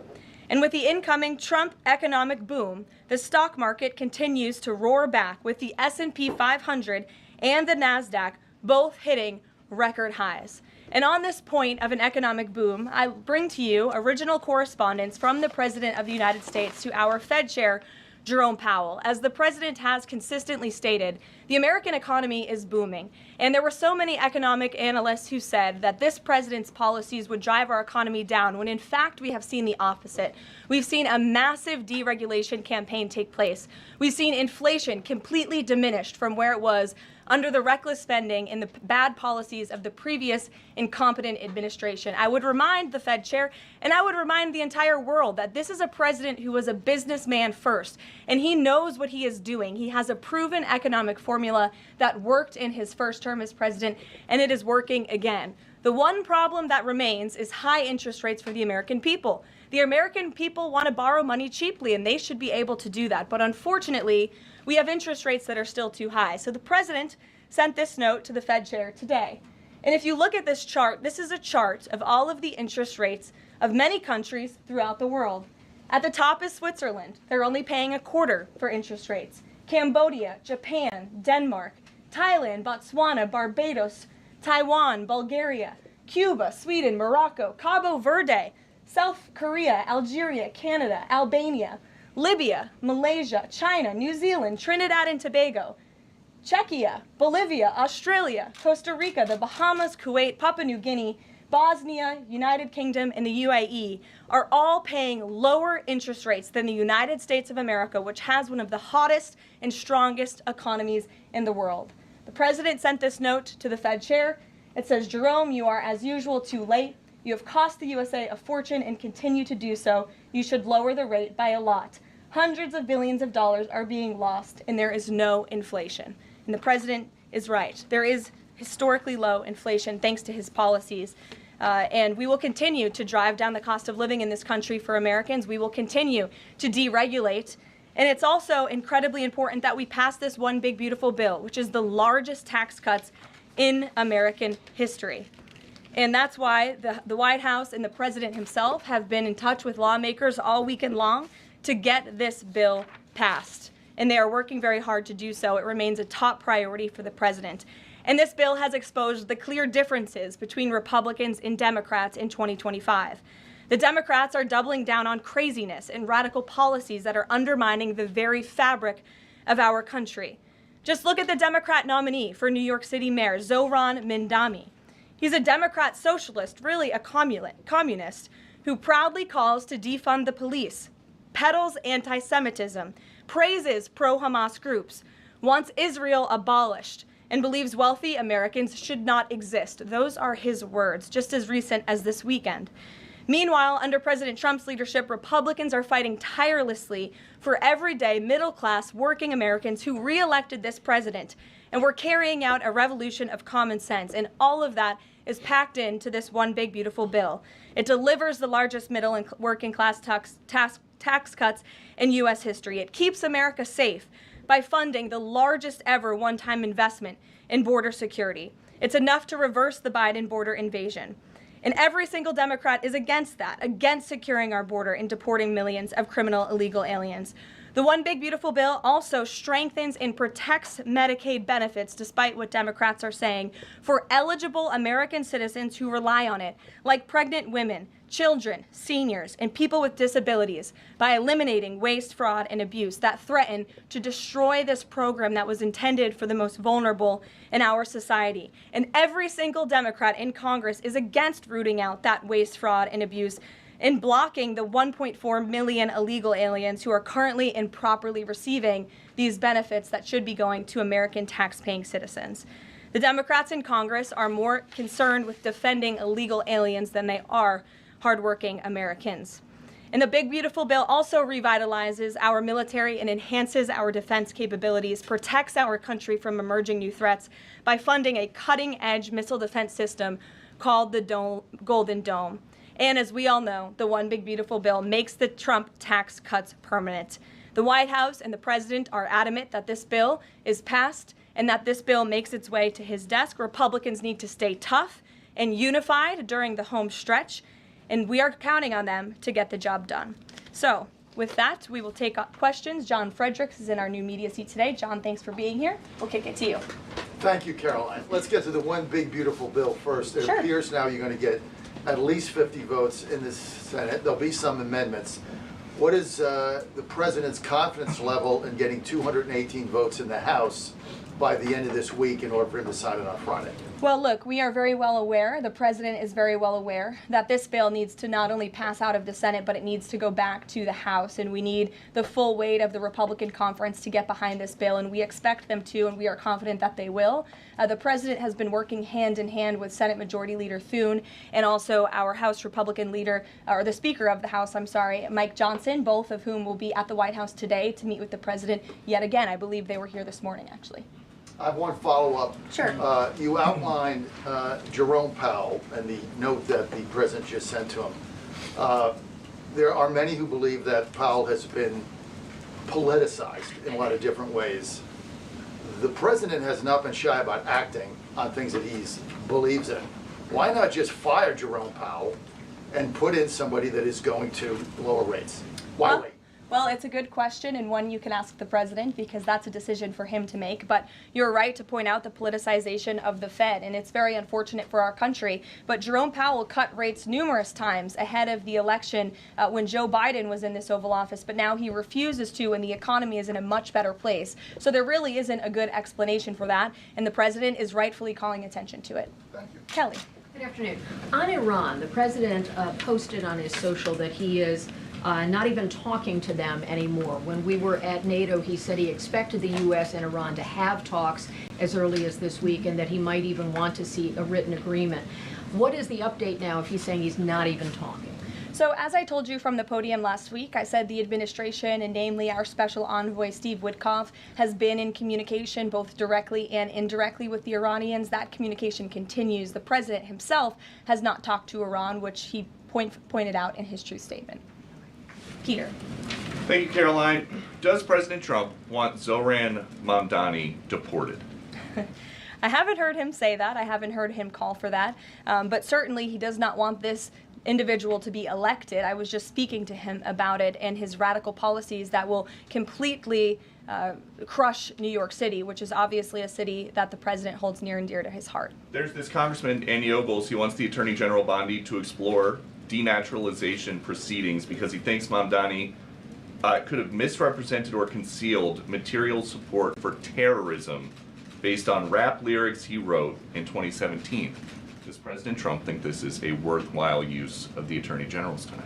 Well, I'll let the president speak to that. I have not seen those claims, but surely if they are true, it's something that should be investigated. And could President Trump see himself, you said you just talked to him about this, could he see himself working with a mayor, Mamdani, somebody who on Meet the Press this weekend was given 3 chances to condemn the phrase globalize the intifada, but he couldn't? Yeah, look, the president is always willing to work with everyone. He's working with Democrats across the country, Democrat governors, and he said he'll work with people on the far left. He works with Republicans. He works with people in the middle. He wants to do what's right for America, but surely someone who holds these values and is quite literally a communist and condemns every value that makes this country great. Common sense, law and order, low taxes, working hard, and earning your keep in this country. He's against all of that, and I think the president would find it difficult to work with someone like that. If he is elected, I'm sure you'll hear more from the president on that, but we'll have to see. Hopefully the voters of New York City choose wisely. Sure. Thanks, Caroline. The president on Friday said that he was hopeful of a Gaza deal within the next week. Can you give us an update on any progress towards that, and on any talks that the White House is having with Israel on that? Sure. Well, I know that Mr. Dermer is in Washington this week to meet with senior officials here at the White House. I also know that this administration is in constant communication with Israeli leadership, and the president himself speaks frequently, as you know, to Prime Minister Netanyahu. But this has been a priority for the president since he took office, to end this brutal war in Gaza. It is because of this president that humanitarian aid is being brought into the region.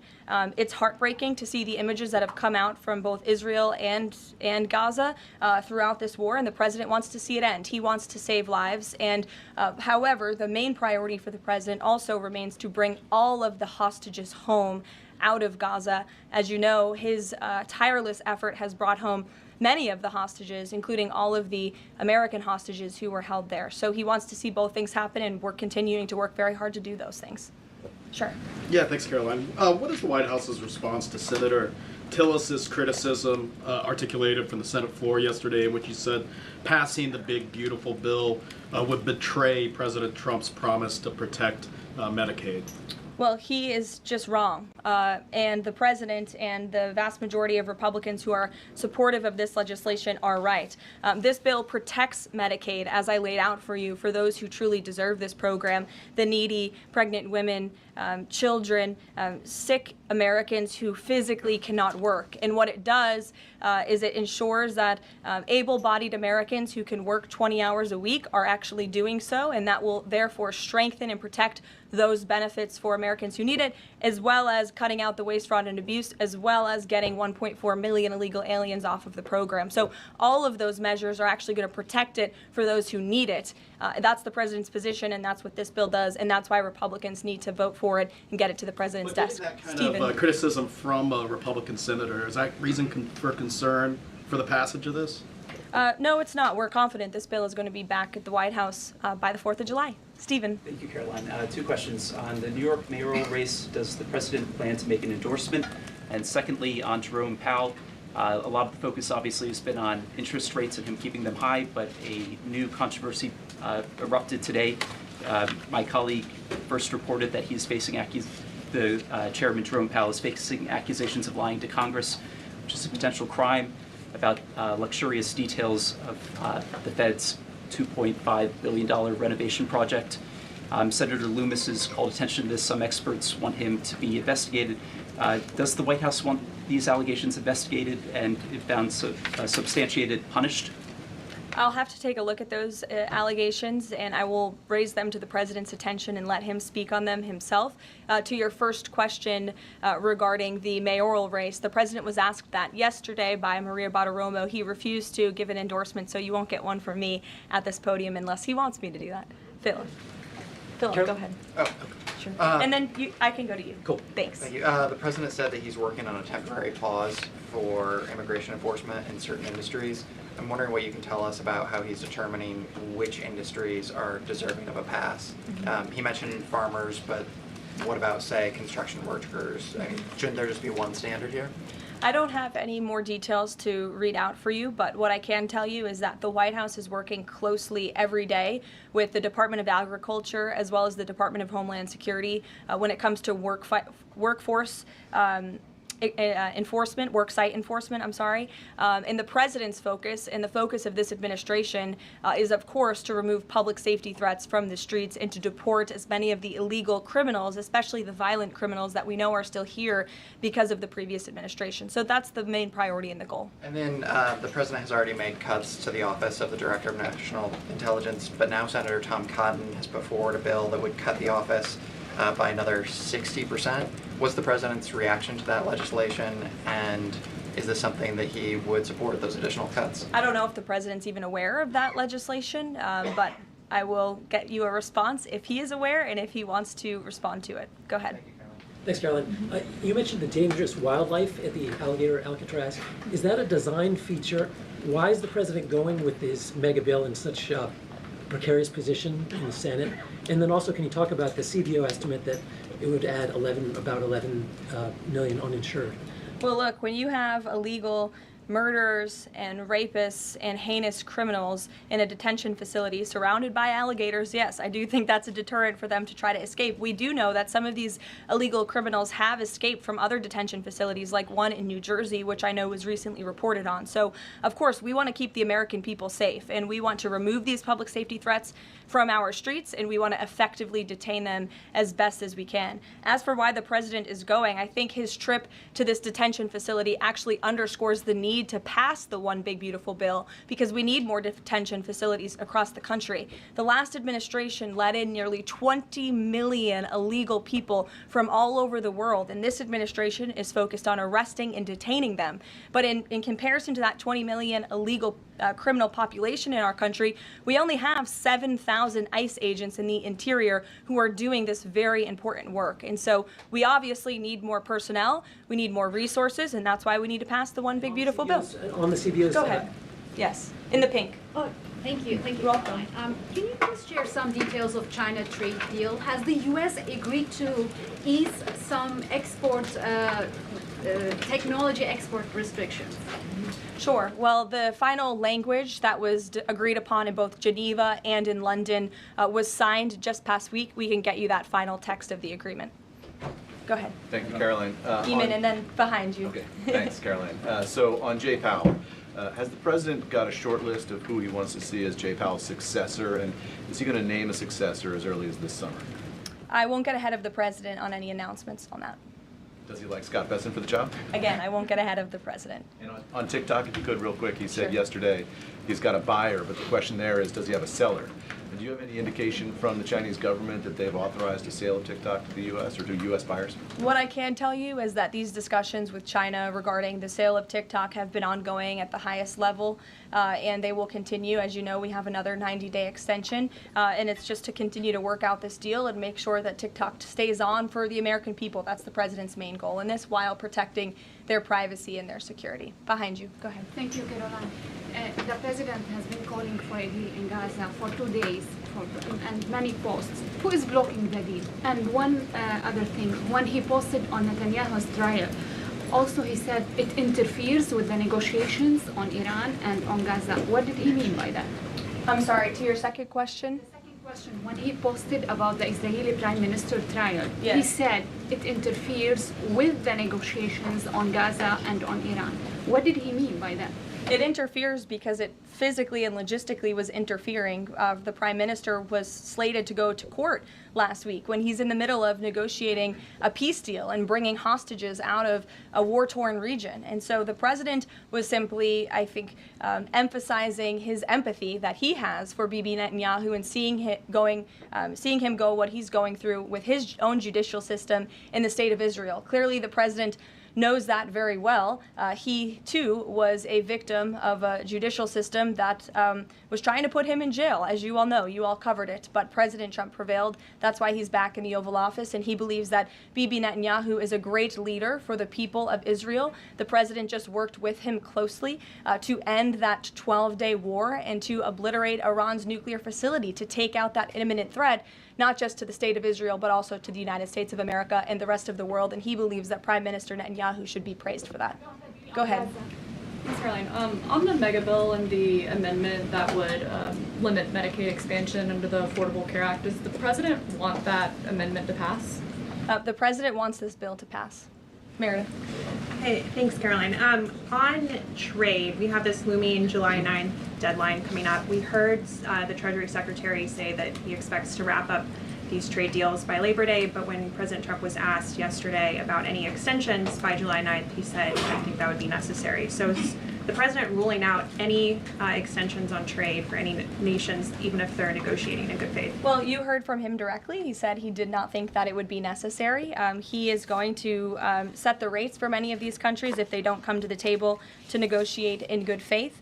And he is meeting with his trade team this week to do that. Mary. Thanks, Caroline. I just watched a CNN segment on a new app called Ice Block, and it kind of appeared to be promoting this app where you can tell people where ICE agents are. Given the recent rise, An app that tells people where ICE agents are? Yes. And given the rise, I believe 500% increase in assaults on ICE agents, I wanted to see if you could comment on that and why CNN would be promoting such an app. Well, it's a very good question. I'll have to go back and watch the clip myself, but surely it sounds like this would be an incitement of further violence against our ICE officers. As you know, as you stated, there's been a 500% increase in violence against ICE agents, law enforcement officers across the country who are just simply trying to do their jobs and remove public safety threats from our communities. And that's something we as Americans, including journalists at CNN who live in many of these cities where illegal aliens are hiding and were let in from the previous administration, should be very grateful for. So we haven't seen the clip. We'll take a look at it, but certainly it's unacceptable that a major network would promote such an app that is encouraging violence against law enforcement officers who are trying to keep our country safe. Caroline, Shelby. I just wanted to get a clarification on the Senator Rick Scott's amendment. It sounds like the president is agnostic about whether it's attached. Is that accurate? Look, I'm not going to get into the details of the discussions that are ongoing right now, but the president wants these senators to come to a conclusion, to get this bill back to the White House as soon as possible and make sure that it's a piece of legislation that can make its way back through the House as well. So obviously there's some ping-ponging between both sides of Capitol Hill right now, but that's why Senator Thune and Speaker Johnson are working with the president in lockstep every step of the way. In the back, News Nation, go ahead. Thanks, Caroline. The president did and then announce. in front of you, yes. In front of. Sure, I'll take both of you. The president did announce last week that the trade deal with India is close, and this could happen anytime soon. Are there any roadblocks as of now? Are there any updates on that? And how does the president see this about China's role or its influence in the Indo-Pacific region? Sure, yes. The president said that last week, and it remains true. I actually just spoke to our Secretary of Commerce about it. He was in the Oval Office with the president. They are finalizing these agreements, and you'll hear from the president and his team, his trade team, very soon when it comes to India. And on China? How do we counter China on that front? Yes, I mean, look, India remains a very strategic ally in the Asia Pacific, and the president has a very good relationship with Prime Minister Modi, as you know, and he will continue to have that. Go ahead. Thank you, Caroline. On the reconciliation bill, Senator Tillis from the floor yesterday seemed to suggest President Trump was getting bad counsel on the effects of the bill. Is President Trump aware of the analyses, and there are several of these, that suggest if rural hospitals potentially close, if there are Medicaid patients in the millions that become ineligible for that? Yes, and that claim is just simply untrue. Rural hospitals comprise 7% of all hospital spending on Medicaid, and that illustrates that they have not benefited from the massive increase of waste, fraud, and abuse under the Biden administration. So this bill strengthens Medicaid. It will protect those benefits that hardworking Americans need, and that's why the president wants this bill to pass. The senator was wrong. The president put out a Truth Social post addressing it, and then the senator announced he's no longer running for office anymore. So I think that case has been closed, and the White House is continuing to focus on getting this legislation to the president's desk for his signature. Go ahead. Yes, you. Yeah, thank you so much. Well, you and then you. There's confusion here. A question on Syria. Go Has ahead. the Syrian government get back to you that they are ready to join the Abraham Accord? Is there any discussion with the Syrian and Israeli government for having a security agreement? Is the first question. And the second question, what's the end goal for talking with the Iranian? Is that only focused on the nuclear program, or you are willing to speak about other issues like the proxy groups and ballistic missiles, or even trade with Iran? So as for discussions between Syria and Israel, you'll have to reach out to those respective governments. I can't comment on that. But what I can tell you is that this afternoon, the president will be signing an executive order to terminate the United States sanctions program on Syria. And this is in an effort to promote and support the country's path to stability and peace. The order will remove sanctions on Syria while maintaining sanctions on the former President Assad, his associates, human rights abusers, drug traffickers, persons linked to chemical weapons activities, ISIS and their affiliates, and Iranian proxies. And this is, again, an action that the president promised and shocked the world with in Saudi Arabia, because he's committed to supporting a Syria that is stable, unified, and at peace with itself and its neighbors. The president met with Syria's new president when we were in the Middle East, as you know, and so this is another promise made and promise kept by this president to promote peace and stability in the region. Go ahead, Alice. Sure. Questions on two topics, if you don't mind. I will start with NTD here. First, on Canada. Canada says it's now dropping its digital services tax on American tech companies days after President Trump says he's halting all trade talks with Canada. First, what's the president's reaction to this? Can you tell us more about his call with Prime Minister Carney over the weekend? How did he get Carney to drop it? And also, what's the impact on American tech companies given this latest progress, as the president says he has been fighting for American tech companies? It's very simple. Prime Minister Carney in Canada caved to President Trump in the United States of America. And President Trump knows how to negotiate, and he knows that he is governing the best country and the best economy in this world, on this planet. And every country on the planet needs to have good trade relationships with the United States. And it was a mistake for Canada to vow to implement that tax that would have hurt our tech companies here in the United States. The president made his position quite clear to the Prime Minister, and the Prime Minister called the president last night to let the president know that he would be dropping that tax, which is a big victory for our tech companies and our American workers here at home. And on Harvard, if you don't mind, They all try. The administration today formally accused Harvard of violating civil rights laws by not doing enough to fight anti-Semitism. We know that the president has talked to us before about Harvard potentially having a deal with the administration in the coming days. Do you have an updated timeline for that? How's the negotiations going? And is more pressure needed for Harvard to take fighting anti-Semitism seriously?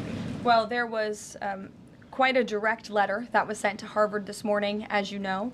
The negotiations are taking place behind closed doors, so I won't comment on that. But what I will share with all of you, for those who haven't seen it, is the context of this letter, because I think it's very important. And this comes from the Department of Health and Human Services, which concluded after a thorough investigation that Harvard University is in a violent violation of Title VI of the Civil Rights Act, which prohibits discrimination on the basis of race, color, and national origin. And if you read some of the content of the investigation and what they found, the majority of Jewish students reportedly experienced negative bias or discrimination on their campus, while a quarter of Jewish students at Harvard felt physically unsafe. Jewish and Israeli students were assaulted and spit on. They hid their kippahs for fear of being harassed and concealed their Jewish identity from classmates for fear of ostracization. Images were widely circulated amongst the Harvard community that trafficked in obvious anti-Semitic tropes, including one that showed a $sign inside of a Star of David, and the campus was vandalized with anti-Semitic stickers, including one that showed the Israeli flag with a swastika. The Harvard campus was racked by demonstrations, as you all know, violent protests that violated the university's rules of conduct. The demonstrations called for genocide and murder, denied Jewish and Israeli students access to campus spaces. These are all facts that Harvard cannot dispute, and that's why the administration has found them in violation of Title VI and has threatened to withhold their federal funding, because if you break federal law, you should not be receiving federal tax dollars. And so I rest my case on Harvard. Andrea. Yeah, so President Macron of France earlier today said that tariffs levied by powerful countries are often a form of blackmail, and criticized the sort of process that's underway. Didn't mention the United States specifically, but said that these tariffs are really hurting developing countries. So there's this big UN conference going on. What do you say to that? What is the president, was he aware of that comment, and did he have any response? I think the president and the White House would certainly reject that characterization by Prime Minister Macron. Tariffs are an effective use of presidential power to bring back the middle class, to bring back our manufacturing industry, which was the backbone of our American economy and has been hollowed out by globalist politicians who have caved to foreign countries instead of doing what's right for American workers. That's why the president is effectively utilizing his authority to wage tariffs and to utilize tariffs, and continues to be in discussions and negotiations on trade to do what's right for America. And Europe and the rest of the world might not be used to that, but President Trump is back in town, and he's going to do what's right for our people and our country. Can I just follow up on Netanyahu? So there's a report in Israeli media that the Prime Minister will actually be here, that Netanyahu will be here today meeting with the President. Can you confirm that? I don't believe Prime Minister Netanyahu is here today. I think you guys would know about that by now. Unless there's something going on I don't know about, but I don't believe he is. I do know he has expressed interest in coming to Washington and meeting with the President, and we are working on a date for that. I do not believe it is today, but that would be fun. You never know in this White House, let's be honest. Go ahead. Thanks, Carolyn. Does the president support this new measure in the big, beautiful bill that would impose steep new taxes on new wind and solar projects? I believe you're referring to the credits for wind and solar projects. No, and we're talking about the new tax. There's a new tax that it's estimated would add 10 to 20% to the cost of any new wind and solar projects that start after this year. Again, I don't want to comment on the specifics of provisions, but I'm sure the president will speak on that directly. Again, this is an ongoing process. The president continues to be very much engaged with the leadership in both the Senate and the House to get this bill back to his desk. Did the president ask for that provision? Because the National Building Trades Union is saying that it's the equivalent of terminating more than 1,000 Keystone XL pipeline projects. Is that something that would concern him? Well, the president spoke on this yesterday in his interview, and he said he understands that legislators want to protect jobs in their communities and in their districts. And so he understands why some of them are against this provision, but he also understands why people want the provision. So again, this is an ongoing deliberation and discussion, and the president is engaged in this very much. Go ahead. Thanks, Caroline. We've been hearing from White House officials for weeks that you're close on trade deals with a number of countries. Can we get any update on which countries will have deals by the 9th and when there may be any announcements? I'll let the president and the trade team speak on it. Can you respond to the CBO estimate that the Senate bill would increase the deficit by nearly $3.3 trillion?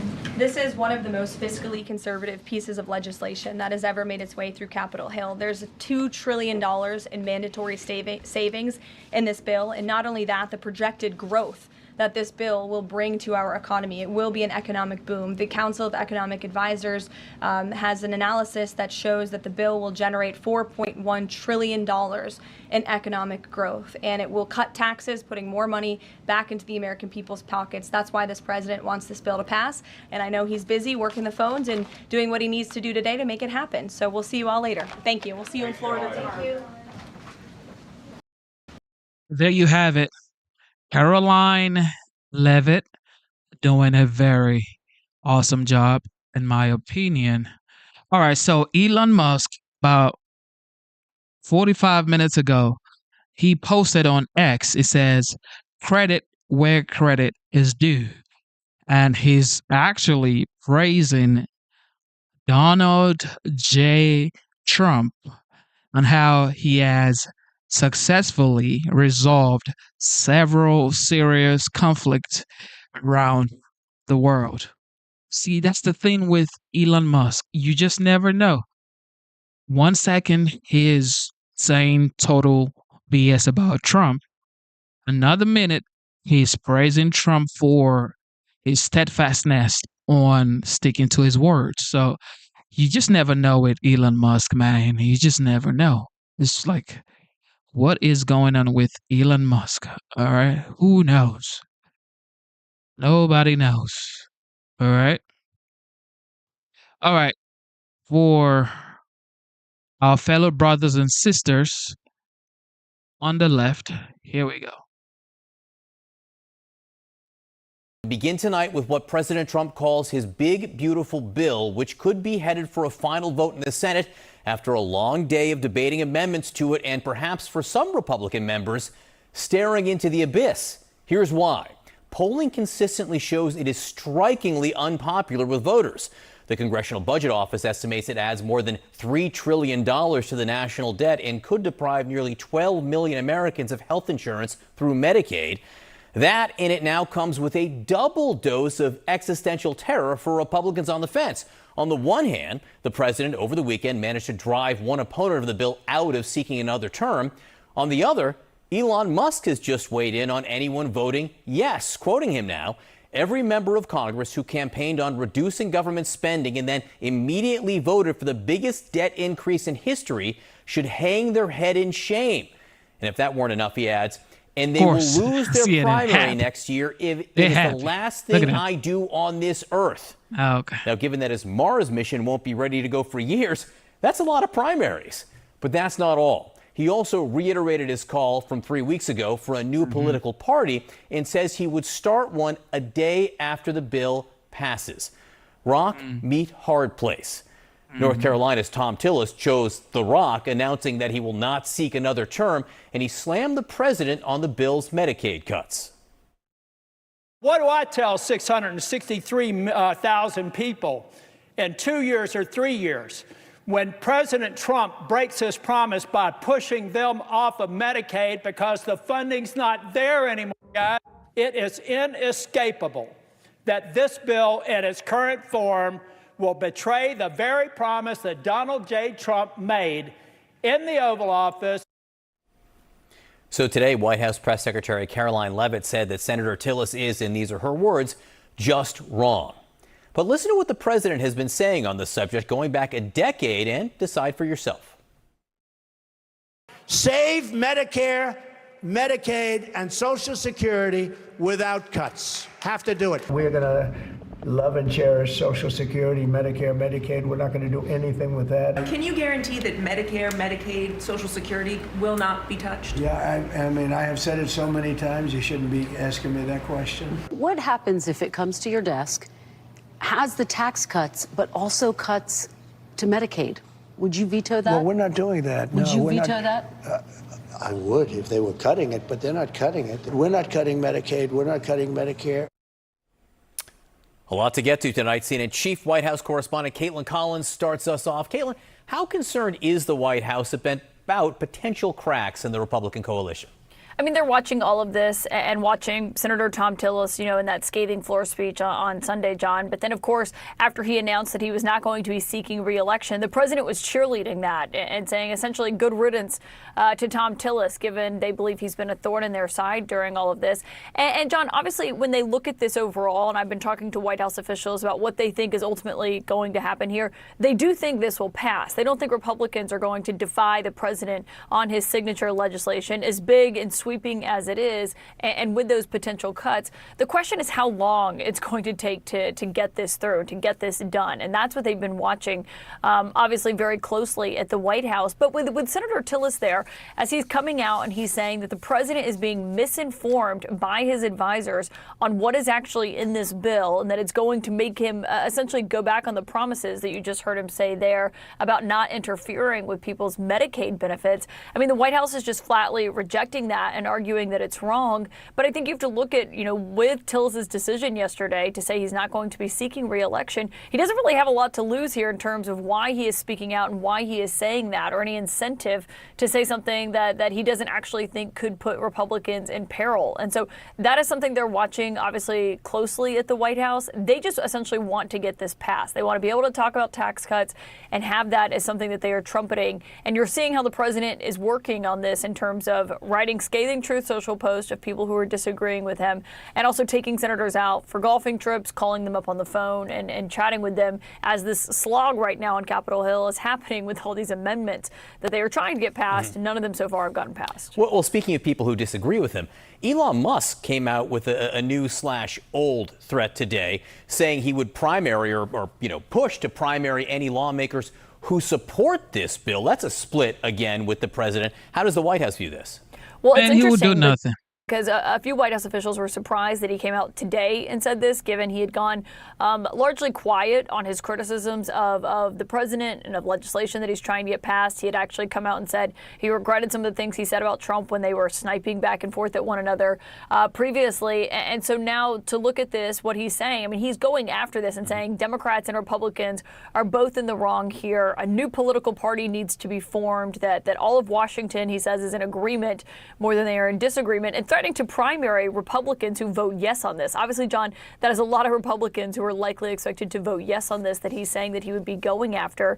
But he's essentially trying to highlight what he says is the criticism of Republicans who complain about big spending in Washington and then are about to vote on this, given the estimates that we've seen, including from the budget office this weekend, of just how much this is going to add to the deficit. Yeah, that's a lot of primaries. He better have deep pockets. Caitlin Collins, thank you very much. And of course, Can you imagine CNN happy? They are so happy. Whew. All right, Jake Tapper. President Trump's mega domestic agenda bill is one step closer to becoming law today. The U.S. Senate very narrowly passed the so-called One Big Beautiful Bill Act. 50 senators, all Republicans, voted for it.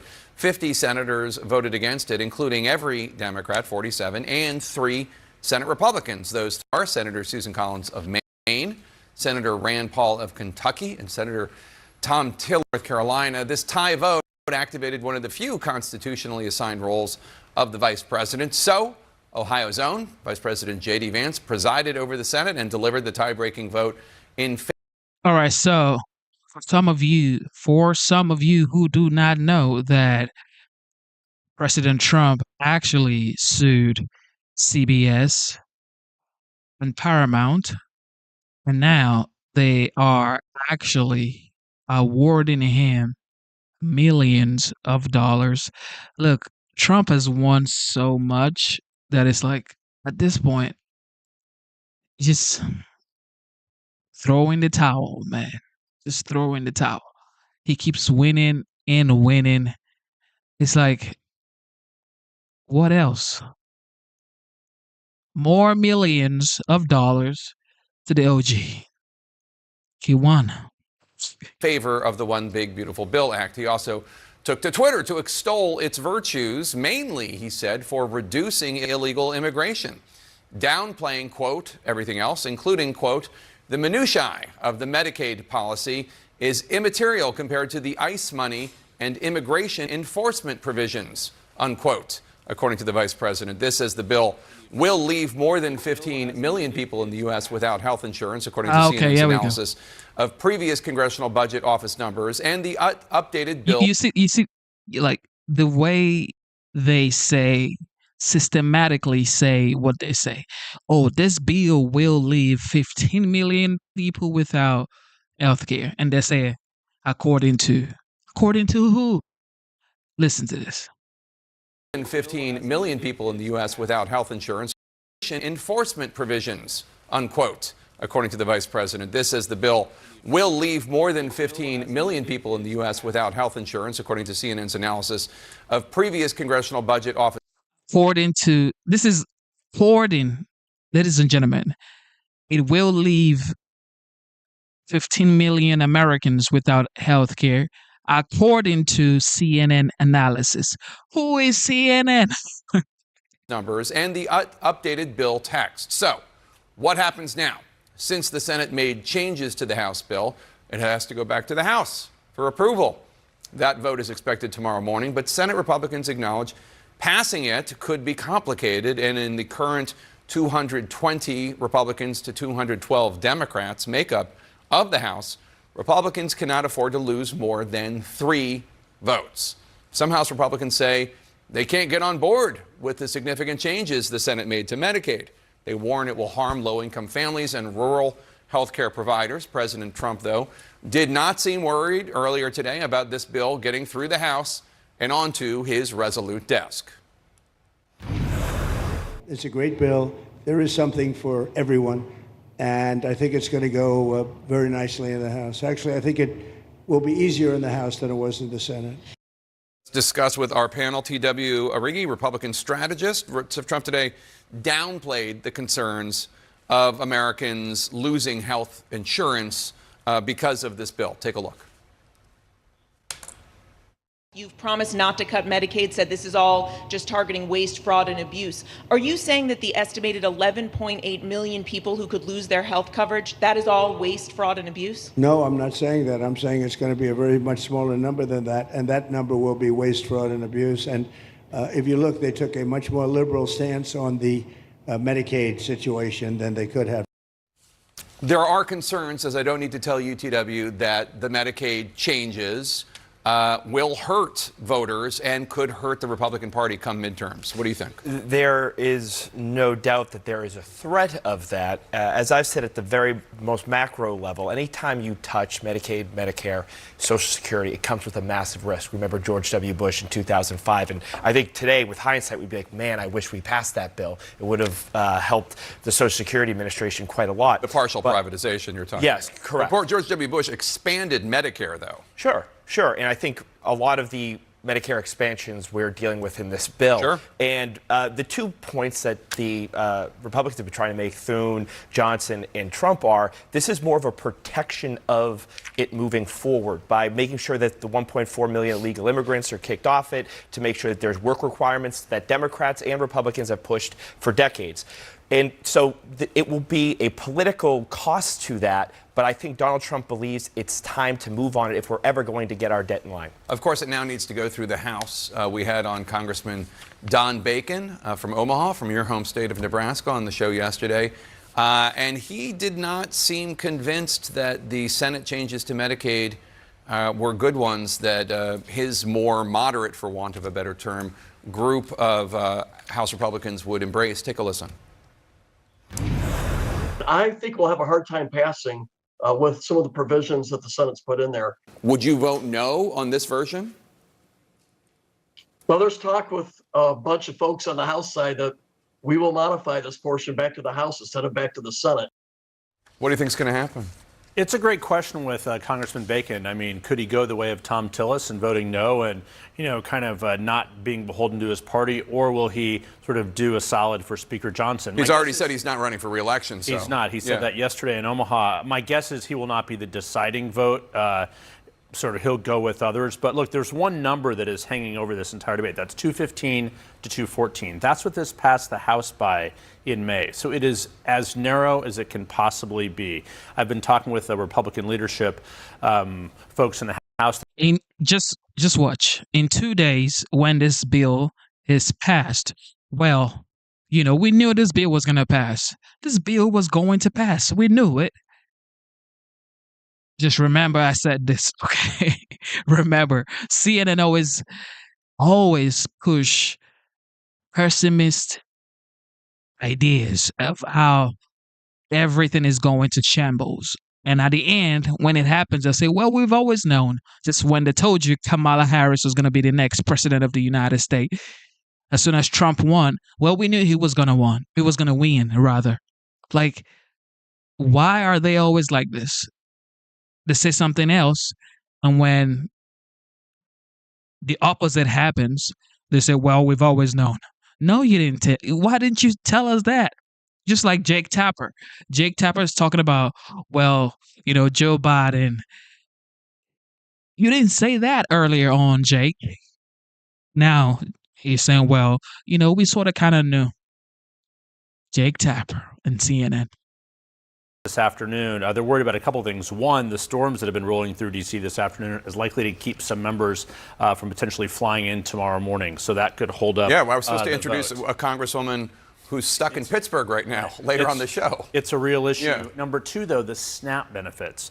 SNAP, of course, is the Supplemental Nutrition Assistance Program, otherwise known as food stamps, and some big changes were made on that the House is not finding palatable, as well as Medicaid changes. So yes, there is history that the Senate always jams the House, so there's reason to believe that could happen again in a president's party. However, many House members are very resistant to some of these changes, so I don't know that we've seen the end of this yet, but the president obviously is pushing for it. He's not deep in the details. He wants it to be done. We will see. But the 4th of July is still a few days away, and I'm not sure the deadline will be made or not. So they can only lose 3 Republicans. Yeah. Tom Massey of Kentucky is already a no. We know that because it doesn't do enough to cut the deficit. And then there are 3 House Republicans who are in districts that Kamala Harris won, including Don Bacon. So who knows? There are many with rural hospitals and other things. Yeah. So there are some other issues. So, Ashley, I want to run this bite from our good friend Ryan Nobles. Lisa Murkowski, the senator from Alaska, she was iffy on the bill. She was very worried. She got a lot of exemptions and carve-outs for her Alaskan constituents. And our friend Ryan Nobles told her what a different Senate Republican had said about her switch to yes. And she did not seem pleased with the news. Take a look. Senator Paul said that that your vote was a bailout for Alaska at the expense of the rest of the country. Oh my God. That's what Senator Paul said. My question was easy. Senator, we've got I didn't say it, ma'am. I'm just asking for your response. When people suggest that federal dollars go to one of our 50 states in a, quote, bailout, I find that offensive. Do I like this bill? No. Do I like this bill? No, but she voted yes. Right. So then she should have voted no. You like this bill? No. So but she got stuff for Alaska. She got stuff for Alaska, but I mean, at what cost? I know she's annoyed by the question, but sometimes when you get agitated, it's because there's real truth in that statement. Lisa Murkowski is a disappointment in this moment, but I also will go back to a couple of weeks when she also talked about how fearful she was of going against Donald Trump. And everybody, especially CNN, MSDNC, and all of those networks, they always use the same word: fearful, angry. Words like that, oh, I'm fearful. The entire nation is fearful right now. Even Michelle Obama used, oh, everybody's fearful right now. Like, stop trying to make people afraid. Nobody's afraid. Everybody's living their lives, enjoying their families, having a good time. Look, everybody's fearful. Who is fearful? I think we saw that fear play out in her vote today. Well, just kudos to Ryan Nobles. We are supposed to annoy them, but, yes. But you got to see. And her constituents should annoy her even more by potentially not reelecting her when she's up. She's up till 2028. So well, that's why she gave. And she did give Alaska something, but she did say it's not good enough for the rest of the nation, and we all know it. So vote no, but it's also why you guys lost Collins, I think the point, because she is up. But the point needs to also be made here that we are staring down the barrel of the largest tax increase in decades. Next. He's upset that he's losing his EV mandate, and he's very upset about things, but he could lose a lot more than that. I can tell you right now. Hey, Elon can lose a lot more than that. Yeah. Oh, God. Take a look. We might have to put Doge on Elon. You know what Doge is? Doge is the monster that might have to go back and eat Elon. Wouldn't that be terrible? This morning, the Trump-Elon God. Musk feud is back on. As Oh, lawmakers man. worked, as we've now been talking about overnight, the president worked to social media, hitting back at Musk. In a late-night post, Trump suggested that Doge should investigate federal money that Musk's companies have received, writing at one point that Elon may get more subsidy than any human being in history by far. And without subsidies, Elon would probably have to close up shop. Perhaps we should have Doge take a good hard look. Musk earlier had picked back up on his attacks on the president's massive tax and spending bill. Remember, he called it disgusting at one point. Musk even vowed to back primary challengers for any lawmaker who voted for it. Or he also said he could start a new political party if the bill passes. Hadass Gold, Man, you tracking ain't starting this no political element party. of this Relax ongoing and story go build and some saga. rockets. What's going on here this time, Hadass? Yeah, Kate, this is significant because this is the first and starkest political threat that Elon Musk has made about his political future. We were waiting. There's lots of questions. What will Elon Musk really do going forward? Nobody's In the talking midterms, about remember, what he had Elon said Musk he was is going to kind of step away from the political spending.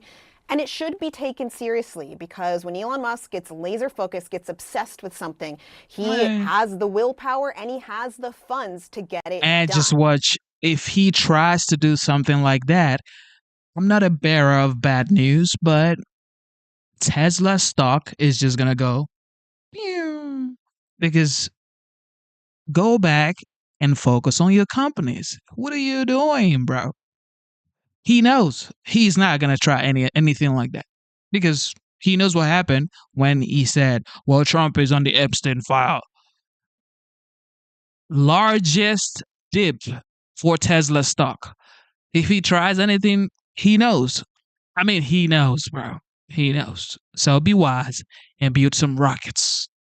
Now, he made essentially two really big kind of threats and promises over the last 12 hours or so. The first, as you noted, he said he will back any primary challenger in Congress who has talked about reducing government spending, but then voted for this big, beautiful bill, saying it will be the last thing he will do on earth. Look at this poster that he said will feature the face of any member of Congress who does this. It shows Pinocchio in flames and saying this is what people will see as they go to vote. And he's already declared the first candidate that he will be backing up. That will be, of course, Representative Massey. Massey was one of the Republicans, of course, to vote against the House version of this bill last month, and he has been President Trump's #1 target so far for Republican primaries going forward. So that, again, puts him on the opposite end of the spectrum for President Trump once again. And then he did promise this. He said that he will create a new political party called the America Party. Remember, his political action committee is called the American PAC. He says if this insane spending bill passes, the America Party will be formed the next day. Our country needs an alternative to the Democrat-Republican uniparty so the people actually have a voice. This is a significant change to Musk's plan. Remember, he spent more than $275 million to back President Donald Trump, as well as other Republicans running last year. He had promised something like $100 million to President Trump's outside groups ahead of the 2026 midterms. And just as recently as March, according to FEC filings, his PAC had supported Republican candidates in Florida. I should note also, Tesla investors, they do not want this. We saw President Trump already threaten Elon Musk, saying that he might even put Doge, Elon Musk's own creation, against him. Tesla investors do not want this. They wanted Elon Musk out of politics, focusing on his companies. The robo-taxi just launched. There's a lot of things going on with SpaceX, but it seems as though Elon Musk is not going to give this up. Kate. Let us stand by and see where this heads now. It's great to see you, Hadass. As we speak, he continues to post on X. So things are changing by the minute here. Hadass, thank you so much. Sarah. All right, from the voter-rama to the fighter-rama. Joining me now, our CNN political commentator, Bakari Sellers, and Maury Gillespie, the former press advisor to Republican House Speaker John Boehner. All right, let me start with you, Maury. This is a question that I think is on a lot of people's minds. You see this fight, right, going back and forth with Elon Musk and Donald Trump. Are Republicans more afraid of Donald Trump, Elon Musk, or their own constituents? I mean, this is really childish, but it wasn't just a few months ago that Elon Musk said for any member or senator who stands in the way of Trump's agenda will be primaried. So now it's if anyone who stands in the way of this Trump's agenda, if they don't stand in the way of it, they're going to be primaried. I mean, he may change his mind in a month. So it's really hard to say. I don't think Elon Musk is their threat. However, if Donald Trump's not going to show up for them in their primaries, in their reelection bids in 2026, then it's their constituents they should be most afraid of, because that's what said. Trump is a lame duck president. He has not been really keen to go out. What's he going to do? Go out for every single House race that's at jeopardy here? It's a lot. It's a lot. So I think it's their constituents they should be most afraid of here. Bakari, what does this say about the money in politics and these two men going back and forth, or is this about something different? I think it's about something different. I think that it's very, very petty and very childish. I think that it's kind of like the Real Housewives of the Beltway. I mean, he basically called him a welfare queen and told him to go back to where he came from. Wow. But I mean, when you juxtapose that against the fact that, like in my home state of South Carolina, 220,000 people will be kicked off of Medicaid in the Affordable Care Act, or in North Carolina, 600,000 people are going to lose insurance coverage. When you just call numbers, they just call numbers. And how health insurance, are they it looks finding really, this really number small. out? We've always said, Democrats have always said that Donald Trump's a very small man. And you see that. I'm trying to figure out how he has the energy. Oh, man. Donald Trump is a very small man. Yet, he's totally obliterated so many situations. Like, you can't start counting. Is a small man? Zero talking point. We've always said, Democrats have always said that Donald Trump's a very small man. And you see that. I'm trying to figure out how he has the energy and the wherewithal to tweet throughout the middle of the night at some other man that he just simply doesn't like. Is there not enough going on in the world for him to actually grapple with? I thought you said he was a small man. You know, I believe in radical pragmatism. And so I want to destroy this bill just as much as Elon Musk. So the enemy of my enemy is my friend. And I guess I'll take Elon Musk in this battle. All right, with us now, Lee Carter, strategic communications expert and pollster, and Democratic strategist Julie Rajinski. And let me just start with you, Lee. There's this new round in this fight. Musk is putting himself out there again. What will that feel like for those senators who've been up all night who have to vote on this shortly? I mean, on the one hand, it's not surprising that Elon Musk is doing this. He's been very consistent about spending. This is very much what he's been talking about the whole time. On the other hand, the question is, it's really just about his ego. And are we getting in the limelight and having a fight? But I think that the Republicans who are making the vote need to not be distracted by this. We're seeing, though, a huge fracture within the Republican Party.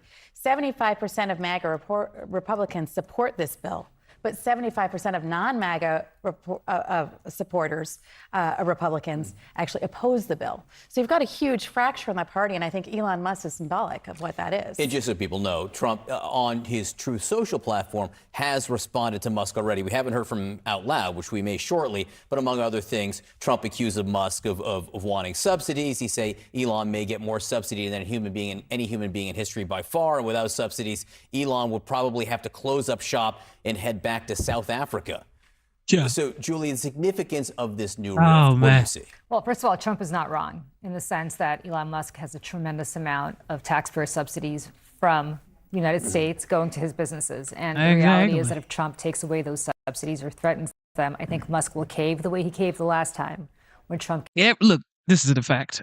This is the fact. Everybody has, maybe not everybody, but key players have crossed path with Donald Trump, even when he was a developer. Everybody crosses paths with him, and he outlasts every single one of them. Just like he's outlasted his last competitor in 2020, Joe Biden. He literally I wouldn't say he let Joe Biden win, but Joe Biden won, okay? People can argue back and forth, but Joe Biden won the election. And up until 2024, Joe Biden said, okay, let's do it again. And he outlasted Joe Biden, and Biden straight to the curbs, okay? And Kamala came in straight to the curbs. Same way, everybody keeps going straight to the curbs, okay? Because this guy, he outlasts them with his undying energy. He keeps on going and going and going. It's just hard to keep fighting Trump. One way or the other, he gets a win, and you throw in the towel and you go back to the basement, or you go back to do your business. It's just who he is. He was born this way. He was made this way. He was built for this. He was born in the 40s, okay? This guy is not some. This guy, they fight. People like Trump, they fight till the end, like a gladiator. So I don't know who's capable. I don't know who's capable of going toe to toe with that guy, though. Defund and deport. Those are two things President Trump say may happen to his former ally, Elon Musk, after Musk, the richest person in the world, threatened to fund primary campaigns against any member of Congress who votes for Trump's so-called big, beautiful bill. I don't know. I think we'll have to take a look.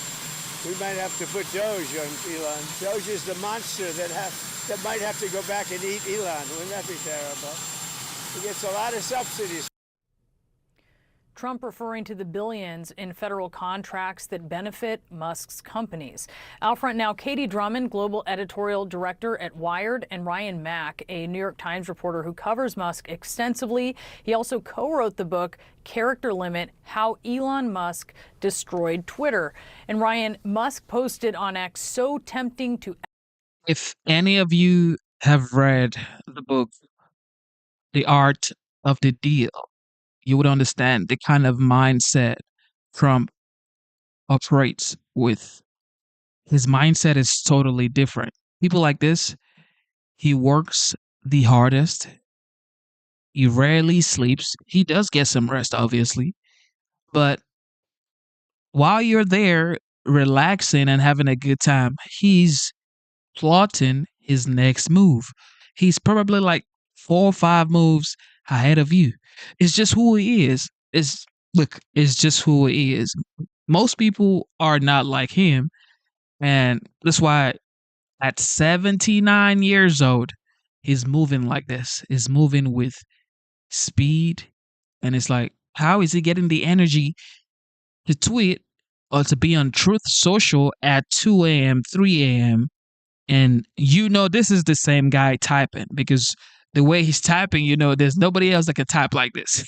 He's the person tweeting and being on Truth Social. So, look, it is what it is. This is who I want representing the United States. That's why I voted for him. Someone who can outlast the enemy, okay? Because United States has so many enemies. We have so many enemies, and that's just the facts. Escalate this so tempting, but I will refrain for now. What do you think? Is he going to escalate? So somebody said Genesis, he didn't write that book. You know that, right? I've never heard of a successful person that the general public say, yeah, they're actually a good person, or they gained their wealth the right way. Name one rich person that you think gained their wealth the right way. Nobody. If you talk about Bill Gates, well, Bill Gates. If you talk about Elon Musk, well, Elon Musk. If you talk about, who do you want to talk about? Anybody you talk about, well. So it's like, of course you're going to think he didn't write the book himself. Of course. I mean, what are you going to think? He wrote the book himself? No. You don't even believe he's successful. You don't believe he has attained success. What you guys say is he's bankrupted 6 casinos. He's filed for bankruptcy. So it's like, you don't even believe he's a successful human being. Of course, he didn't write the book according to you. Elon has Twitter fingers, or X fingers now, and he tends to kind of say whatever he wants. So even though he's talking about restraint and refraining from speaking out, I think in time, he'll probably lash out again. He'll probably tweet He'll probably say something that's going to anger the president. And, you know, we've gone through this cycle multiple times now. You know, this is the only the latest iteration. So, you know, I think we're going to see more for sure. Katie, who needs who more here? Does Musk need the federal government more, or does the federal government need Musk more? Well, look, as much as Elon Musk might hate to hear this, his companies, namely SpaceX and Tesla, rely on the largesse of the federal government, on contracts, on subsidies, on tax credits, not to mention federal regulation, right? When we're talking about Tesla and its ability to roll out, you know, autonomous vehicles in different cities, you know, Elon Musk relies on how regulators decide to treat, you know, autonomous vehicles moving forward for that company and that initiative to be able to expand. So there's no question here that when it comes to the richest man in the world or the president of the United States, the president of the United States has a leg up here. He has the leverage. Yeah, I mean, and Ryan, to be clear though, SpaceX is the primary ride to the International Space Station. Starlink is critical to the U.S. military and the U.S. government. Usually when you have mutually assured destruction, it stops people from walking up to the line, but these two personalities. Nah. That's not even remotely right. Of course, Starlink is very important, but it's like saying without Starlink, the United States military cannot operate, or they need Starlink. Oh, bro. Come on. This is the United States military. Relax. Can't really seem to help it go there. Does Musk see the logic or the lack of logic in thumbing his nose at someone who can affect the contracts and subsidies of his companies and has the upper hand, as Katie explains there, or is he motivated just more by emotion? I think emotion plays a large part in it for sure. And, you know, I think people have talked to him about the logic of, you know, going against the most powerful person in the world and going head to head with him. At the same time, I do agree with Katie. I think Trump does have most of the cards here, but Elon does have cards as well. He understands that the U.S. government relies on SpaceX to get things into space. You know, $3.8 billion worth of contracts last year alone with NASA. You know, Tesla is a major manufacturer of electric vehicles and employer in the United States as well. So he has cards there that he's willing to play and put forth and challenge Trump. And I think it's going to be a matter of who blinks first. Katie, if you look at Donald Trump as a businessman before he was president, as the president, he's a spender. He's very comfortable with buying things on credit.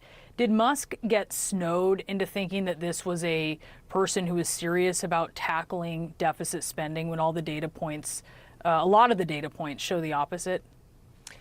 You know, it's not totally clear. According to President Trump, you know, he's been very clear with Musk this entire time about his intentions, particularly his intentions around electric vehicles and EV subsidies. You know, it certainly seems like Elon Musk got into bed, so to speak, with the wrong person. And whatever understanding they may have had several months ago obviously has not worked out in his favor. Ryan, do you think that Musk will do this primary scheme? No, he won't. I mean, it'd be a lot of people to primary for sure. You know, I mean, the whole Republican Party essentially. So, you know, he talks a big game. You know, he's talked about fighting Mark Zuckerberg in a cage once and never followed through. He's talked about also, but he's also at the same time talked about buying Twitter, which he did follow through with. And so I think. And guess what? Guess what? So now conservatives are looking at Elon Musk. I was watching some review on a video today, and the person was talking about, this person was a conservative, a bigger YouTuber than I am, way bigger than I am. He has millions of subscribers. And he said, if you think about it, does Elon Musk actually have a conservative outlook on life? Because he has multiple kids with multiple women, not married to every one of them, or didn't get a divorce and then got married to this, or no. He has multiple baby mamas, but a conservative wouldn't live life like that. Okay, I get it. Even a conservative person could get a divorce and then get another wife. But not Elon. I don't know. I don't know. Like I always say, I respect Elon Musk. I think he's a smart person. And, whatever he does or chooses to do with his life, that's his own problem. But I feel like he should just focus on Tesla, Starlink, SpaceX, his businesses, and of course can say his opinions. But he's way too, I would say, special to meddle in some very delicate topics. It's a matter of trying to assess what's real and what's not. And as reporters, we just got to keep following and understanding what he says and reporting it out. Well, thank you so much for sharing your analysis and your reporting. Katie Drummond, Ryan Mack, we appreciate it. We might have to put Doge on Elon. You know what Doge is? Doge is the monster that might have to go back and eat Elon. Wouldn't that be terrible? He gets a lot of subsidies.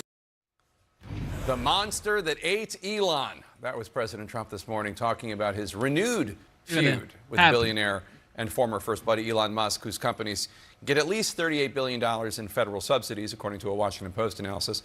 The president also suggested he could deport the South African tech CEO after Musk supercharged his criticism of Trump's domestic policy mega bill. Musk replied on his platform X, quote, "So tempting to escalate this, so tempting, but I will refrain for now." Mr. Restraint, Elon Musk, that's how he's known. Joining us now, CNN's Vanessa Yurkevich and Hadass Golden. Hadass, this Trump-Musk truce did not even last a month, and now Musk is threatening again to form a new party and campaign against Republicans who voted yes on the legislation. Yeah, and also I should note about the threat to deport Elon Musk. He is a U.S. citizen. I will make that clear. He was a naturalized citizen in the early 2000s. But yeah, these are some of the most concrete political threats we have heard from Elon Musk about what he plans to do going forward, because there was a big cloud of questioning after this dust up with President Trump. What will Elon Musk do in the midterms? And now we know. He says that he's going to support the primary challenge of any member of Congress who has talked about cutting government spending but voted for this bill. He put up a poster that looked like a Pinocchio in flames saying that your face is going to be on this poster in your primary challenges, and I'm going to support them. He's thrown his support behind Congressman Massey, of course, who voted against this bill.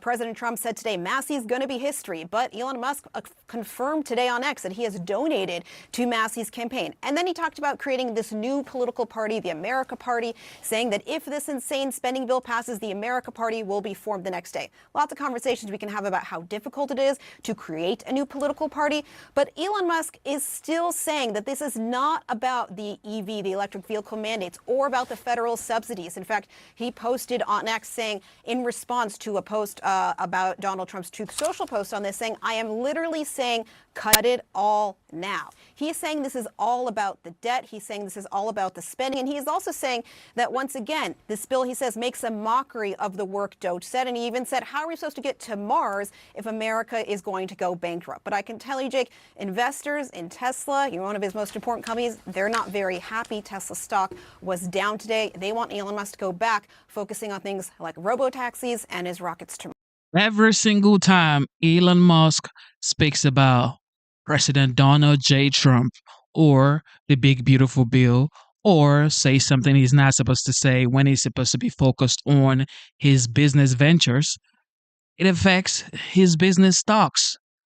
And that's just the facts. He's way too deep into this that whatever comes out of his mouth or whatever he tweets or X is going to affect his stocks, whether going up or plunging down.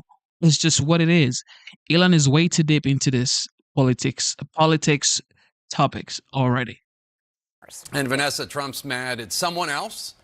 Federal Reserve Chair Jerome Powell. Yesterday, Trump wrote Powell a handwritten letter urging him to substantially cut interest rates. How is Powell responding?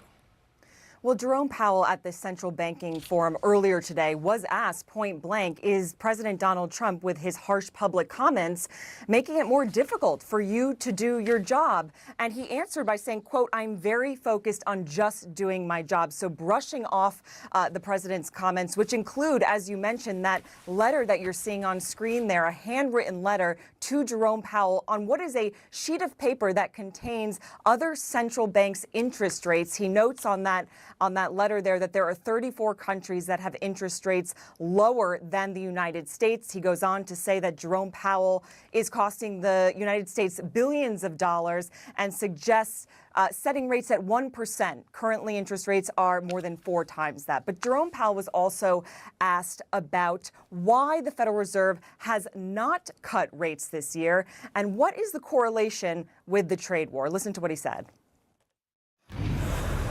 Chair, would the Fed have cut more by now if it weren't for the tariffs?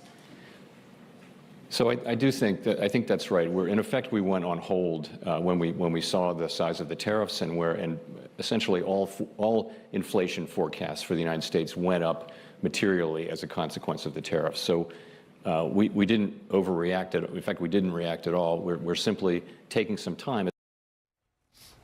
And that time that the Federal Reserve is taking is this wait and see mode, waiting to see if the tariffs, in fact, do show up in the economy. Jerome Powell went on to say he does expect inflation to rise. He is not saying whether.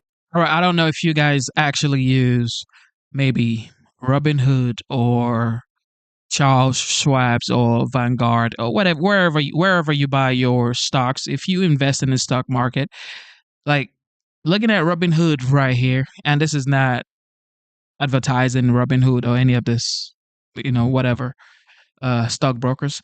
But if you check Robinhood right now, 44.5%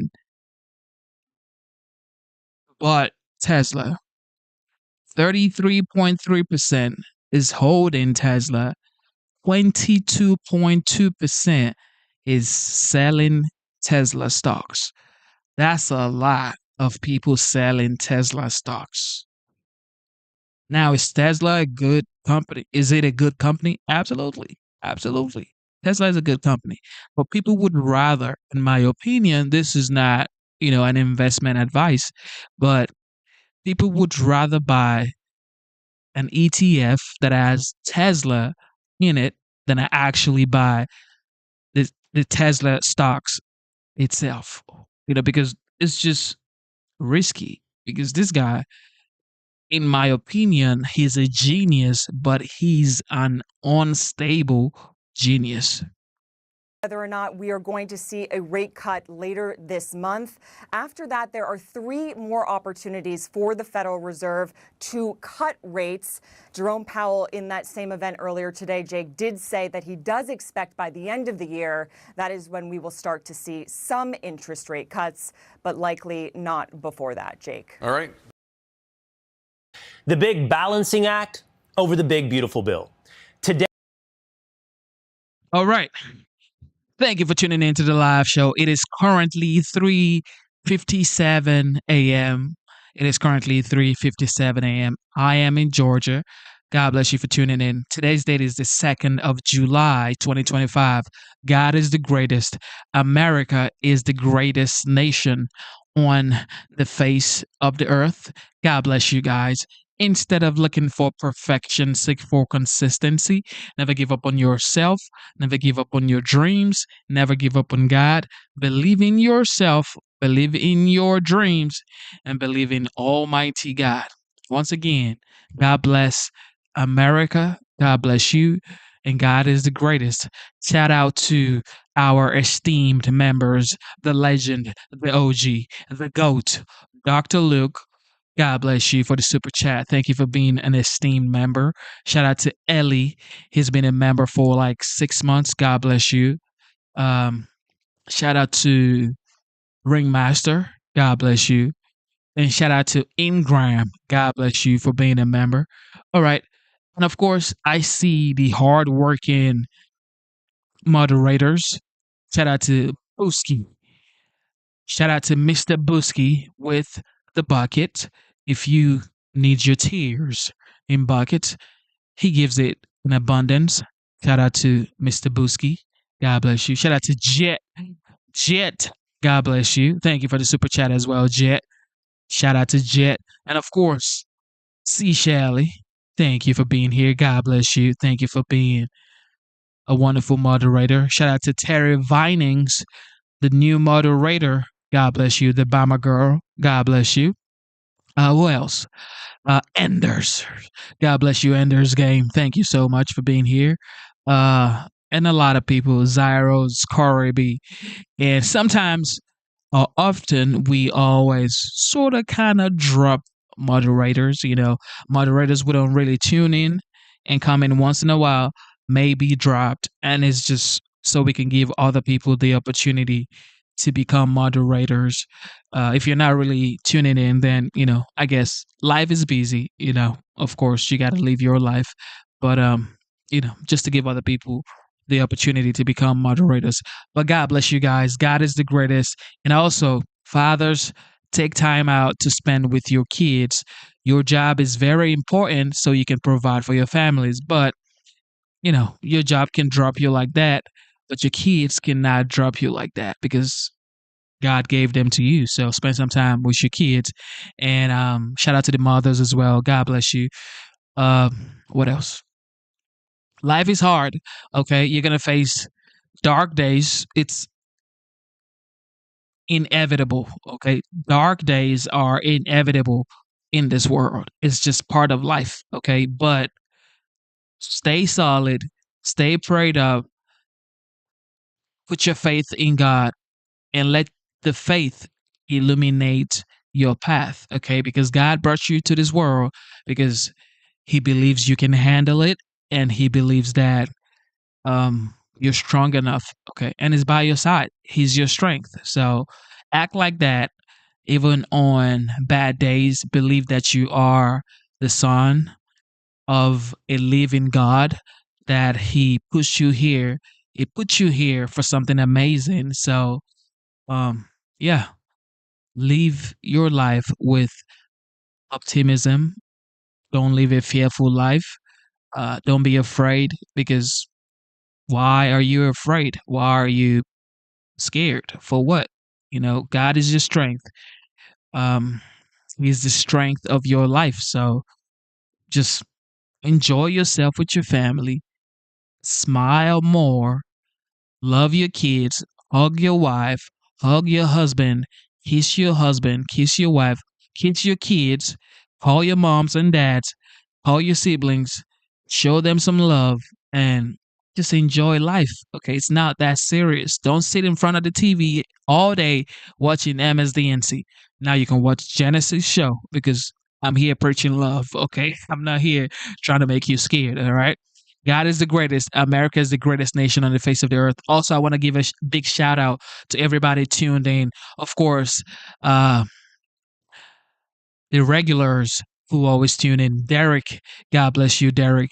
You are absolutely amazing. He's regularly tuned in. So I just want to say shout out to Derek. Of course, Rain Promo. God bless you, Rain Promo. And every other person in the chat. I might not remember your name, but you are absolutely special. Shout out to Derek. Shout out to Rain. You guys are awesome. And everybody else, moderators, members, God bless you. Thank you. All right.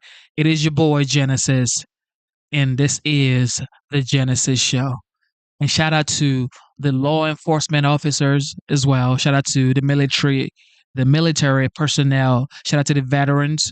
Without you guys, there would be no Homeland. So thank you for your service. And shout out to Ice Baby. You know what? They're doing what they're supposed to do. It's just what it is. Okay, so once again, it is your boy Genesis. Let love lead, okay? Let love lead. And let's unite America, all right? America is the greatest nation on the face of the earth. And if you are in America, you are blessed. This is the Genesis Show. And I am signing out.